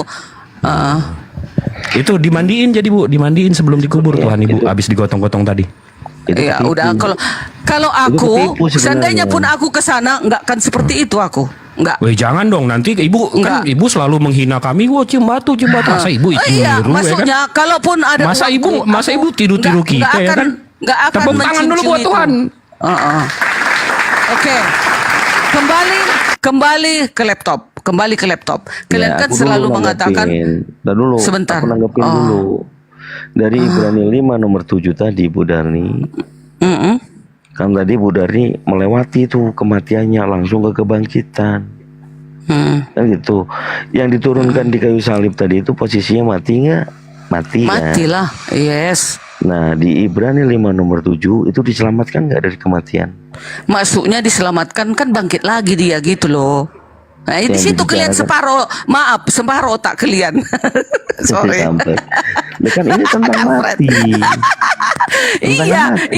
Di ayat 7 diselamatkan, maksudnya setelah mati dia diselamatkan, kan kembali dia ke atas, ada menyaksikan murid-muridnya 500 orang lagi pun. Di antara itu murid-muridnya dan 12 tambah yang lain semua 500, ada dalilnya di Alkitab yang menyaksikan. Aku kasih analogi dulu. Apalagi coba? Udah jelas-jelas kayak gitu pun kalian masih ragu. Aku kasih Makanya nanti analogi. Yesus mengatakan terkutuklah kau, katanya lah sama kita nanti. Enggak, Bang, Kang Dito, saya bingung gini. Bu Darni kan beriman kalau Yesus ini memang Tuhan atau penguasa dunia ya, Bu ya. Iya Ibu pernah baca Yesus dicobain nggak?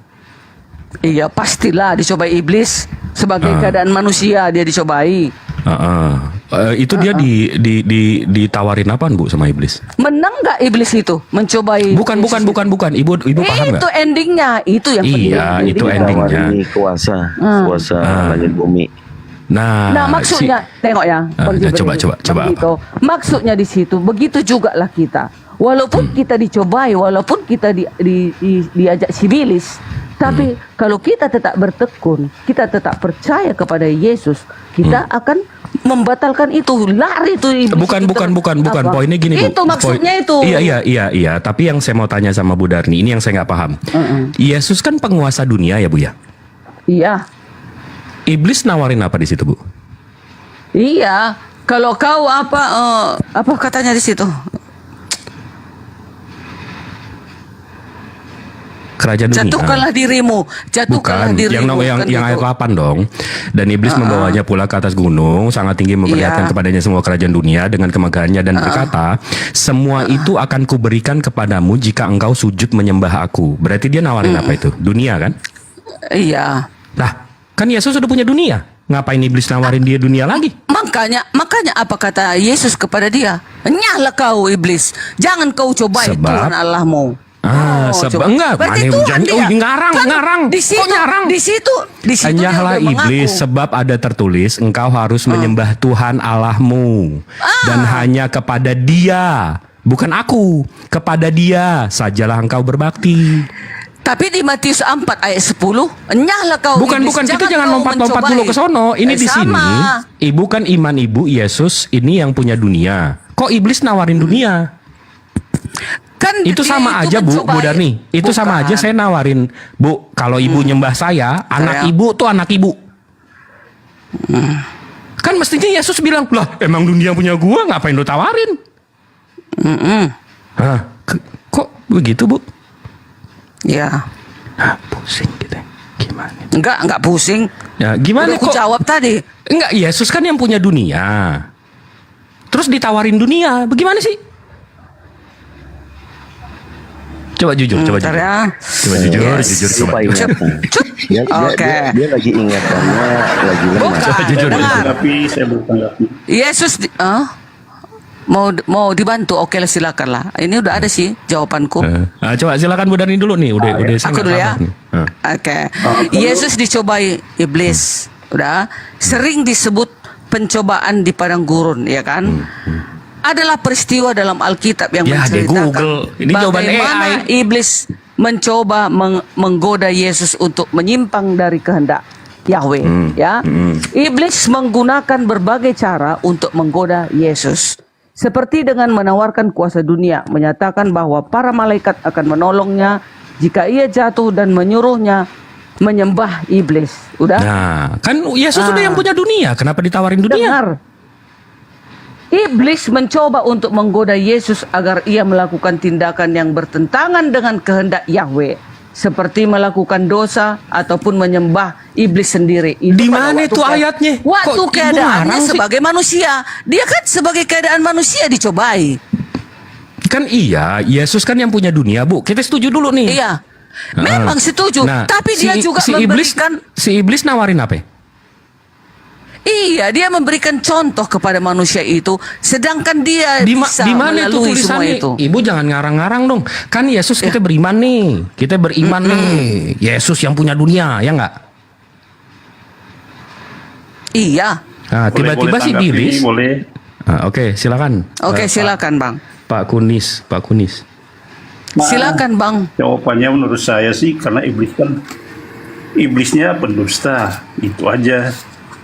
Lah, bukan cobaan dong kalau dia bohong. Iblis tahu bahwa bukan cobaan dong kalau iblisnya nggak punya dunia. Kan pendusta. Oh, jadi Yesus sudah tahu dia penipu gitu ya? Iblis maunya Yesus menyembah iblis gitu. Dengan suapan kalau dia akan dikasih dunia. Kalau Yesus memang udah punya dunia, kan mesti Yesus bilang, memang dunia punya gua. Itu sama aja Pak, Iya, saya nawarin makanya istri Yesus Bapak. berkata. Paham nggak Pak? Yesus berkata, Bapak sembah saya, nanti istri Bapak jadi istri Bapak. Nah, Ngapain? itu yang iblis tawarin Pak. Kan Yesus sudah punya dunia. Yang iblis tawarin tuh dunia. Dusta, Bapak segala dusta. Semua yang dikatakan iblis itu dusta. Tidak ada yang benar di dalam iblis. Semuanya tidak ada yang benar di dalam. Enggak, coba Bu Darni dulu deh, Bu Darni. Enggak, nih Bu Darni mau jujur nggak sedikit? Oke, saya turun ya, saya pamit Oke, semua. Terima kasih siap, untuk waktunya. siap. Terima kasih waktunya. Semoga Tuhannya Yesus memberkati Pak. Bu Darni. Ya. Bu Darni tahu nggak? Bu Darni di unmute dulu. Bu Darni. Ya, meleng dikit kabur nih. Sama nih kayak gue meleng dikit tuh jadi orang jadi Tuhan nih. Bu Darni. Ya emang selalu kayak gini sama mereka Bang. Kita meleng dikit anak orang jadi Tuhan.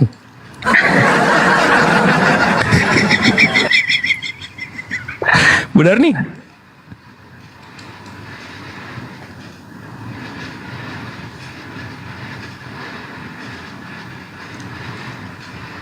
Waduh, hilang bener. Apa ngambil minum ya? Iya, kayaknya ambil minum. Kang Dito, ini ada Bang Denny juga, Bang Jip. Oh iya, selamat malam Pak Denny. Selamat malam Bang Jipri, selamat malam semua. Gimana Pak Denny, sehat? Malam. Ya agak sakit sedikit. Waduh, kenapa tuh? Tapi nggak begitu parah kok. Mana tadi Bapak itu? Kemana perginya? Kabur deh Bu, katanya udah malam dia takut sama Bu Darni teriak-teriak. Sonjaya. Sonjaya Kristen Muslim Bang. Sonjaya. Oke, panggilan terakhir Sonjaya Kristen atau Muslim? Sorry Bang, kepencet Bang. Saya Muslim. Bang Jibril lanjut. Maaf. Sama. Maaf. Bu Darni, Ibu Darni kalau mau jujur, Bu Darni ini, Ibu Darni kalau mau jujur, mestinya jawabannya karena dunia ini yang punya dunia ini bapaknya, bukan Yesusnya. Sama apa yang dimiliki Kok Yahweh, sama? Nah, dia miliki. Iya dong. Enggak dong, tadi jawaban Ibu enggak kayak gitu. Tunggu. Yesus ini kan wujud daripada Yahweh di bumi. Dirinya Yahwehnya Yesus. Guys, pernah ngelihat anak SD ketahuan nyontek nggak? Miliknya semua ini. Pernah ngelihat anak SD ketahuan nyontek nggak? Pernah. Nah, ini. Ya, aku Nah, dulu, ini nih. aku Nah, dulu ini nih. nyontek waktu SD. Aku nyontek. Aku dulu waktu SD. Apalagi kalau matematika nyonteknya aku kalau matematika. Nah, jadi kalau ditanya kayak tadi, kenapa Yesus ditawarin dunia sama iblis? Karena Yesus nggak punya dunia, bapaknya yang punya dunia. Betul nggak? Aduh. Apa yang dimiliki Yahweh? Nggak mau jujur. Yesus punya, ada ayatnya. Nggak mau jujur. Ayo kita cari data. Masih nggak mau jujur. Ayat yang mengatakan, yang mengatakan iblis yang menguasai dunia. Apa yang dipunya, apa yang dipunya. Dia lagi Google. Dari tadi jawaban Google mulu Bu Darni. Yahweh. Semua tadi AI. Udah Kang Dito, sambung Kang Dito. Juga. Saya kalau Kata perang ayat Yesus. gini agak pusing. Enggak dong. Perang ayat iyalah. Kalah Bang Jibril kalau perang ayat sama aku. Iya kalah jelas Kata telak. Yesus. Ibu bisa ngarang-ngarang, saya nggak bisa. Bukan ngarang. Aku lanjutin gini Bu Darni. Apa yang mengatakan apa? Nih dengar. Tuh. Nih, ayat yang mengatakan apa yang dimiliki oleh Tuhan Yahweh juga dimiliki oleh Yesus. Yohanes 10 ayat 30 yang berbunyi, Aku dan Bapa adalah satu. Ada lagi tunggu dulu. Parah. Oke, entar dulu. 1 Yohanes. Pasal 5 nomor 19. 1 Yohanes 5 nomor 19.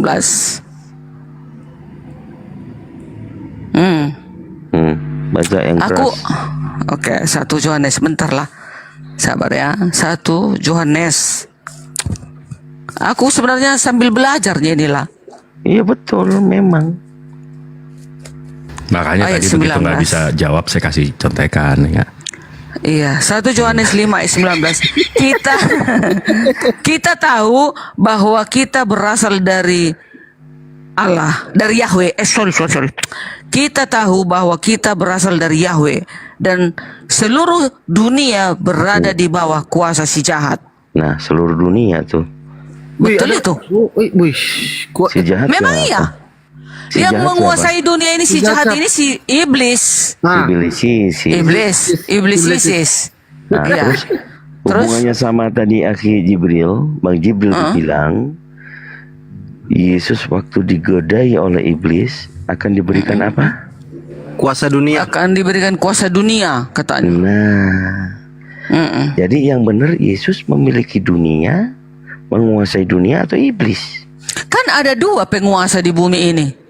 Ada iblis, ada Tuhan. Iya.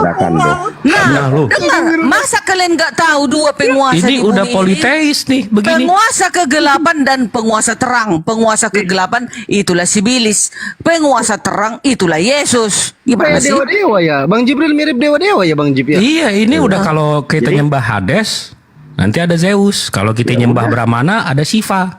Nah, ini ajaran dewa-dewa nih, Bu. Ya Loh, udah, nah iya itu dewa-dewa begitu. Iblis kan, kenapa iblis itu diberikan kuasa?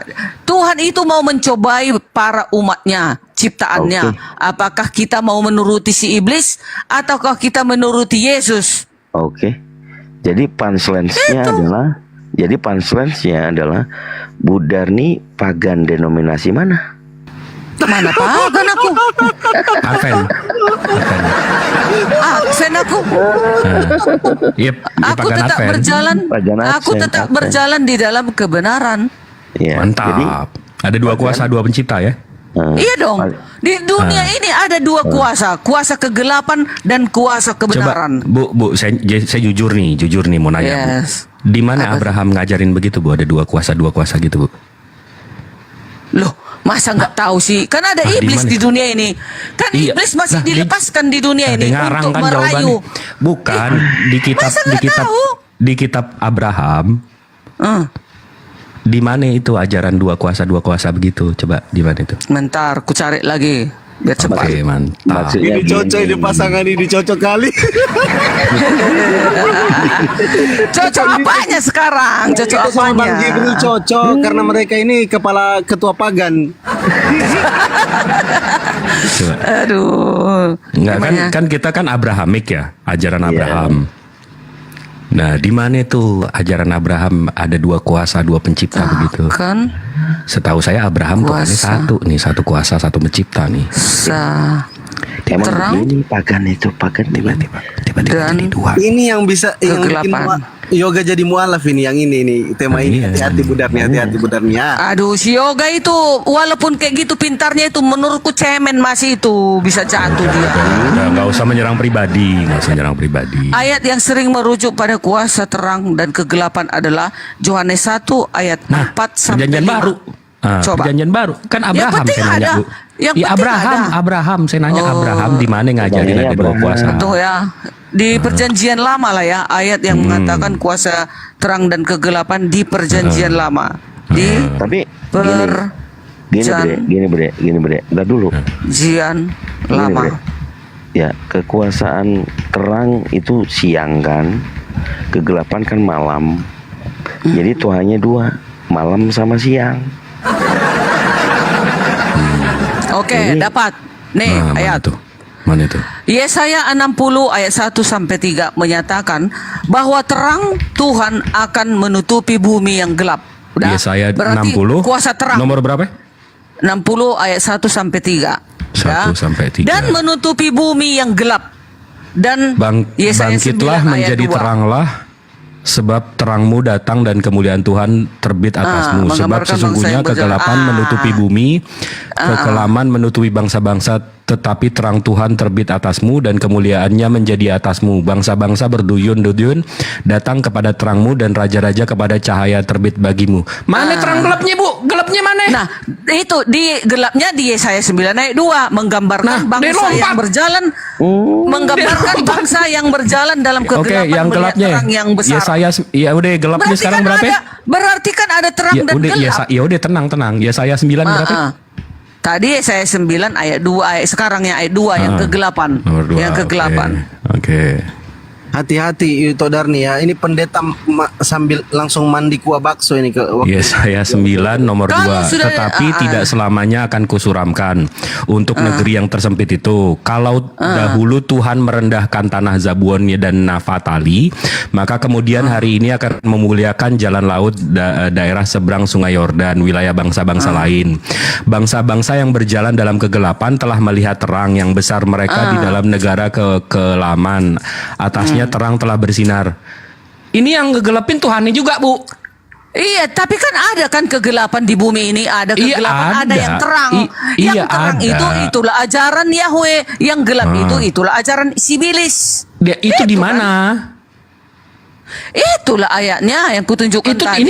Ini Tuhan yang menggelapkan, Tuhan yang menerangkan juga. Ya memang dibiarkan kegelapan itu ada. Nah kan ngarang. Gimana itu? Dia kan Tuhan itu kan mau menguji manusia itu loh. Yang satu Tuhan Sibilisis, yang satu Tuhan yang terang. Bukan. Di dunia ini ada 2 kekuasaan. Satu kekuasaan terang, itulah yang datangnya dari Yesus. Yang kedua, kegelapan, itulah datangnya dari Sibilis. Siap. Itu di ajaran Abraham mana? Di mana tuh ajaran Abraham tuh ngajarin itu di mana? Itu tadi Yesaya tadi.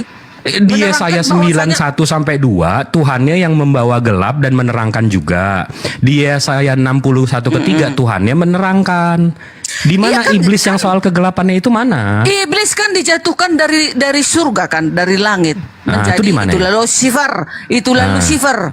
Udah. Itulah disembunyikan di gua-gua yang gelap. Itulah para iblis. Udah. Yesus keluar dari gua. Ibu jangan gitu dong. Bukan. Tunggu dulu. Yesus kan keluar dari gua jadi Tuhan. Ibu jangan nyerang-nyerang gua. Ntar Yesus kena. Bukan, maksudnya malaikat diturunkan karena dari surga karena pembangkang, lalu disimpan di gua-gua yang gelap. Itulah nanti Yesus keluar dari gua jadi Tuhan. Kegelapan. Tunggu dulu. Kekuasaan kegelapan itulah pemimpinnya, Sibilis. Nah, sekarang kekuasaan yang terang itu datangnya dari siapa? Tuhan Yesus. Dia udah muter-muter nih, Bu Darni. Bu Darni udah muter-muter nih. Di mana ajaran terang dan kegelapan itu ada 2 kuasa, 2 pencipta di ajaran Abraham. Itu tadi aku baca. Mana dibilang setan yang bawa kegelapan? Yesaya 60 sama Yesaya 9, Ibuku cantik. Tapi kalau ditafsirkan seperti itu dia. Lah ditafsirkan nggak gitu dong. Iya dong. Nggak gitu dong. Persis sekali ayatnya seperti itu belum ku dapat. Belum dapat. Tapi pernah juga. Jadi kita bisa bilang Ibrahim nggak ngajarin tuh 2 kuasa ya Bu ya? Tuhan mengajarkan ada kegelapan, ada terang. Masih mungil. Enggak, di mana Ibrahim ngajarin ada 2 kuasa itu Bu? Itu tadi sudah tunjukkan ayatnya. Aku mau memimpin orang-orang buta. Ibu udah akui barusan nggak ada. Oke, ayat yang lain. Yesaya 42 ayat 16. Aku mau memimpin 42 ayat 16. Aku mau memimpin orang-orang buta di jalan yang tidak mereka kenal, dan mau membawa mereka berjalan di jalan-jalan yang tidak mereka kenal. Aku mau membuat kegelapan yang di depan mereka menjadi terang, dan tanah yang berkeluk-keluk menjadi tanah yang rata. Berarti kan Tuhan mana Sibilisnya di situ, Bu? Inilah kegelapan itu. Inilah Sibilisnya. Orang dia mau menerangkan kok. Aku mau, maksudnya itu aku mau memimpin orang-orang buta di jalan yang tidak mereka kenal. Aku mau membuat kegelapan yang di depan mereka menjadi terang. Nah, masa iblis bikin terang? Dengarkan dulu ya. Maksudnya di sini di dalam Yesaya 42 ayat 16 ini Yahweh itu mau memimpin orang-orang buta. Maksudnya orang-orang buta yang berjalan di jalan kegelapan. Itu kan ajaran Sibilis, ajaran kegelapan. Nah, di mana itu? Nah, aduh, ini dia loh Bang Jibril. Mana ajaran iblis tuh yang gelap-gelap tuh di mana? Ajaran iblis itu yang melakukan kejahatan, itulah yang gelap. Iya, itu kan tafsir Ibu. Di mana itu ditulis? Itulah tafsirnya. Di sini dibilang aku mau memimpin orang-orang buta di jalan yang tidak mereka kenal dan membawa mereka yang berjalan di jalan yang tidak mereka kenal. Aku mau membuat kegelapan yang di depan mereka menjadi terang dan tanah yang berkeluk-keluk menjadi tanah yang rata. Itulah hal-hal yang hendak kulakukan kepada mereka yang pasti akan kulaksanakan. Di mana di sini dibilang iblis menguasai kegelapan, ibuku yang cantik? Ya udah jelas itulah. Orang-orang yang dituntun di dalam kegelapan itu kan orang-orang yang di dalam. Udah Kang Dito ini enggak berarti udah jelas ya. Abraham nggak ngajarin tuh dua kuasa kayak tadi ya. Masih ada. Masih ada. Mau coba lagi, siap. Yeremia 13 ayat 16. Yeremia 13 ayat 16. Oke. Permuliakanlah Tuhan Yahwehmu sebelum ia membuat hari menjadi gelap. Nah, Tuhan Yahweh-nya yang buat gelap lagi. Nah, Tuhan Yahweh-nya yang buat gelap. Udah pagan. Nah, dengar dulu. Sebelum Tuhan Yahweh-nya yang bikin gelap. Ibu baca nggak nih, Bu? Bukit-bukit yang diliputi senja, sementara kamu menanti-nantikan terang, tetapi ia menjadikan hari kelam pekat dan mengubahnya menjadi Tuhan gelap Yahweh yang gulita. bikin gelap. Maksudnya di situ ayat itu ada loh, artinya itu kan kejeblos sendiri, Bu. Yeremia 13:16 dibilang permuliakanlah Tuhan Elohimmu sebelum ia membuat hari menjadi gelap. Jadi yang buat gelap siapa, Bu? Iya. Di sini kan dikatakan Yahweh. Iya, bukan si Dinis. Tunggu ya. Nah, 16. Astagfirullahaladzim. Oke. Astagfirullahaladzim. Ini ibu Budar ini lagi memperjuangkan kepaganan ini. Ayo, girohnya kuat nih, semangatnya. Yeremia 13. Aduh, bantu aku. Yeremia 13 ayat 16 tadi mengarahkan umat Tuhan untuk memberikan kemuliaan kepadanya sebelum kegelapan datang. Udah. Ini adalah peringatan untuk tidak menunda ibadah dan memuliakan Yahweh. Karena hukuman dan kegelapan bisa datang dengan cepat jika umat tidak bertobat dan kembali kepadanya. Nah, itu kan sebelum dia bertobat, dia itu kan berada di dalam bikin gelap. Maksudnya sebelum dia membuat gelap, sebelum kuasa iblis itu ada di situ gitu. Sebelum ia membuat hari menjadi gelap, itu di mana iblisnya di situ? Kegelapan itu kan simbolnya iblis. Ngarang. Nah itu ngarang kan? Nggak ngarang. Memang ini di sini Elohimmu sebelum ia membuat hari menjadi gelap. Siapa yang membuat gelap? Iya. Iyanya siapa? Aduh, hurufnya gede tuh, Bu. Iya, I-nya gede tuh. Nah, ayat ini kan ibu yang bawa dia kesandung. Nih, kecelakaan tunggal nih. Enggak. Ini kecelakaan tunggal nih. Kalau di jalanan kecelakaan tunggal, nggak ada yang goyangin, nggak ada yang dorong, dia jatuh sendiri nih. Dengar, kegelapan itu maksudnya arti gelap bukan maksudnya siang malam, bukan gitu loh maksudnya. Kegelapan itu maksudnya yang dimaksud dengan situ ya bisa merujuk pada keadaan yang gelap dan tidak bahagia yang akan menimpa umat jika mereka tidak mendengarkan perintah Yahweh. Nah, kegelapan itu maksudnya dia berada di dalam perintah si iblis. Itu maksudnya. Iyanya di situ siapa, Bu? Elohim sebelum ia membuat hari menjadi gelap. Iyanya di situ siapa? Yahweh. Nah, yang buat gelap berarti Yahweh kan? Iya, maksudnya kegelapan di situ adalah merujuk pada keadaan yang gelap boleh dan tidak bahagia yang akan menimpa umat jika mereka tidak mendengarkan perintah Yahweh. Itulah maksudnya di dalam kegelapan. Berarti kan ada penguasa kegelapan di bumi ini. Itulah orang melakukan kejahatan. Itulah sekarang yang ngambil bukan penguasa manusia. Kegelapan siapa? Itulah penguasa kegelapan, setan. Siapa? Duh, di sini dibilang Yahweh. Aduh, bukan gitulah. Capek deh. Udah ini nyerah. Ayat yang bawa ibu.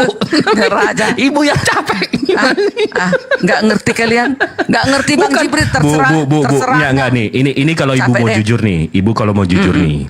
Ajaran Abraham, penciptainya itu satu. Penguasanya itu satu. Iya dong. Iblis itu nggak ada kuasa, Bu. Tapi diizinkan untuk menggoda kita. Nah, tapi tiba-tiba di perjanjian baru ada dua kuasa, satu Yesus, satu iblis, ada dua kuasa. Nah itu pagan. Sementara ajaran Abrahamik nggak ngajarin kayak gitu, Bu. Habis ini Kan di dicontek nih. perjanjian lama, Dicontek di nih, perjanjian dicontek. lama kan ada Dicontek. iblis kan. Heeh. Itulah orang-orang yang melakukan kejahatan, itulah yang gelap. Itu maksudnya loh. Yang nguasain siapa? Ya? Kegelapan itu juga. Yang menguasai kegelapan itulah si iblis. Sibilisis. Bukan Yang Tuhan. Yang menciptakan siapa? Tuhan hanya membiarkan kegelapan itu Nah ada. kan nyontek kan. Tadi gue bilang diizinin diganti katanya. Dibiarin. Gue bilang diizinin, dia bilang mau biarin. Nyontek banget nih. Kebiasaan banget nyontek. Tapi kan benar kan? Iya, kalau nyontek sih pasti bener. Kalau udah nyontek Hukum salah, ke-9. gimana? Jangan bersaksi dusta kan katanya. Aku nggak berani Iya. berdusta loh. Iya, kalau nyontek begitu harus bener. Udah kalau udah nyontek salah, waduh. Tapi nyatanya Disambung, jelas Kang Lito. bahwasanya di dunia ini ada dua kekuasaan. Satu kekuasa kegelapan, satu kekuasaan dia balik ke kebenaran. pagannya. Itulah terang. Tuh makanya datang ajaran Yesus itu, ajaran Yahweh itu ada ayat-ayat, ada firman Tuhan, ada rasul-rasul yang mengajarkan agar kita meninggalkan segala bentuk kegelapan. Apa itu segala bentuk-bentuk kegelapan? Itulah 10 hukum. Biar kita patuhin itu supaya kita tidak di dalam kegelapan. Jangan membunuh, jangan ada padamu Allah lain di hadapanmu. Jangan membuat bagimu patung baik menyerupai Tuh, apapun di jangan dalam ada ilah-ilah lain. Iya, Nah, jangan tiba-tiba menyebut ada ilah namaku Yesus. dengan sembarangan. Bukan salah. 4. Ingat Dibilang dan kuduskanlah jangan ada hari Sabat. ilah-ilah lain di hadapanku. 5. Tiba-tiba ada ilah Yesus. Hormatilah orang tuamu. Itulah. Bu, itu ilah Yesus yang apa harus kabar? kita Sehat, lakukan. Bu? Biar kita terang. Oke. Bu Darni, kan dibilang jangan ada ilah-ilah lain. Ya. Nah, tiba-tiba ada ilah Yesus. Yesus itu kan diri Yahweh, bukan ilah lain itu. Lah, itu yang Allah Yesus, Allah Bapa, Yang Allah Roh Kudus, Allah yang Yesus. ilah lain itu berhala-berhala di luar dari Yahwehnya Abraham, Ishak dan Yakub. Itu yang setan. 1 Ya kan, Tawarikh iya, 16 ayat iya. 26. Di luar Lah, itu dari ilah Yahwehnya Yesus. Abraham. Itu ilah Yesus. Yesus itu kan dirinya Yahweh. Firman Itu di mana itu dibilang aku adalah Yahweh? Hah? Di mana itu Yesus bilang aku adalah Cakwe? Coba saya Makanya pengen dibilang tahu. Yesus, aku adalah yang awal dan yang akhir, yang maha kuasa Alfa dan dan yang Omega. akan datang. Yes. Bu, Tuhan itu nggak berawal, Bu. Wahyu 1 ayat 8. Bu, iya, Tuhan itu nggak berawal. Yesus ada awalnya berarti. Bu, jangan dulu lari-lari. Kan kata Lah, ini saya ngikutin Ibu ke Alfa dan Omega kan. Yesus ilah lain kan itu tadi Bang Jibril bilang. Iya, habis itu Yesus Ibu bukan bilang. ilah Iya, habis lain. itu ibu bilang enggak. Yesus bilang aku adalah Alfa dan Omega. Tuhan itu nggak berawal dan nggak berakhir. Yesus ada awalnya berarti kalau ada Alfa. Alfa kan artinya awal, Ibu. Cantik. Yes. Iya. Berarti dia ada awalnya. Iya, Tuhan kan dia nggak datang ke berawal. bumi. Bu, awalnya maksudnya sewaktu dia lahir ke bumi, jahir ke bumi. Wih, zahir. Udah pakai bahasa Al-Quran lagi. Enggak. Yesus bilang aku adalah Alfa. Berarti dia ada awalnya dong. Iya, sewaktu dia datang ke bumi kan ada awalnya kan. Lahir. Tuhan ada awalnya nggak, Bu? Ya Tuhan itu yang nggak ada awalnya, nggak ada awal dan akhirnya. Tuhan nggak ada awalnya. Yesus ada awalnya nggak, Bu? Yesus karena datang sebagai keadaan sebagai manusia. Panik. Yesus ada awalnya nggak, Bu? Jahir dia, jahir. Iya. Itulah Ada awalnya nggak? Itulah awalnya. Itu awalnya jahir. Sekalian aja Waktu datang jabir. Jangan jahir, jabir. Nah itu. Enggak, Dia jahir kan kita udah setuju nih Tuhan nggak ada sebagai awalnya. manusia. Kita kan udah setuju nih Tuhan nggak ada awalnya. Iya, Yahweh itu tidak ada awalnya. Nggak ada awalnya. Kan gitu. Yesus ada awalnya nggak? Yesus itu kan datang sebagai keadaan manusia. Ada dong awalnya. Iya, terserah. Ada awalnya nggak? Itulah yang lahir itu awalnya. Berarti bukan Tuhan dong kalau ada awalnya. Kan dia datang sebagai manusia. Gelarnya aja Tuhan. Gelarnya diberikan dia tapi Tuhan. dia ada awalnya kan? Iya. Bukan Tuhan kan kalau kalau ada awalnya? Kan datang sebagai manusia ke bumi. Iya, terserah deh mau datang kek, mau dijemput kek, terserah. Dia ada awalnya nggak? Ada awalnya. Setelah Kan itu dia disetuju itu Tuhan awalnya. nggak ada awalnya. yang nggak ada awal itu itulah Yahweh yang tak kelihatan roh itu. Itu. Yesus ada awalnya nggak? Yesus kan datang ke bumi harus ada awalnya dong. Iya, Maka dia lahir. Ya, katanya Tuhan nggak ada awalnya. Iya kan, Yesus itu datang ke bumi sebagai manusia. Udah mentok lagi di sini. Padahal gue udah ikutin dia. Dia memang jangan ke harus sono. begitu. Di situ jawabannya. Mana mau aku diarahkan kalian? Enggak, saya ngikutin ibu kebentok sendiri. Ini kecelakaan tunggal lagi Alvan One PK. Aduh, oh Tuhan, kuatkanlah aku, oh Tuhan. Masya Allah. Giroh membela kepaganan ini mantap. Semangatkan aku Tuhan Yesus melawan Bang Jibril dan Bang Dito. Udah Gitu kalau loh. pagan aja loh Bu. Kok pagan? Enggak sih pagan. Kok pagan? Tuhanku sekarang berada di surga. Di mana pagannya? Terus Tuhan Roh Kudus jelas. gimana? Terus Roh Kudus gimana? Roh Kudus itu kan roh Yahweh. Itu Ya, yang di mana? menyertai kita. Makanya ditiupkan roh kepada kita agar kita hidup. Roh Kudus itu makanya dikatakan itu adalah roh Yahweh. Jadi yang kegelapan tadi itu roh Yahweh nggak ikut-ikut. Yang kegelapan itu kan Sibilis. Oh, Beda kan? nggak ikut-ikut dia. Itu kan malaikat yang jatuh dari surga itu. Yang Sibilis itu. Yang pembangkang itu. Turun ke bumi, lalu dia berkuasa untuk membawa umat-umatnya kembali lagi agar ada kawannya nanti di neraka. Ya. Makanya kenapa nggak dibasmi itu? Kembali begini Bu Darni, Abraham itu mengajarkan nggak kalau ada dua penguasa? Tapi sudah saya baca tadi di dalam Yesaya. Nggak, ada kegelapan. Jangan. Nggak ada di Yeremia 13, Yesaya Banyak 42, Yesaya 9. Di situ Tuhannya menciptakan kejahatan dan menciptakan kegelapan dua-duanya. Nah, iya. Iyalah, dibiarkannya itu kejahatan itu ada agar Nah, dia Kang Dito, mengetahui hasil bagaimana. contekan gue tuh, hasil contekan gue tuh. Bukan, ada ayatnya kan di dalam Yesaya yang kemarin kita bahas itu. Bang Jadi, Jibril. Oke. Di Yesaya mana itu? Baik. 45 nomor 7. Saya kasih 45 dulu, saya nomor kasih 7. dulu, saya kasih dulu. Apakah Yahweh dengan Sibilisis sama-sama menghasut Daud? 2 Samuel 24 nomor 1 itu Yahweh membujuk Daud. 1 Tawari 21 nomor 1 iblis yang membujuk Daud. Satu Tawari berapa? 1 Tawari 21 nomor 1 itu iblis. Ia membujuk Daud. Jadi yang benar iblis atau Yahweh? Oke, yang satu lagi? Membujuk Daud. Yang satu lagi berapa? 2 Samuel 2 Samuel 24 ayat 1 Samuel. Sebentar, aku cari buku dulu.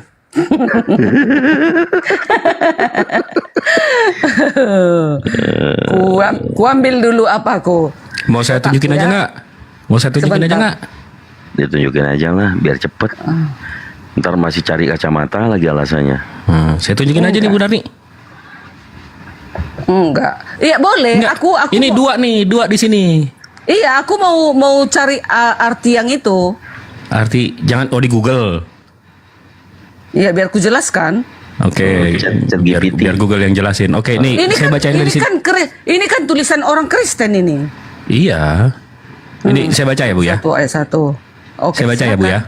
Nah, di 1 Tawarikh 2:11 iblis bangkit melawan orang Israel dan dia membujuk Daud untuk menghitung orang Israel. Siapa yang menyuruh? Iblis. Di 2 Samuel 2:41 bangkitlah pula murka Tuhan terhadap orang Israel. Ia menghasut Daud melawan mereka. Firman-Nya, pergilah hitung orang Israel, orang Yehuda. Siapa di sini yang nyuruh? Yahweh. Nah, jadi yang mana nih yang nyuruh ngitung? Iblis? Baik. Apa Tuhan? Ya. Ini penjelasan. 1 Tawari 21 ayat 1 dan 2 Samuel 24 ayat 1 menjelaskan tentang tindakan Raja Daud yang menghitung jumlah penduduk Israel dan Yehuda, namun dengan perspektif yang berbeda.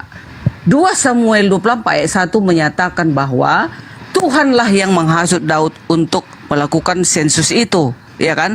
Sementara di 1 Tawarikh 21 ayat 1 mengatakan bahwa iblislah yang menghasut Daud untuk menghasut. Ya kan? Jadi Ibu cuma ngasih tahu apa yang saya bacain ayat tadi ini, tuh. Tunggu. Dibilang ayat di sini ini, keluar di sono. Ya, ayat ini dengarkanlah. Iya. Dengarkan. Siap. Ayat ini menekankan pada kedaulatan Tuhan dan bagaimana ia mengizinkan Daud untuk melakukan sensus yang kemudian menjadi dosa. Ayat ini menyatakan bahwa Tuhan membujuk Daud untuk menghitung jumlah orang Israel dan Yehuda. Itu yang ayat 2 Samuel 24 ayat 1. Yang 1 Tawari 21 ayat 1, ayat ini yang ditulis dalam kitab Tawari menekankan diulang yang kita tanya. Menekankan Yahweh nyuruh iblis juga ada di situ. Nah, di mana tuh dibilang Yahweh nyuruh iblis? Kedua ayat tersebut menjelaskan tentang sensus yang dilakukan oleh Daud dan konsekuensinya. Kan sensus itu menyuruh menghitung. Sensus itu kan. Di 2 Samuel 24 ayat 1 menekankan pada peran Tuhan dalam mengizinkan tindakan Daud. Sementara 1 Tawari 21 ayat 1 menekankan pada peran iblis dalam menghasut Daud. Udah itu aja itu. Iya, berarti siapa yang nyuruh siapa? Apa dia kerja sama nih? Yahweh sama iblis. Bukan kerjasama. Namanya juga udah dikatakan di setiap tubuh kita ini ada dua penghasut. Satu Yahweh dan satu Yahweh menghasut sekarang. Yahweh menghasut kita untuk melakukan kebenaran. Bu, dia penguasa pencipta. Kenapa jadi dia penghasut? Iya dong, kan Yahweh yang menggerakkan kita untuk melakukan kebenaran melalui Roh Kudusnya. Kalau iblis juga berperan untuk mengambil kita, kan begitu. Berarti setara nih. Setara nih. Kan dibiarkan si iblis Tadi itu. bilangnya biarkan, sekarang setara. Yang satu menghasut, yang satu menghasut juga. Enggak mungkinlah setara Yahweh dengan iblis, tapi Lah ibu yang Yahweh nyetarain itu. kalau Yahweh menghasut biar kita berbuat baik. Si iblis tadi menghasut kita untuk melakukan hal jahat. Iya, itu. Berarti sama dong mereka, setara dong. Enggak setara lah. Hanya setara untuk menghasut. Nggak setara tapi hanya setara. Bagaimana sih? Bedakan dengan setara kekuasaan Yahweh itu beda. Tapi kan iblis ini kan dibiarkan di bumi ini untuk menguji bagaimana manusia itu, ya, gitu. Ya, Teguh dulu Antimo apa Burdrek? Enggak, jadi tetap nggak kejawab nih. Jadi siapa yang suruh ngitung? Tuhan mengizinkan iblis untuk menghasut Daud sebagaimana sebagai bagian dari rencananya untuk mendidik Daud dan rakyat Israel. Kesimpulan, kedua ayat tersebut memberikan pemahaman yang berbeda tentang tindakan Daud yang menghitung jumlah penduduk. Namun keduanya mengarah pada satu kesimpulan, sensus tersebut adalah dosa dan memiliki konsekuensi yang serius. Nyambung. Ya, itu kan sensus itu. Saya dengar ada sensus. Apa nggak dilaporin ke BPS? Dilihat sensus. Jadi Bu, sekarang kita analoginya yang gampang deh. Jadi Yahweh-nya ini KPU. Habis itu si iblis ini yang ngambil suaranya ya? Apa gimana sih? Oh, dengar. Ini jawaban terakhir. Nah, mantap. 2 Samuel 24 ayat 1 dikatakan bahwa Tuhan yang menghasut Daud dan menyebabnya melakukan sensus, ya, di 2 Samuel tadi. Sementara dalam 1 Tawari 21 ayat 1 dikatakan bahwa iblis yang menyebabkan Daud melakukan sensus ini dan membuatnya jatuh ke dalam dosa. Itu dia. Itu perbedaannya. Oh, jadi Tuhannya ini KPU. Iblis ini BPS. Di dalam 1 Tawari 21 ayat 1 menyebabkan Daud itu jatuh ke dalam dosa. Sementara di 2 Samuel 24 ayat 1 dikatakan bahwa Tuhan yang menghasut Daud dan menyebabkan melakukan sensus saja, gitu. Iya, jadi si Yahweh tadi KPU, habis itu iblis jadi Bawaslu. Ya, ibaratnya begitulah. Nah, kerjasama namanya Ibu. Waktu penghitungan itu dikatakan sensus. Dia masuk ke kandang. Bawaslu sama KPU tuh kerjasama, Ibu.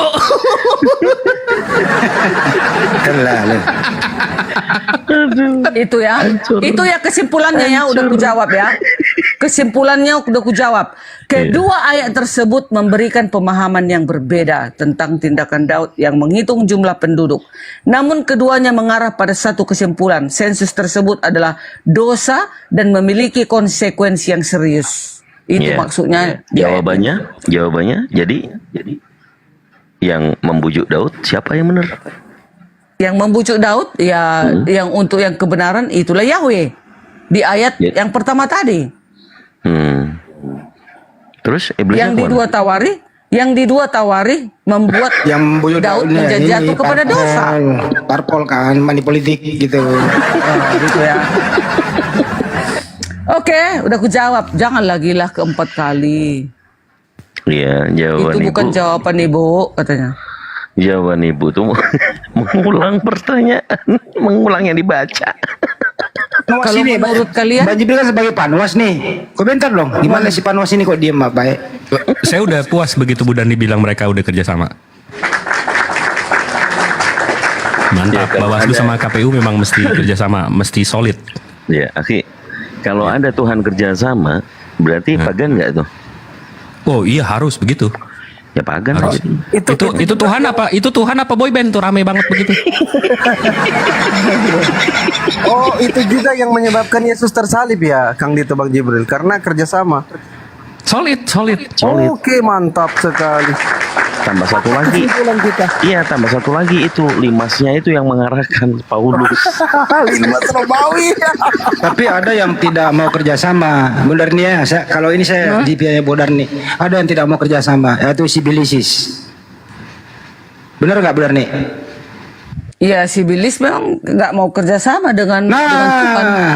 Setuju ini gimana ini panwas nih? Si Mereka kan tolak belakang. Mereka kan bertolak belakang. Jadi makanya di diri kita ini manalah setuju iblis kepada Yahweh, ya. Dia bekerjaannya dilakukannya untuk menghasut manusia ini agar jatuh ke dalam dosa gitu. Sementara Yahweh menghasut untuk melakukan hal baik, betul nggak? Iya dong. Ya. Setara kan mereka berarti? Mana setara itu? Lah yang dua-duanya menghasut? Kan Yahweh itu kan membiarkan apa menghasut? Mulai lagi dari awal. Enggak, ini membiarkan apa menghasut? Ya, pokoknya seperti itu ya. Yahweh mengarahkan umatnya, ciptaannya agar setia kepada hukum-hukumnya, kan gitu. Sedangkan si Bilisis dia mengarahkan agar manusia itu melawan perintah-perintah 10 hukum Yahweh, gitu. Tapi nggak berkuasa kan? Kenapa nggak berkuasa? Ada yang berkuasa. Bu, kalau saya menghasut ibu untuk ibu transfer duit ke saya punya kuasa nggak Bu?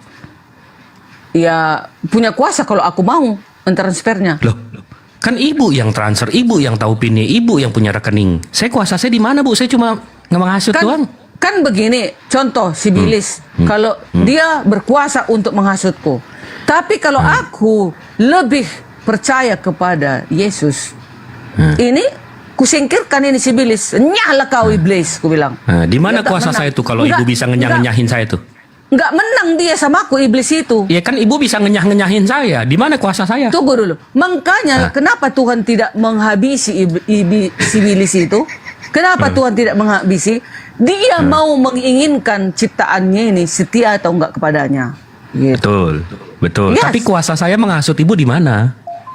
Ya, kan dibiarkan itu berjalan.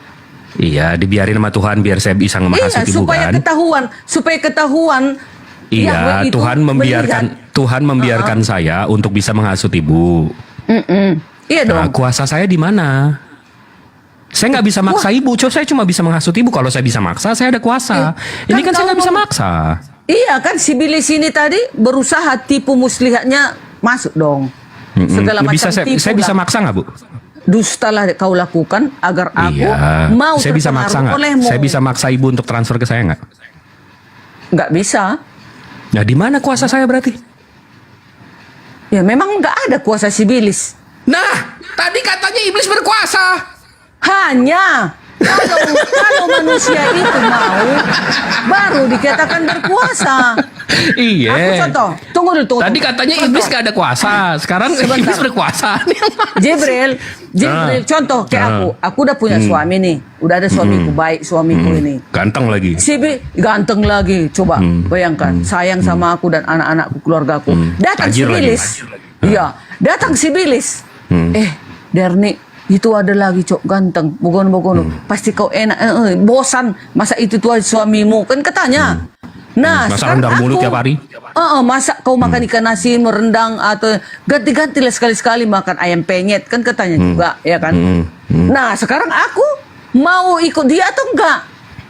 Kalau aku tidak mengikuti dia, berarti aku tetap berada di dalam kebenaran. Itu dong. Si Bilis itu berjuang untuk menghancurkan aku. Berkuasa nggak dia? Ya, berkuasanya kalau aku mau berkuasa dia.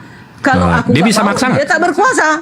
Dia bisa maksa ibu nggak? Dia hanya merayu saja, dia licik-licik aja ditaruh. Dia bisa maksa ibu nggak? Tipu-tipu aja yang dilakukan iblis. Iya betul, setuju. Dia bisa maksa ibu nggak? Nggak bisa. Terus kuasanya Hanya gimana kalau merayu. nggak bisa maksa-maksa?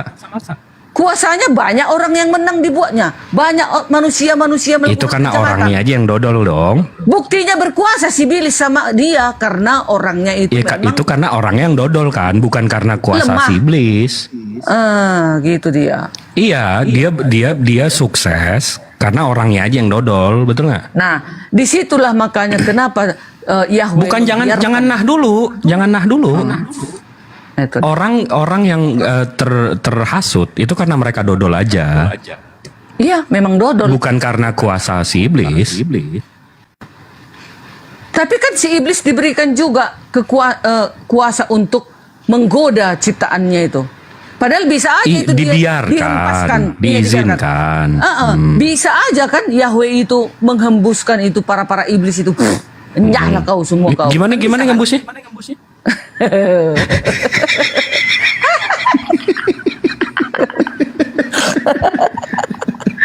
Enggak, kuasanya di mana kalau cuma bisa menghasut? Loh, buktinya banyak manusia di bumi ini yang melakukan kejahatan. Kan karena orangnya dodol aja kan? Bukan banyak yang karena dodol. berkuasa kan? Yang penting bisa dia menghasut ciptaan Yahweh itu. Disitulah udah mentok Yahweh nih, menangis. udah mentok nih. Kang Dito Disitulah udah mentok. malaikat-malaikat itu menangis jika kita sudah jatuh ke pelukan si Bilisis. Nangis malaikat itu. Udah mulai kerasa yang keriting-keriting kayaknya udah nggak lurus lagi nih Apanya yang keriting? rambutnya. Enggak loh, benar itu kan. Udah muter-muternya dari tadi loh. Apanya mutar-mutar? Kan sudah benar kan? Nggak ada dipilih salah satu. Di dalam manusia ini tetap ada yang dua itu loh. Ada iblis, ada Roh Kudus. Makanya dikatakan Yesus, aku akan meminta kepada Bapakku seorang penghibur. Dia akan menyertai engkau selama-lamanya. Itulah Roh Kudus yang menyertai kita selama-lamanya dan menggerakkan kita melakukan kebaikan, kebenaran dalam hidup kita. Nah itu. Ya. Kalau nggak ada Roh Kudus menuntun kita di sepanjang hidup kita ini, ya udah melakukan kejahatan kita terus. Gitu. Tapi kalau yang dia katakan akan datang penolong yang lain siapa? Itulah Roh Kudus. Kan ada ayatnya itu. Dia akan menyertai engkau selama-lamanya. Roh Kudus itu selama-lamanya menyertai kita. Karena Roh Kudus itu nggak mati. Oke, ambil di original text. Penolong yang lain itu Parakletos. Roh Kudus Parakletos bukan? Ya itu kan bahasa Ibrani kan, Parakletos. Mana adanya? Bahasa apa itu? Parakletos bahasa apa? Bahasa Yunani. Oh Yunani. Yunani Parakletos gitu. Bahasa Yunaninya. Iya, Ya roh udah. kebenaran juga Parakletos. Ya udah.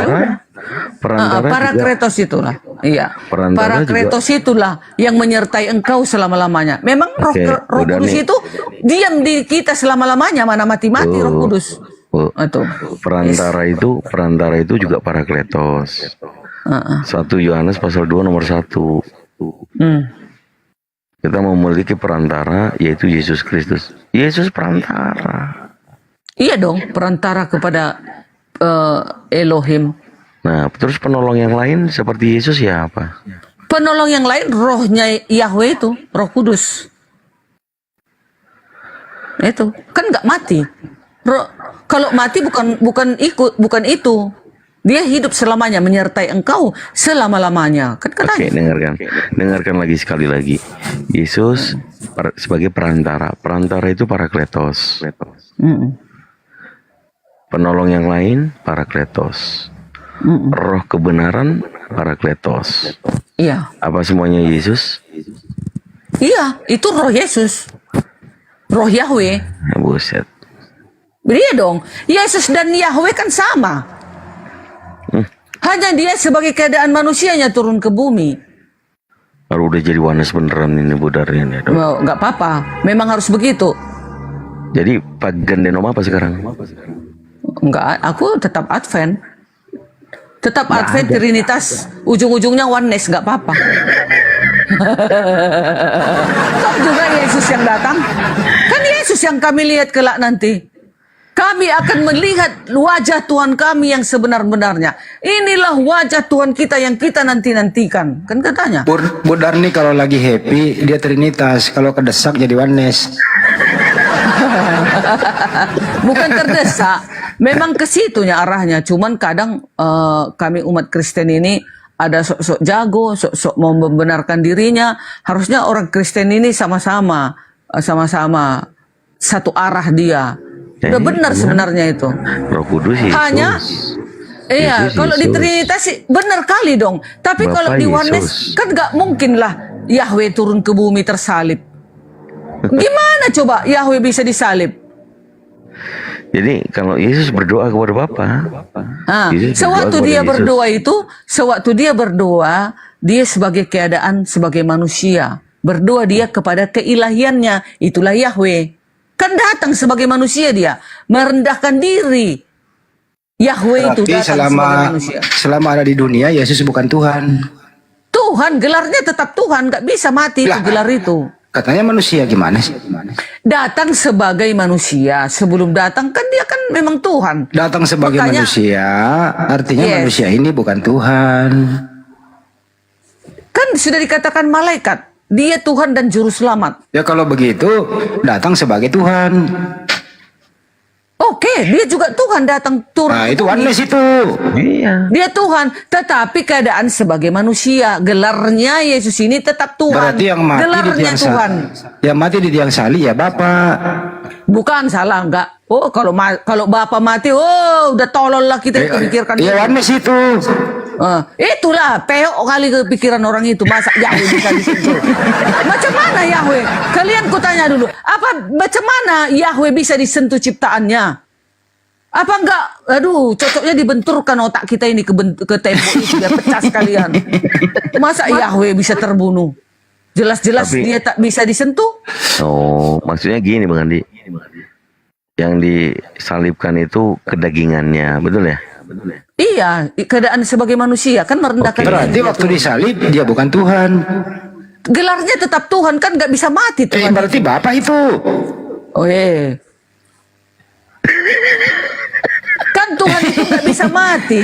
Keilahian itu nggak bisa mati, yang mati. Atau kecuali gini, ada jalan keluarnya benar di on off. Ya. Kalau dia bermujizat, dia Tuhan. Kalau dia lagi tidur, dia manusia. Siang jadi Tuhan, malam istirahat jadi manusia. Itu. Tapi gitulah ya. Ya gitulah katanya. Bukan. Yang disalib itu bukan Yahweh. Itulah Trinitas. Aku lebih percaya kepada Trinitas di saat itu, ya. Nggak mungkin dong Yahweh bisa dibunuh ciptaannya. Nggak mungkin dong Yahweh bisa disentuh. Nggak bisa tersentuh Yahweh itu. Yahweh itu roh, tak kelihatan, tak terhampiri. Ya, kenapa Wones punya pemikiran begitu? Kan pasti ada datanya. Karena Kolose itu kan. Enggak. Wones itu begitu karena dia malas dimainkan on off daripada menghindari Tuhan tidak on off. Nah, disatuin aja udah gitu loh. Justru lebih parah lagi, Yahweh itu bisa disentuh oleh ciptaannya. Aku nggak mau punya Tuhan seperti itu. Bisa Yahweh itu tersentuh. Jalan keluarnya adalah Islam. Enggak dong, Islam lebih parah. Islam lebih parah. Sementara yang datang kan Yesus, Bang Andi. Yesus yang menghakimi dunia ini.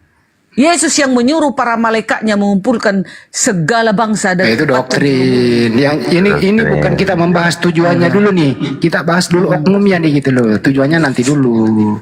Kalau Enggak, udah Bang. kelar Bang oknumnya Andi. ini, baru kita Bang tujuannya Andi. apa. Bang Andi, maaf. Kalau di tempat kalian, Quran surat 19 ayat 71, kalian kan dikatakan mendatangi neraka. Mana mau Ya mendatangi nggak neraka? ada mendatangi kebakaran juga nggak kita kebakar kok, nonton doang neraka. Oh, ada ibu dari di situ yang berlutut selamanya ya. Selamat tinggal gitu. Kalau di Ini Kristen, Bang Andi. Tujuh Kalau di duanya Bu Kristen, Dani, dengerin tujuh duanya. Orang yang bertakwa diselamatkan, orang kafir berlutut selamanya di neraka, begitu. dan di dalam surat Al-Qiyamah ayat 23. Iya, mulai lagi dia. Di dalam keislaman juga kalian nanti akan melihat wujud Allah kalian itu yang sebenarnya. Tapi kalian tak pernah ada ku dengar wujud Allah kalian bagaimana. Kalau kami nyata, Yesus. Karena kami kan belum mati. Hah? Kami kan belum mati. Bagaimana Enggak, mau nanti di akhir menjelaskannya? zaman. Nanti di akhir zaman. Ya, di Seharusnya akhir ada dalilnya. Di dalam Seharusnya Al-Quran, ada. dari saya ajarinnya, kalau Islam itu manusia itu berasal dari Allah kembali kepada Dia. Innalillahi wa inna ilaihi rajiun. Kita ini manusia diciptakan kembali ke penciptanya untuk bertanggung jawab. Mudah kalau Islam itu. Iya, Kalau nanti tapi dijanjikan nanti kamu akan melihat Allah, ya insya Allah kita bertemu dengan pencipta kita. Iya, Tapi siapa nggak yang bisa- kalian temukan? Nggak ada, tahu kalian kan? Ya Mana nggak mau bisa aku? kita kisahkan sekarang karena kita belum ke sono. Harus ada dalilnya, harus. Jadi masa kita ini nggak ada dijanjikan? Daripada Kalau Tuhan menjanjikan kami ada. daripada nanti kamu akan ketemu Yesus di surga, duduk di sebelah kanan yang maha kuasa. Emang ada udah pernah ke sono menyaksikan? Jelas-jelas Yesus berkata. Enggak, saya tanya dulu, Udarni. Sewaktu dia, Bang Emang Andi. udah dengerin dulu, emang udah ada orang Kristen ke sono balik lagi jadi saksi? Kan kata Yesus sendiri berkata, aku akan pergi ke Ya rumah begitu juga Bapa, ke rumah Yahweku. Islam. Jadi kita percaya. Kalau Ini hal nanti gaib. aku sudah pergi, aku akan datang kembali menjemput engkau di mana aku berada. Wush, Nah, menjemput. itu yang paten. Itu yang paten. Jadi Yesus datang menjemput ibunya. Jadi Yesus yang cabut nyawa ibunya. Maksudnya kita nanti sudah mati nih kan, udah mati, udah. Nah, kita mati, masih di dalam kubur kita istirahat. Setelah kedatangannya di akhir zaman kedua kali, dia akan menjemput kami umat-umat percaya yang percaya kepadanya Tuhan dan penyelamat kami. Memang udah ada dia yang akan pernah membangkitkan. Bu Darni udah ada yang pernah jadi saksi melakukan itu. Kan Yesus berkata sewaktu dia hidup di bumi. Ya begitu juga tadi di Islam Allah Subhanahu wa taala berkata, berfirman Tapi gitu di dulu. Islam nggak ada dijanjikan kalian nanti Siapa melihat wajah bilang Nabi berkata? Mana dalilnya? Semua umatku masuk surga kecuali yang nggak mau. Itu Nabi kami menggaransi. Itu dalilnya. Semua umat Nabi Muhammad Sallallahu Alaihi Wasallam masuk surga kecuali yang tidak mau. Siapa yang tidak mau ya Bu Darni? Gitu. Loh, sedangkan Yesusku sekarang di surga. Aku memilih yang sudah di surga dong. Dia kan sekarang di surga Yesus. Bu Darni tidak ada kata Berkuasa. surga. Bu Darni tidak ada kata surga di Bible loh. Iya, langit. Ya, Tapi langit itu berada di surga. Abraham, Yahweh bicara kepada Musa. Hanya dari di langit. Al-Quran, hanya di Al-Quran ada namanya surga. Iya, Ya, surga. Itu kan bahasa Indonesianya, kan nggak salah Bahasa dipakai. Sanskerta Surga itu, bahasa Sanskerta Iya. itu diartikan dari Al-Quran dulu yang menerjemahkan dari kata jannah, firdaus gitu. Di Bible Iya, nggak ada, firdaus. yang di Bible adanya uranon, langit. Iya. Bahasa Ibrani Langit apa itu, Yunani. ya uranon itu diterjemahkan ke bahasa Indonesia bukan surga tapi langit. Cuma LAI membodohi Anda harus surga. Namanya juga janji semu. Enggak dong, bukan membodohi. Itu kan udah ditranslate loh. Setuju Karena Bang Dito, kan Bang gitu. Handi, Bang Handi terakhir ini aku mau tidur. Bang Handi, karena bahasa Arab itu adalah milik Yahweh, jadi kita juga bisa pakai dong. Buset. Iya dong. Kan nggak ada dikatakan ayatnya bahasa Arab adalah milik Tapi kan umat yang beragama Islam. Bu Darni, Mana ada? jangan nyebrang lah. Kitab itu bukan bahasa Yunani. Iya. Apa Ya, salahnya? udah, Kan karena ini di Indonesia ditranslate bahasa Indonesia dan disahkan pula itu pemerintah. Ya udah berarti langit bukan surga. Iya, langit. Oke, di langit. Ya Memang di udah, langit. jadi ibu aja di langit doang. Di atas di langit ketiga. Hati-hati di langit nanti Bu ketiga. ya. Sebagaimana di Ayub, dengar ini. Di Ayub itu hati-hati ketiban tiang langit, bergoyang-goyang tuh tiang langit di Ayub. Ada tiang Itu kan kata peribahasa apa namanya itu? Bahasa apa namanya itu? Bukan betul-betul ada tiangnya, enggak.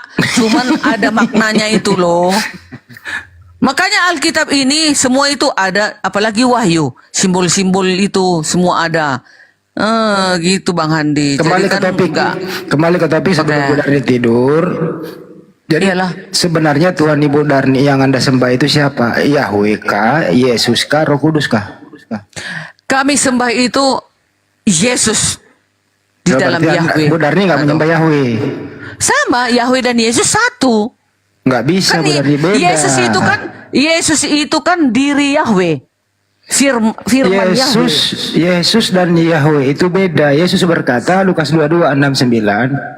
Ya, sampai saat ini atau mulai hari ini sampai saat ini anak manusia duduk di sebelah kanan Yahweh. Jadi mereka itu berpisah tempat. Enggak, salah. Duduk di sebelah kanan itu maksudnya kekuasaan penuh kepada yang kelihatan Yesus itu sampai hari ini masih dia anak manusia. Enggak di surga dia. Di surga dia, di langit di dia. surga, oke lah di surga. Tapi kan ada lagunya tuh berarti Yesus tidak berubah. Iya, Tuhan Ya, Yesus berarti dia tetap anak Maria sekarang. Enggak, setelah Masih kebangkitan, nggak bisa. setelah makanya dia berubah Buset, wajahnya panjang kan lagi nih ceritanya. berubah. Ya udahlah, turun lah aku besok lagi lah. Udah jam 1:30 loh. Oke lah Bang Andi, Bang Ibu Dito. Darni besok gawe ya. Makasih ya Bu Darni. Host, makasih ya. Ya. Tuhan berkati kita. Amin. Anda luar biasa. Terlalu. Yes. Mana dia? Aduh, udah capek aku Bang. Iya, iya. Cukup nih. Kang Dito. Bang Andi rehat. Iya, aku tutup dulu yang ada di YouTube. Terima kasih buat semuanya ya. Selamat beristirahat dari awal video sampai akhir video, mulai diskusi Bang tadi. Apabila ada kata keliru dari kami mewakili teman-teman semua di sini mengucapkan mohon maaf yang sedalam-dalamnya. Karena tujuan kami hanya diskusi, tujuannya bukan untuk menyakiti oleh siapapun.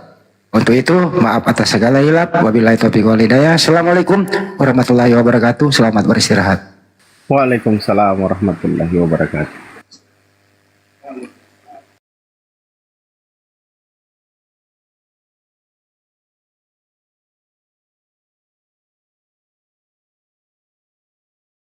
Apa nggak Jadi masalah. memanjang. Nggak masalah memanjang juga itu. Kita ngikut saja. Karena Iya. dipotong sedikit. Tujuannya apa? Untuk peralatan dan segala macam. Artinya disekat gitu kan. Lalu baru di sininya tuh jadi ini kiblat. Wah, kita ngomong kayak gini nih, Oten nih kepanasan yang melihat. Wow, Masya Allah, gereja kayak gini bagusnya, tidak dihargai oleh pengikutnya. Mak. Tap layar teman-teman, tap layar. Masya Allah. Iya. Koyongnya ini api gereja gitu, kok nggak ada yang mau hadir. Jadi bukan perkara bagus tidaknya bangunan. Kalau barang palsu macam mana lah Bang P? Betul, iya. Barangnya barang palsu, ajaran palsu, macam mana lah? Kalau palsu mungkin keras sekali Bunda, imitasi aja. Oh, imitasi. Terima kasih Pak Guru, terima kasih banget. Nah itu Bang jadi studio tuh Bang, coba kantor merangkap studio, keren kan? Wah, selawatan dulu Bang P, selawatan. Iya, selawat. Nah ini loh, coba kantor nenek-nenek. Buat studio Bunda, buat studio. Nah iya, jadi kameranya dari depan sini supaya nampak bangunannya itu. Acak Bang P.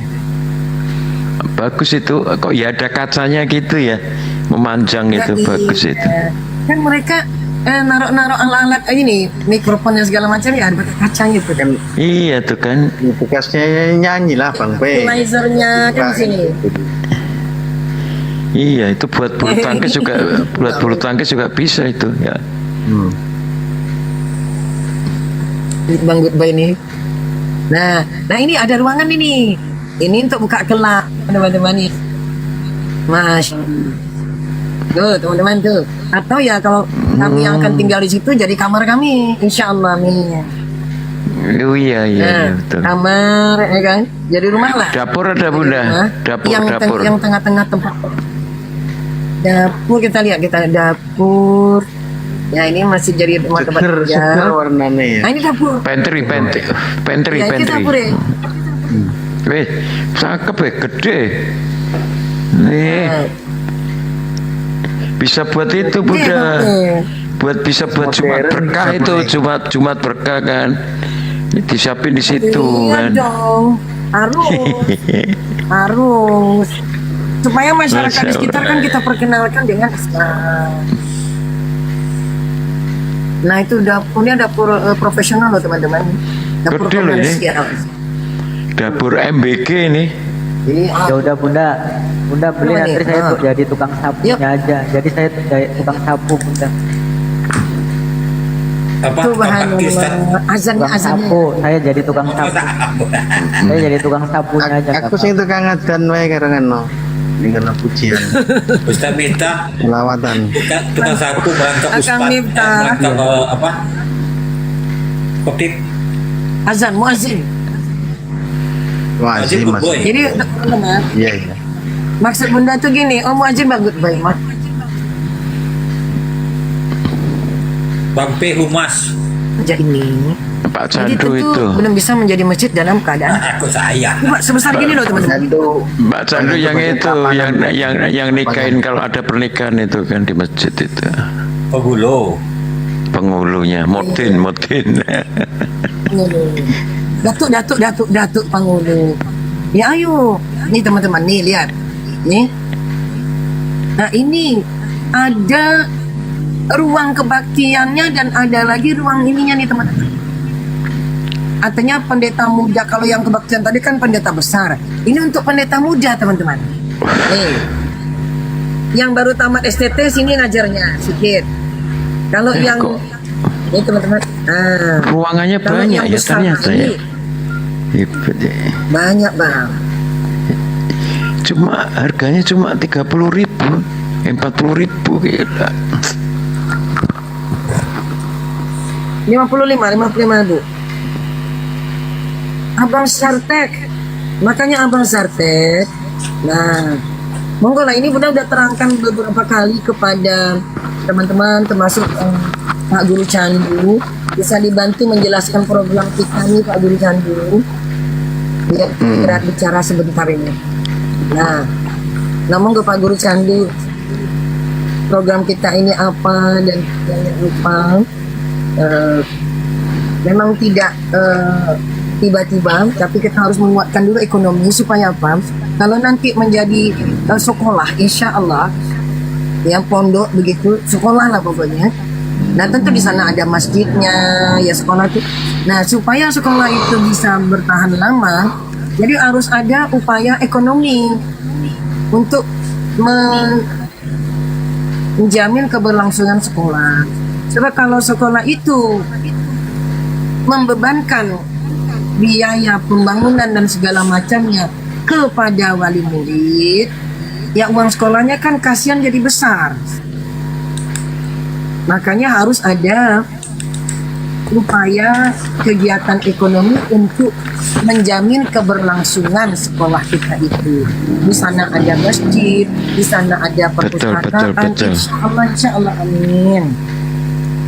Pelan-pelan. Kayak wisata religi gitu ya Bunda ya. Ini Mbak Rina, Mbak Rina itu suka ke situ tuh kayaknya, tentang properti juga. Iya. Mbak Rina, oh iya, daerah ini. Mbak Rina daerah penumpang. Itu dekat saya tuh Bunda. Oke.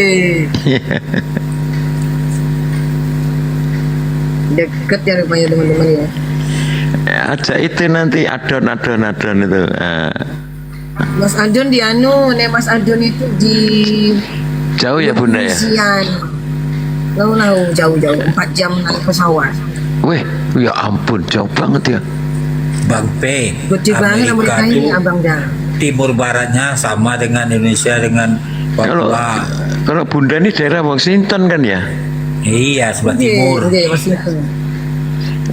Yang tadi yang dijual daerah mana itu Bunda? Yang dijual tadi daerah mana Bunda? Ohio. Itu jauh dari Washington. Bagian tengah Amerika, Ohio. Bagian tengah. Ini guru geografi ini. Geografi luar biasa. Pokoknya pakai yang ada tajam-tajamnya, ujungnya pena itu yang diputar gini. Temu nanti itu. Panjang lebar Apa namanya alat matematika itu? Jangkar. Bukan yang dibuka lebar yang satu. Kartu kan yang ada di kapal-kapal itu. Itu kapal jangka, tak pakai R. Iya. Itu kan yang di kapal-kapal. Jangka. Oh iya kalau jangka iya. Jangka. Bang P, panjang lebar Amerika itu dari pantai barat ke timur itu 5.000 km sama dengan Aceh Papua itu.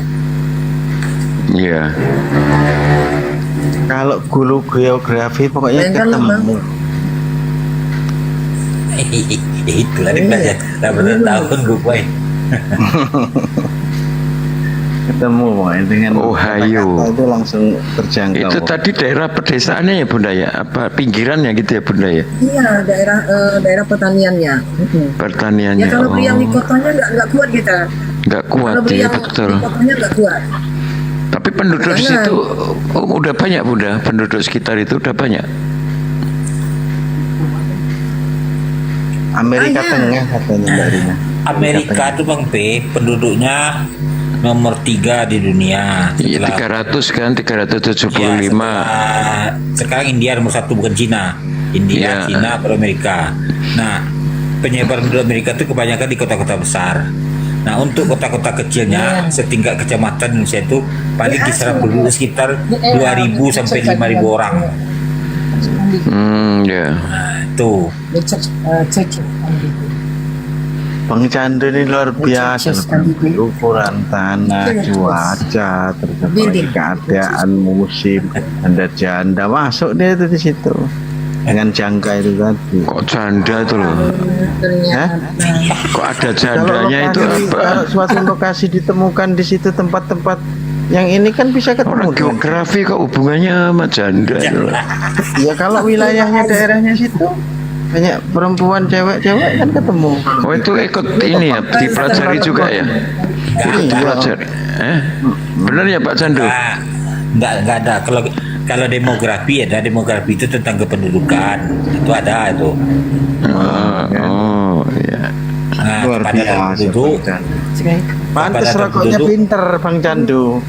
2, 3, 4 ya di Samsu. Ketawa kan. Ini ada satu pertanyaan nih Bang P. Kenapa pertumbuhan makanan tidak bisa mengejar pertumbuhan penduduk? Apa Bang Candu? Iya karena kan pertumbuhan penduduk kan deret ukur, pertumbuhan makanan deret hitung. 100 untuk Bang P. Itu. Itu kan kelas 3 SMP itu. Biar dari SMP ada, tapi SMA lebih mendalam. Terus ini Assalamualaikum. Ini Romo sudah sampai nih teman-teman. Romo. Ayo Pak Ustadz. Waalaikumsalam warahmatullahi wabarakatuh. Ahlan wa sahlan. Pak Ustadz. Kaifa halum? Thank you. I want question. It's good to be back here. I want question with you, Romo. I want to question with you. Silakan bertanya. Assalamualaikum. What is this wants to going Indonesia? Waalaikumsalam. Many people are saying what is this? Assalamualaikum to you. Once going to Indonesia. Have you ever gone to Indonesia? Once pernah you- once have you visit- misalnya Bung Pei. Have you visit ever pernah. gone to Indonesia? Not yet. The closest I have come to Indonesia. Not yet, not yet. Not yet. Why? Indonesia. Why, Hal yang Mister? paling Why? dekat yang saya pernah hal yang paling dekat yang saya pernah mengunjungi Indonesia adalah And it's not very close. More like this than this is California.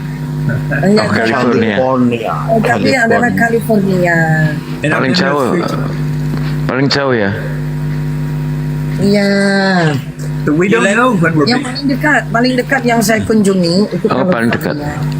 You like to Indonesian, Romo? You like to Indonesian? Ya iyalah, orang istrinya Indonesia kok, gimana sih? When will you visit Indonesia? Belum pernah, not yet. Kapan mau ke Indonesia? Don't know. Don't know katanya. Udah tahu. Oke. Mohon maaf. Kalau makanan Indonesia yang paling disuka apa? Nah, kami akan tiba di sana loh, yang kata Romo itu, Masya Allah. Insya Allah. Insya Allah. Inshallah is right. Okay. I don't know if the first time we come to Indonesia would be as a visit, or the first time we come to Indonesia would be to move there. I don't know which it will be. Tidak tahu apakah akan berkunjung saja atau akan memang pindah. Selamanya lah gitu ya. Iya. Bunda, tolong ngomong ke Bunda. Jangan pindah. Jangan pindah, nanti gereja nggak jadi dibeli. Oh iya.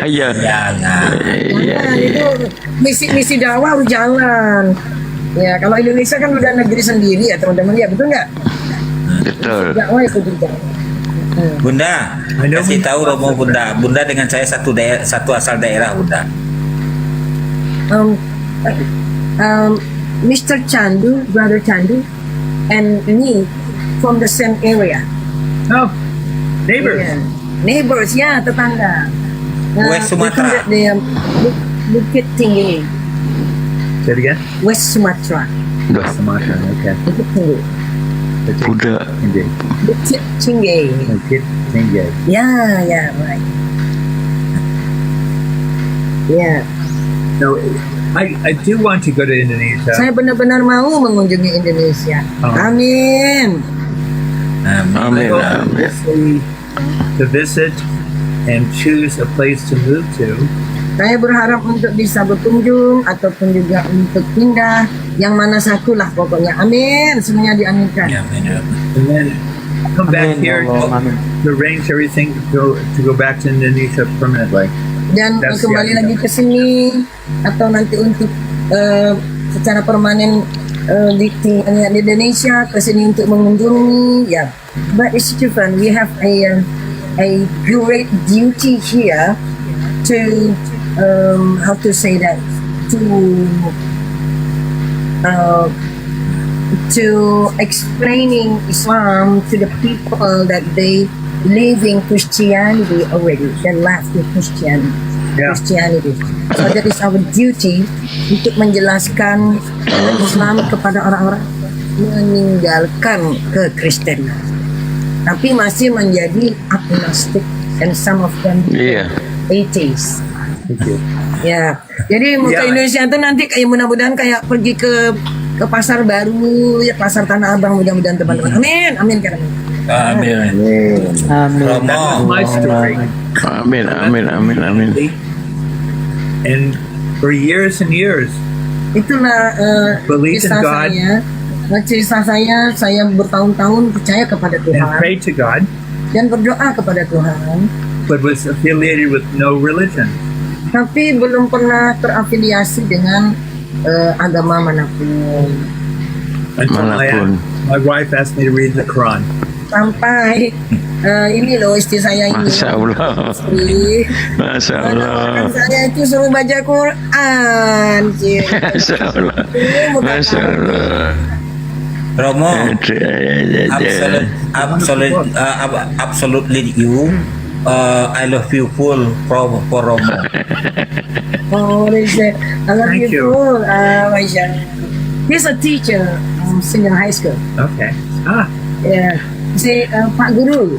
Pak Guru. Yeah, I mean, Pak Guru Mr. Chandu, Pak Guru Mr. Chandu. Do you teach Rokoknya di at Samsung. do you teach at a Muslim school? Apakah Anda mengajar di sekolah Muslim saja? No. Kebetulan Islam semua di tempat saya, Bunda. Enggak, maksudnya negeri kan, sekolah negeri. Sekolah malah. negeri. Pemerintah. Saya public school. Good. Good, kata.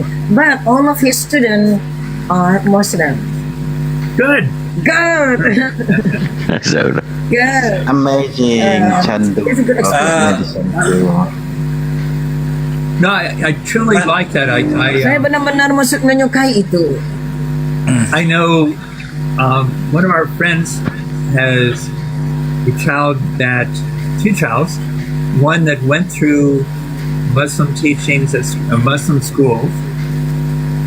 Started out in public, then switched to Muslim, and his sister did the same, but changed to Muslim schools much earlier in her life. In fact, I think she just graduates this year from high school. Anyway, a Muslim school, and this is probably a terrible thing to say, I think is too, what's the word? One-dimensional. Ntar aku terjemahin bahasa Jawa ya, pakai Jawa ya. I'm talking to him. Ya, saya itu pernah berkenalan, pernah mempunyai teman yang dia adalah guru. Saya senang kalau berteman dengan seorang guru, kata beliau. Tapi udah lama tuh saya nggak terkomunikasi dengannya lagi. Gitu. So, long story short, jadi kisah yang panjang yang coba saya persingkat adalah I believe in Islam, saya percaya dalam Islam. but I don't want that to be such a huge emphasis that you miss out on life. Tapi saya tidak menginginkan. What do you mean you don't want to be huge emphasis?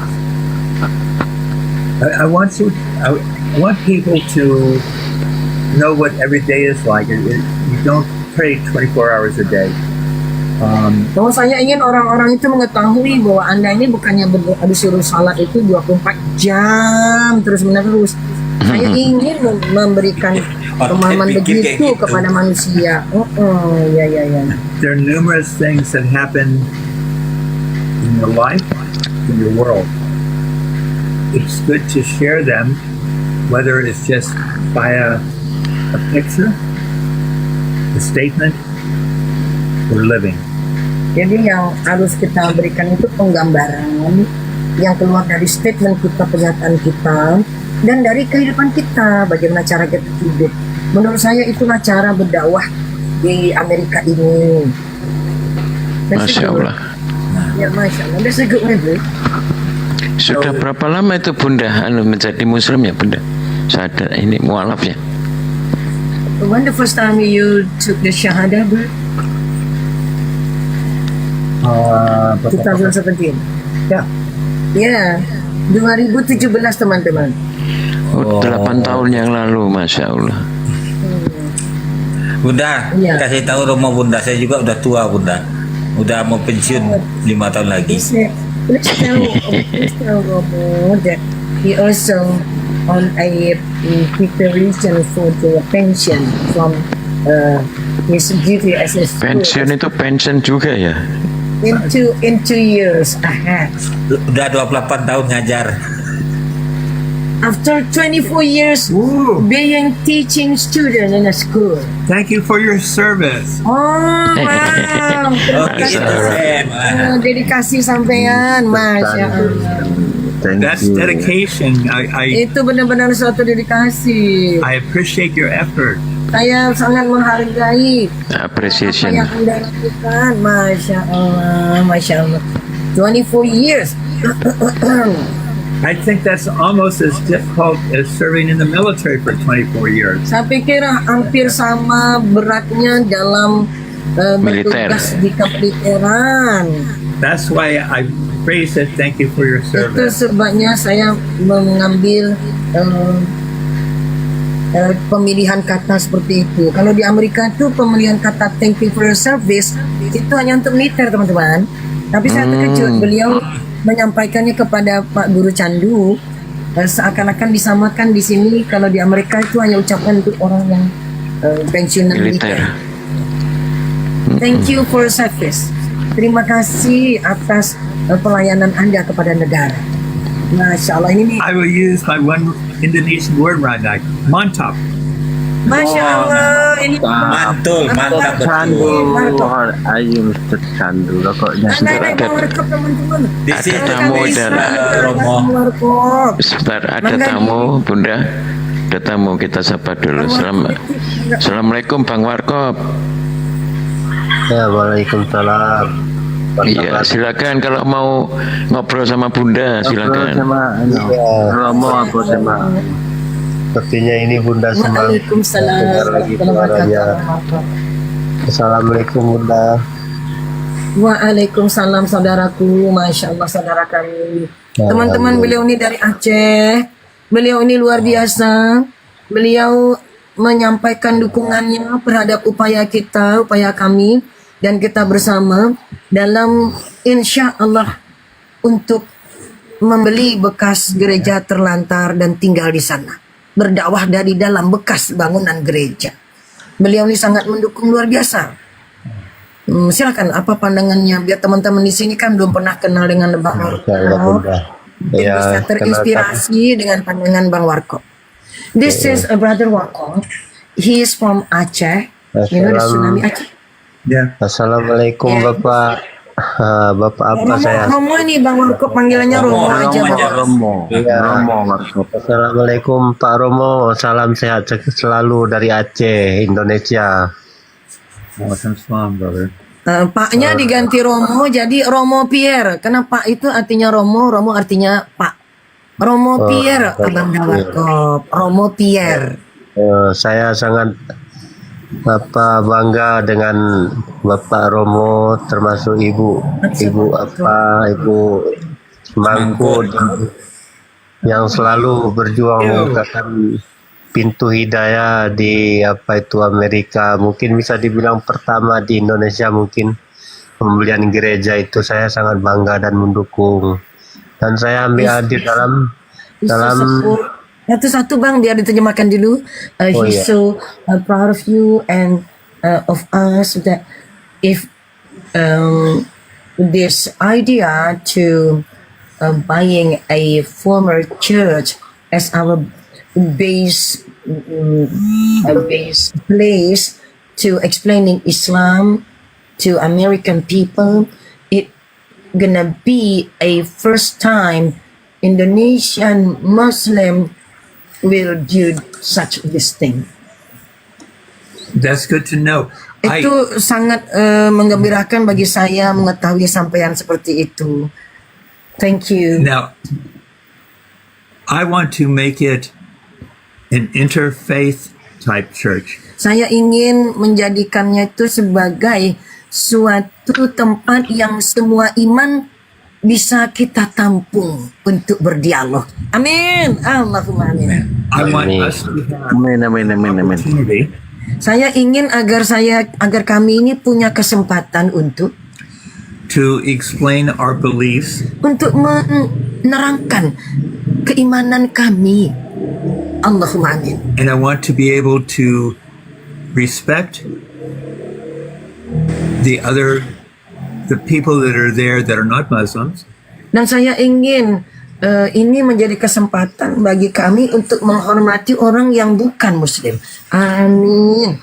But also have an opportunity to explain why we feel we are the true religion. Dan juga untuk mengekspresikan bagaimana perasaan kami bahwa kami ini benar-benar memegang agama yang lurus. Amin. Allahumma amin. Amin. Masya Allah, amin, amin, amin. Anyway, I just wanted to come by Ngomong-ngomong, saya cuma mau singgah mampir saja sebentar and say hello again, untuk menyampaikan hello pada teman-teman semua. but I'm going to run now. Tapi saya akan buru-buru untuk kembali ke aktivitas. Thank you for inviting me Terima kasih telah mengundang dan menerima saya di sini, into your conversation. masuk ke dalam pembicaraan Anda. Thank you, Romo, thank you.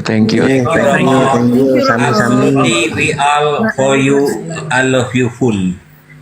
Oh, Masya Allah. Thank you. My heart is beating. Terima kasih. Ini buat jantung saya berdetak-detak. Romo, semoga sehat selalu Romo. Amin, amin, Romotia, amin. Ya, Romo mau istirahat mungkin dia udah capek Romo. Bunda ada ya. Bunda. Saya nih agak susah ketemu sama Bunda sepertinya Bunda. Iya. Ya, Dan memang Bunda saya tidak sering-sering hadir, Bang. Lama Ya, Bunda ini tidak hadir, Bang. Ya, Soalnya- ini udah lama tidak hadir. Iya. Soalnya saya kadang-kadang udah capek cari-cari Bunda di room mana kan bisa ketemu kayak gitu. Masya Allah. Apalagi saya memang kurang ngerti kali masalah TikTok nih. Kadang-kadang asal nyelonong aja entah kemana-mana kan. Masuk motel nanti bang. Sering tuh makanya saya udah masuk langsung keluar kayak gitu. Karena nggak tahan saya mendengarnya kan.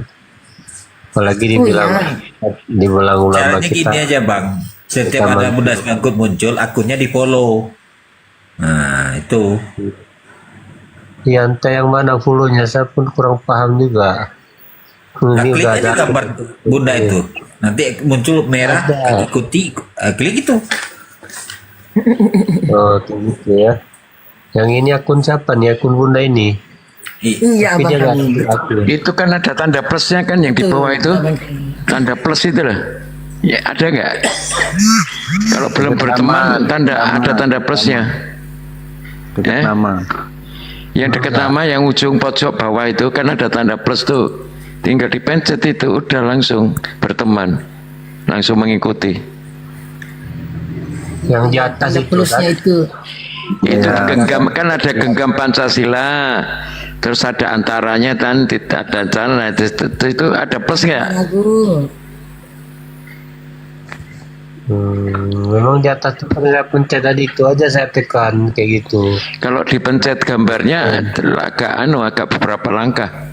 Kalau itu langsung tinggal pencet plusnya itu loh. Oh, ada tanda tambahnya, Bang. Abang Dawan. Ya tanda tambah. Sampai hilang itu, sampai hilang. Kalau hilang ya berarti udah berteman, udah diikuti. Kalau nggak ada. Oh iya betul sekali. Jadi teman-teman gini, Abang Warkop ini punya pesan berkaitan dengan pembelian gereja. Silahkan Bang disampaikan Bang. Ya, saya cuma ini nitip pesan itu karena saya belum tenang lagi Bunda sebelum hajat saya sampaikan dulu. Ya takut soalnya kan. Sepertinya itu, memang silakan. yang hajat saya nih tidak seberapa. Cuma itu hati saya saja. Soalnya saya pingin juga seperti saya bilang, saya nggak mau jadi penonton kayak gitu di dalam perjuangan para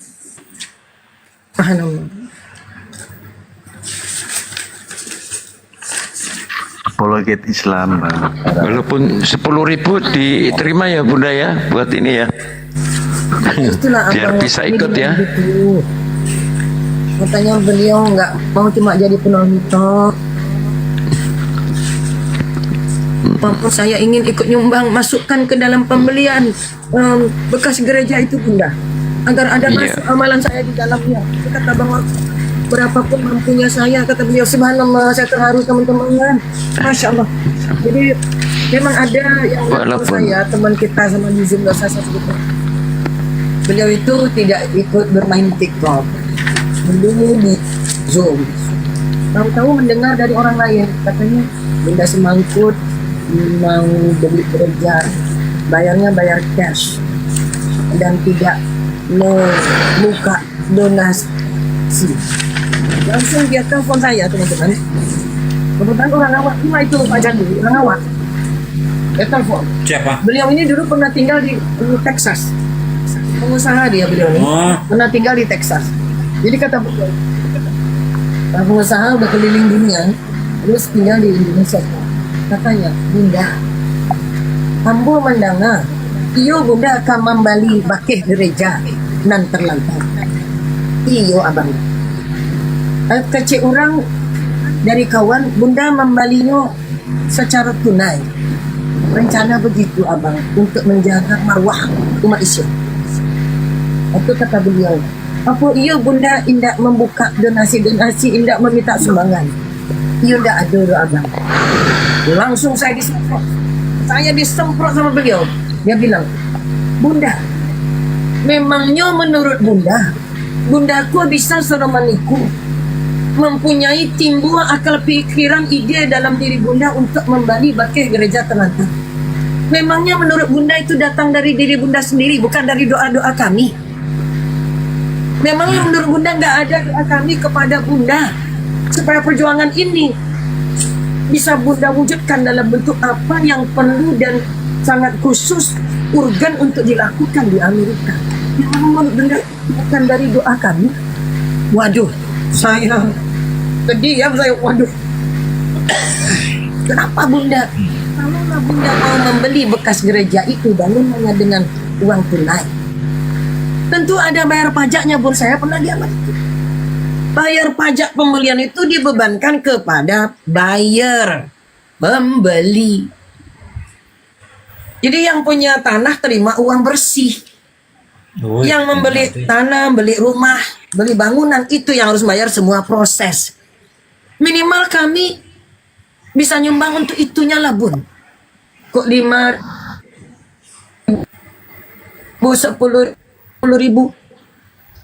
tolong hargai juga lah kami, Bun. Jangan Bunda ini mau beramal sendirian. Sudah jelas kami tidak mungkin mau tinggal di Amerika. Sementara ada dakwah yang sangat urgen di Amerika. Bunda kan memang ditakdirkan oleh Allah di sana. Masa kami tidak bisa ikut beramal sama Bunda? Bunda mau sendirian aja. Waduh, saya disemprot. Emangnya Bunda bisa beramal seorang saja lah ya lo serman itu. Tidak butuh Bunda barakat. Banyak barakahnya. Kalaupun bangunan gereja Bunda bayar dengan tunai, minimal paganya lah kami membali paganya, Bun. Kalaupun juga itu tunai, minimal bayar pajaknya kami lah, Bun. Masukkan iti dari kami, Bunda, dalam upaya Bunda itu. Kalau memang niat Bunda untuk membeli gereja itu sudah dalam niat untuk membayarnya dengan dana dari Bunda sendiri, oke. Kami namanya niat Bunda suami istri kami nggak bisa ganggu. Tapi Bun, pajak-pajaknya Bun, biarlah kami ikut bayar. Apa ali namanya itu Bun, biar kami ikut bayar. Oke, bangunannya dari Bunda, oke, kami nggak ganggu, oke, kata beliau. Pajaknya, itu ambo tengok gambar-gambarnya itu kan banyak yang indak bapaga do, Bu. Aku dari kami piti paganya masuk jo amalan kami, masuk juga lah amalan kami, Bun. Atau Bunda kan masa nggak mau nanam bunga di situ, nggak mau nanam sesuatu, bibitnya belilah dari uang kami, Bun. Masya Allah teman-teman, saya kejut digitukan itu. Ya, Masya Allah, Mbak Rina monggo matur nuwun, Masya Allah, Masya Allah. Terima kasih, mohon doanya selalu, inje.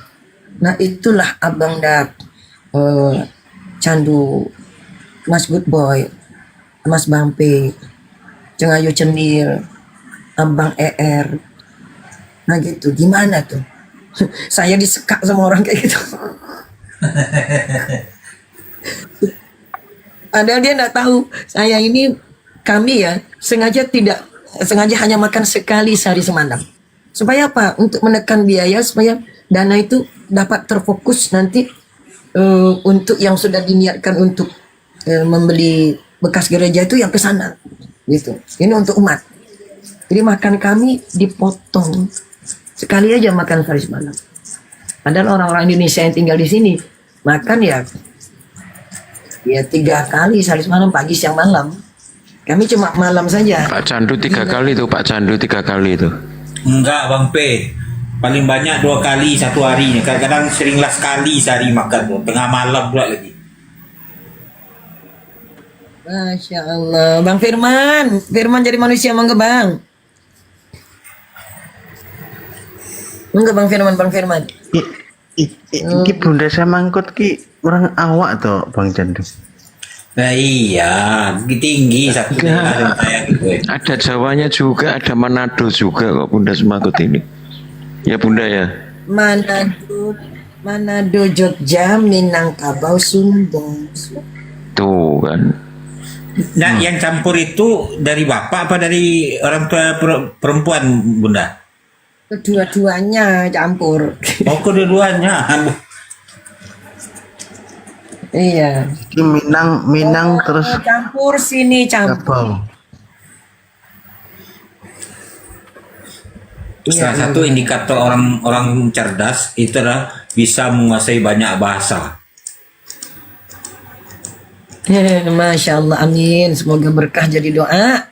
Semoga benar-benar jadi cerdas, amin. Bahasa Inggris, bahasa Arab, bahasa Minang, bahasa Sunda, bahasa apa lagi? bahasa Sunda, bahasa Jawa. Bahasa Jawa 5. Kayak itu ya, kayak Soekarno ya. Kalau tentang ketuhanan ya bahasanya bahasa kolbu. Itu harus diutamakan. Gitu. Ini Bang Good Boy ini loh.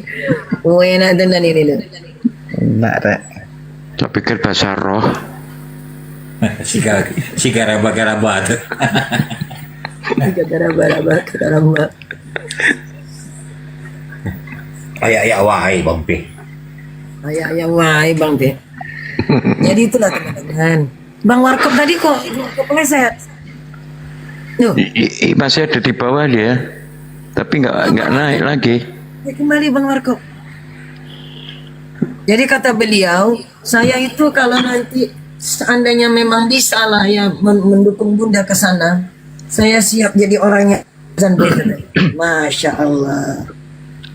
Teman-teman, kepada yang memang ingin berniat itu, nanti Allah kasih jalan, percayalah. Dalam artian mempersiapkan semua hal. Niatkan dari sekarang, persiapkan misalnya itu tadi, makanlah perbanyak makan buah yang ditanam di tetangga kan bisa dibeli lebih murah. Makan buah, kemudian makan kacang-kacangan, masak beras itu dicampur dengan makan kacang-kacangan. Contoh masak bubur kacang kedelai. Mikana naik Mikana asli nih, asli. Mana Mikana asli? Asli nih, naik Mikana.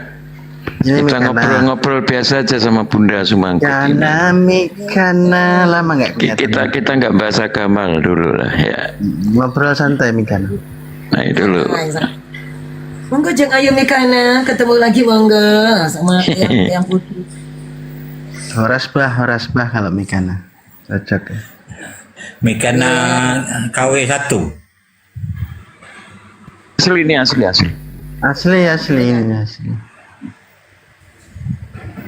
Mikana. Mikana gitu ya, sambung sekarang sama Bang Good Boy ya. Boleh. Nah, ini Mikana KW itu kalau berarti gitu lah. Yang orang Medan tuh kan. Itu tangganya Mas Bejo. Enggak, ini pengikutnya 23K kok. Pengikutnya 23K ini. Asli ini. Monggo, Jeng Ayu Mikana monggo ketemu lagi sama Bunda Semangkut. Ya. Ngobrol aja biasa. Ya kita belum sabar ya. Santai. Assalamualaikum Brodski. Waalaikumsalam warahmatullahi wabarakatuh. Iya, Masya Allah. Ya silakan kalau mau ngobrol sama Bunda silakan. Ya Bunda, Assalamualaikum. Waalaikumsalam warahmatullahi wabarakatuh. Sehat Bunda. Alhamdulillah, mohon doanya dan mudah-mudahan apa yang sudah kita niatkan untuk menjadi profesi baru, mudah-mudahan, amin. Yaitu perawat bekas gereja terlantar di Amin, amin. Amin. Bunda, saya pengen tanya Bunda. Iya, monggo. Kebetulan kalau di Indonesia itu kan banyak santri yang tahfidz lah ya, gitu. Terus kalau untuk prospek masa depan gitu, kalau teman-teman santri itu suatu saat bisa ngambil beasiswa di Amerika khususnya atau Eropa pada umumnya gitu, kira-kira prospeknya gimana Bunda? Oh, saya sebetulnya sudah menawarkan ini kepada Syuaib. Karena dari dulu sejak zaman Zoom saya sudah menyampaikan, dan sudah menganggap Syuaib itu keponakan sendiri kan. Saya tawarkan. Nah, apalagi dengan rumah sudah dijual ini Pak Candi. Kalau ada yang bisa, mungkin karena saya terlalu banyak yang mau diurus, coba hubungi lagi lah Pak Candu bisa atau Bang Miftah. Terus siapa bisa? Sueb, Bunda. Sueb, ya. Dulu kan dia tuh anak muda satu-satunya yang aktif. Ya setelah yang belum berumah tangga. Kalau Nandar kan udah berumah tangga. Kalau Sueb kan memang masih sarjana ting-ting lah ya. Betul-betul baru tamat waktu itu. Jadi saya bilang, nanti Bunda usahakan biar kamu dapat S2 dan S3 di sini. Dan sekarang regu saya itu siap untuk menjamin. Dan saya udah telepon waktu itu mamanya Suaib, tapi belum dapat tanggapan. Ya saya sedih ketika dulu saya janjikan dan ya sekarang saya bisa melaksanakan. Tahu saya telepon tapi nggak ditanggap-tanggapi sampai sekarang. Ya kan dianggap gimana ya teman-teman? Susah saya bicaranya. Bukannya mudah untuk mendapatkan orang mau menjamin kita sekolah S2 S3.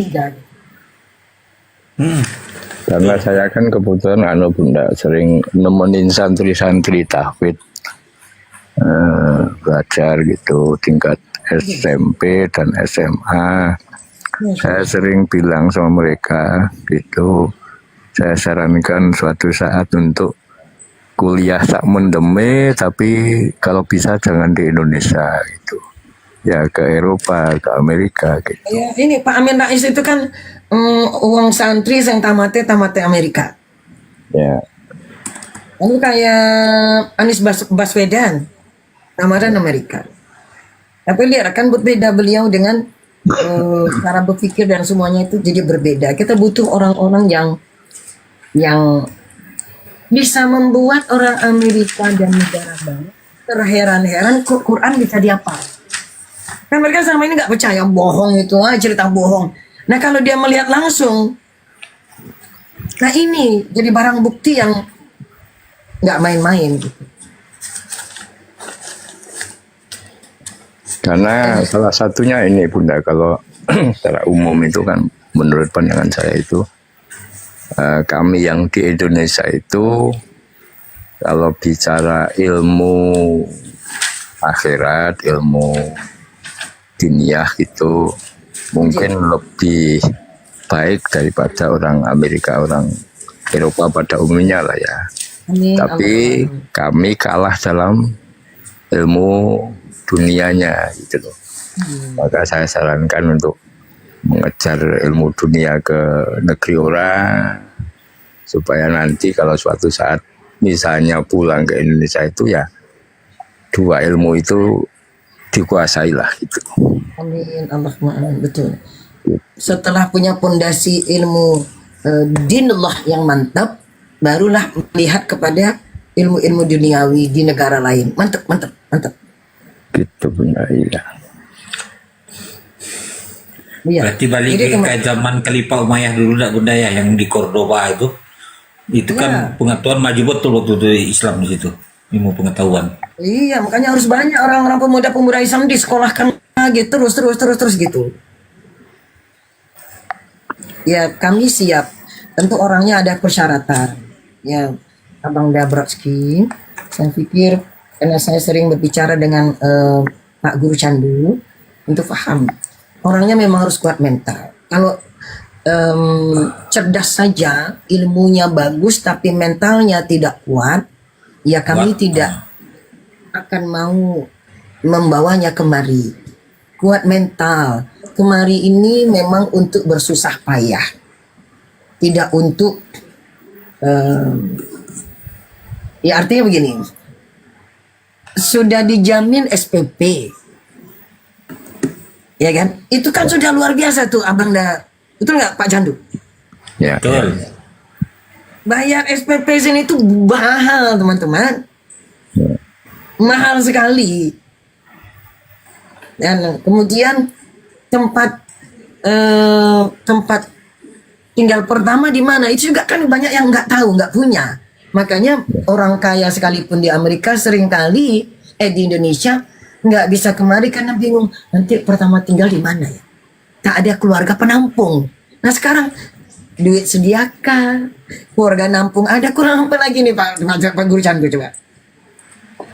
Tinggal kemauan dan mental tuh lagi dia ini kan. Nah itulah betul sekali. Betul sekali. Mental artinya siap kerja keras. Dan tentu tidak jauh dari bukan programnya, lupa teman-teman. Tangkum, ya bukan program ya, tangkum. Tangkumnya adalah agar orang-orang ini nanti bisa dakwah dan nafkah bersama Al-Quran. Dia berdakwah yang dapat menguatkan nafkah keluarganya dan bisa mengirim kepada keluarga di Indonesia. Nafkah untuk dirinya dan keluarganya di Indonesia. Jika perlu bisa membantu pembangunan rumah sakit Islam di Indonesia, membantu pembangunan di kampungnya, membantu pembangunan pondoknya. Subhanallah. Iya. Seperti itu. Siap. Nanti saya minta fallback ya Bunda. Siap. Malah ini kalau Bang P, Bang Good Boy, Pak Candu kan cuman bertiga tuh. Nah, ayo kita kuatkan kemari. Kenapa tidak? Ibarat kata akhir hayat kita digunakan untuk di jalan Allah. Bersama bahu-membahu. Caranya cuman sampai di sini. Di samping yang sekolah ya sekolah. Jadilah sebagai muslim yang baik sehari-hari. Itu sudah dakwah. Sebab orang sini nggak pernah. Mereka nggak pernah mikir gimana orang muslim ini ya. Kok sholatnya kok pakai bacaan tersendiri bahasa Arab pula ya. Puasanya pula 30 hari pula ya. Dia kira kita ini puasa tuh cuma nggak makan doang teman-teman. Tapi tetap boleh minum. Enggak kan yang nggak minum ya tidak berhubungan sama istri. Waduh, banyak kali pesan. Nah itu nggak terbayang oleh mereka bahwa kita bisa melakukannya gitu loh. Dalam pikiran mereka, kalau nggak minum nanti Anda dehidrasi. Masa Islam tuh begitu, kalau nggak minum Anda dehidrasi. No. Nggak pernah kami dehidrasi. Iya. Belum ada sejarah orang mati Ada yang puasa sakit Bunda. gara-gara puasa. Nggak ada. Ya jangan mati pun tak ada. Nah ini, jadi ini yang kita perlu berikan kepada mereka bukti. Ini loh kami ke jadi muslim kayak gini loh. Ini loh, itu teman-teman kita buktikan. Jadi kalau dilempar, saya membayangkan kalau misalnya santri menguasai dua ilmu pengetahuan itu gitu. Nanti pulang ke Indonesia gitu jadi menteri pendidikan, menteri BUMN tapi sudah tahu halal haram kayak gitu loh Bunda. Mantap. Betul. Terus sekali abangnya. Terus sekali. Dulu abangnya Brodsky ini akunnya apa namanya ya abangnya? Akunnya sih ini Bunda. Belum lama kok main TikTok Bunda saya. Ya karena dulu tuh ada abang yang juga dia beliau itu apa ya, guru, dosen ya, Pak dosen. Dia Pak dosen di Sekolah Tinggi Ilmu Agama, STIA. Nah itu.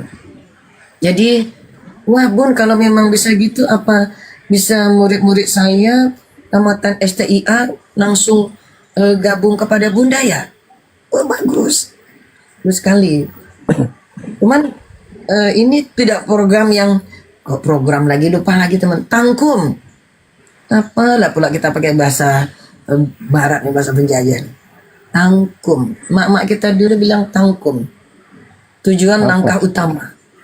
Tangkum itu langkah utama, tujuan utama dalam langkah. Jadi teman-teman, dia bilang begitu. Nah cuman jangan dianggap bahwa teman-teman kalau kemari itu senang-senang gitu. Kita satu akan insya Allah membeli bekas gereja untuk tempat gala kami. Ingat, sudah ada satu tadi dari abangda kita, yaitu abangda yang kita hormati bersama, yaitu abangda Unggul Sudrajat, Acong Gen Z, ya. Itu kalau ada gereja yang di bawah 1 miliar Bun, saya siap untuk membelinya dengan saya niatkan nanti diibahkan menjadi masjid. Sudah 2 teman-teman. Sudah 2, amin. Sehingga kapan saja tiba saatnya orang-orang Indonesia itu melancongnya kemana? Ke Amerika. Ngopo? Ndelok bangunan gereja yang tak tuku wingiane. Mau nengok bangunan gereja yang saya beli dulu. Keren apa? Keren banget. Merubah paradigma cara pandang dalam melancong. Melancongnya melancong dakwah.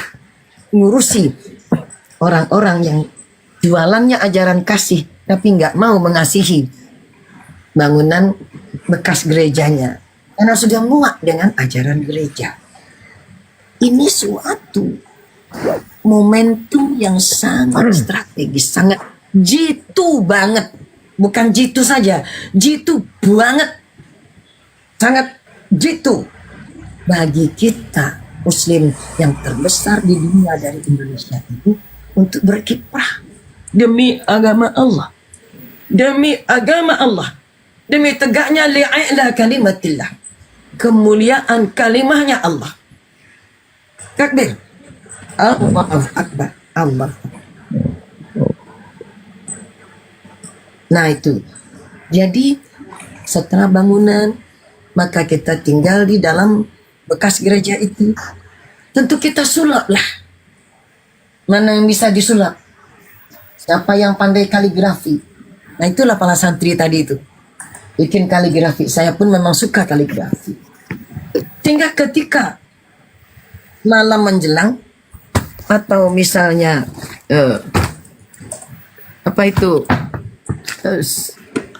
siaran, masing-masing siaran TikTok, siaran untuk rekam masuk ke YouTube. Isinya apa? Yang satu siarannya di pojok sebelah sana. Kayak yang tadi kita bilang itu, Pak Guru Candi. Satu siaran pojok sini. Tapi dari backgroundnya nampak, kok ini bangunannya kayak gereja nih. Tapi kok yang ngomong kok pakai basmalah, pakai ayat-ayat Allah, bicaranya tentang Islam. Itu akan menjadi suatu pukulan sangat telak kepada kekristenan di sini dan di dunia.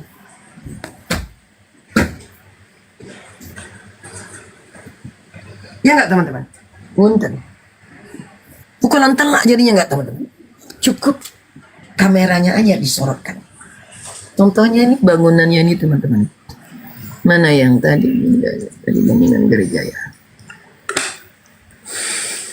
Ah ini contoh teman. Contoh. Ini di bangunan di daerah ini teman-teman. Ini Philadelphia. Nah, nama agennya Pennsylvania. Disingkat PA. di kota Philadelphia. Ini contoh teman-teman. Nih, kita lihat dalamnya kayak apa nih. Ini bangunan gerejanya teman-teman. Wow. Dalamnya nih. Kalau Pennsylvania itu kan tidak jauh tempat Bunda, di selatan Washington itu kan, bagian timur arah ke Florida.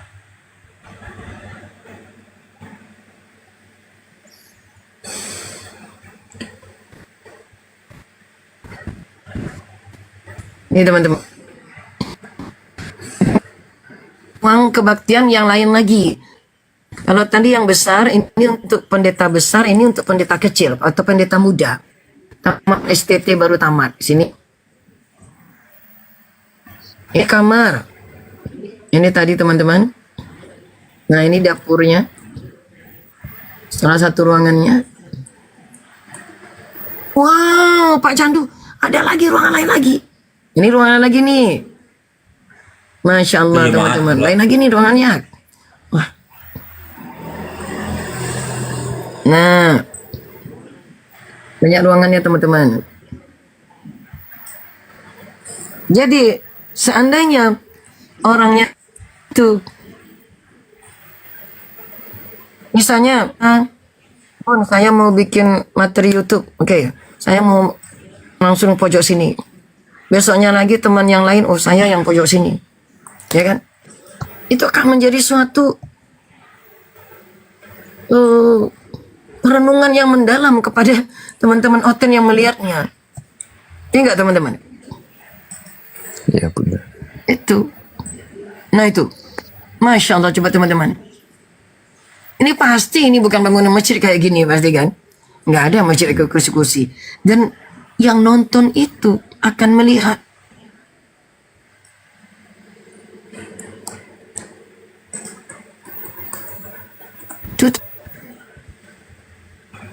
nah ini kan ruang kebaktian besar namanya teman-teman. Besar. Kalau ini tidak klasik sebetulnya. Kursi-kursi yang satu orang ini perorangan ini bukan klasik teman-teman. Nanti ini sudah bangunan yang kalau yang klasik tuh yang kayak tadi itu Pak Candu yang langit-langitnya itu berbeda. Kayak yang mana itu tadi? Yang ada bangku panjang putih tadi itu Bunda. Betul-betul. Nggak lupa pula kita di mana tuh tadi.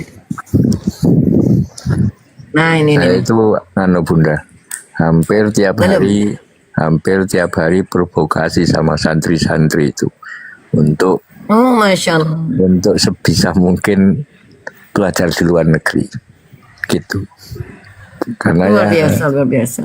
Salah satunya juga tidak bisa berharap banyak terhadap sistem pendidikan di dalam negeri, dan memang faktanya juga kita kalah dengan luar negeri ya, makanya tapi syaratnya yaitu tadi selesaikan tahfidnya, selesaikan pelajaran diniyahnya, baru nanti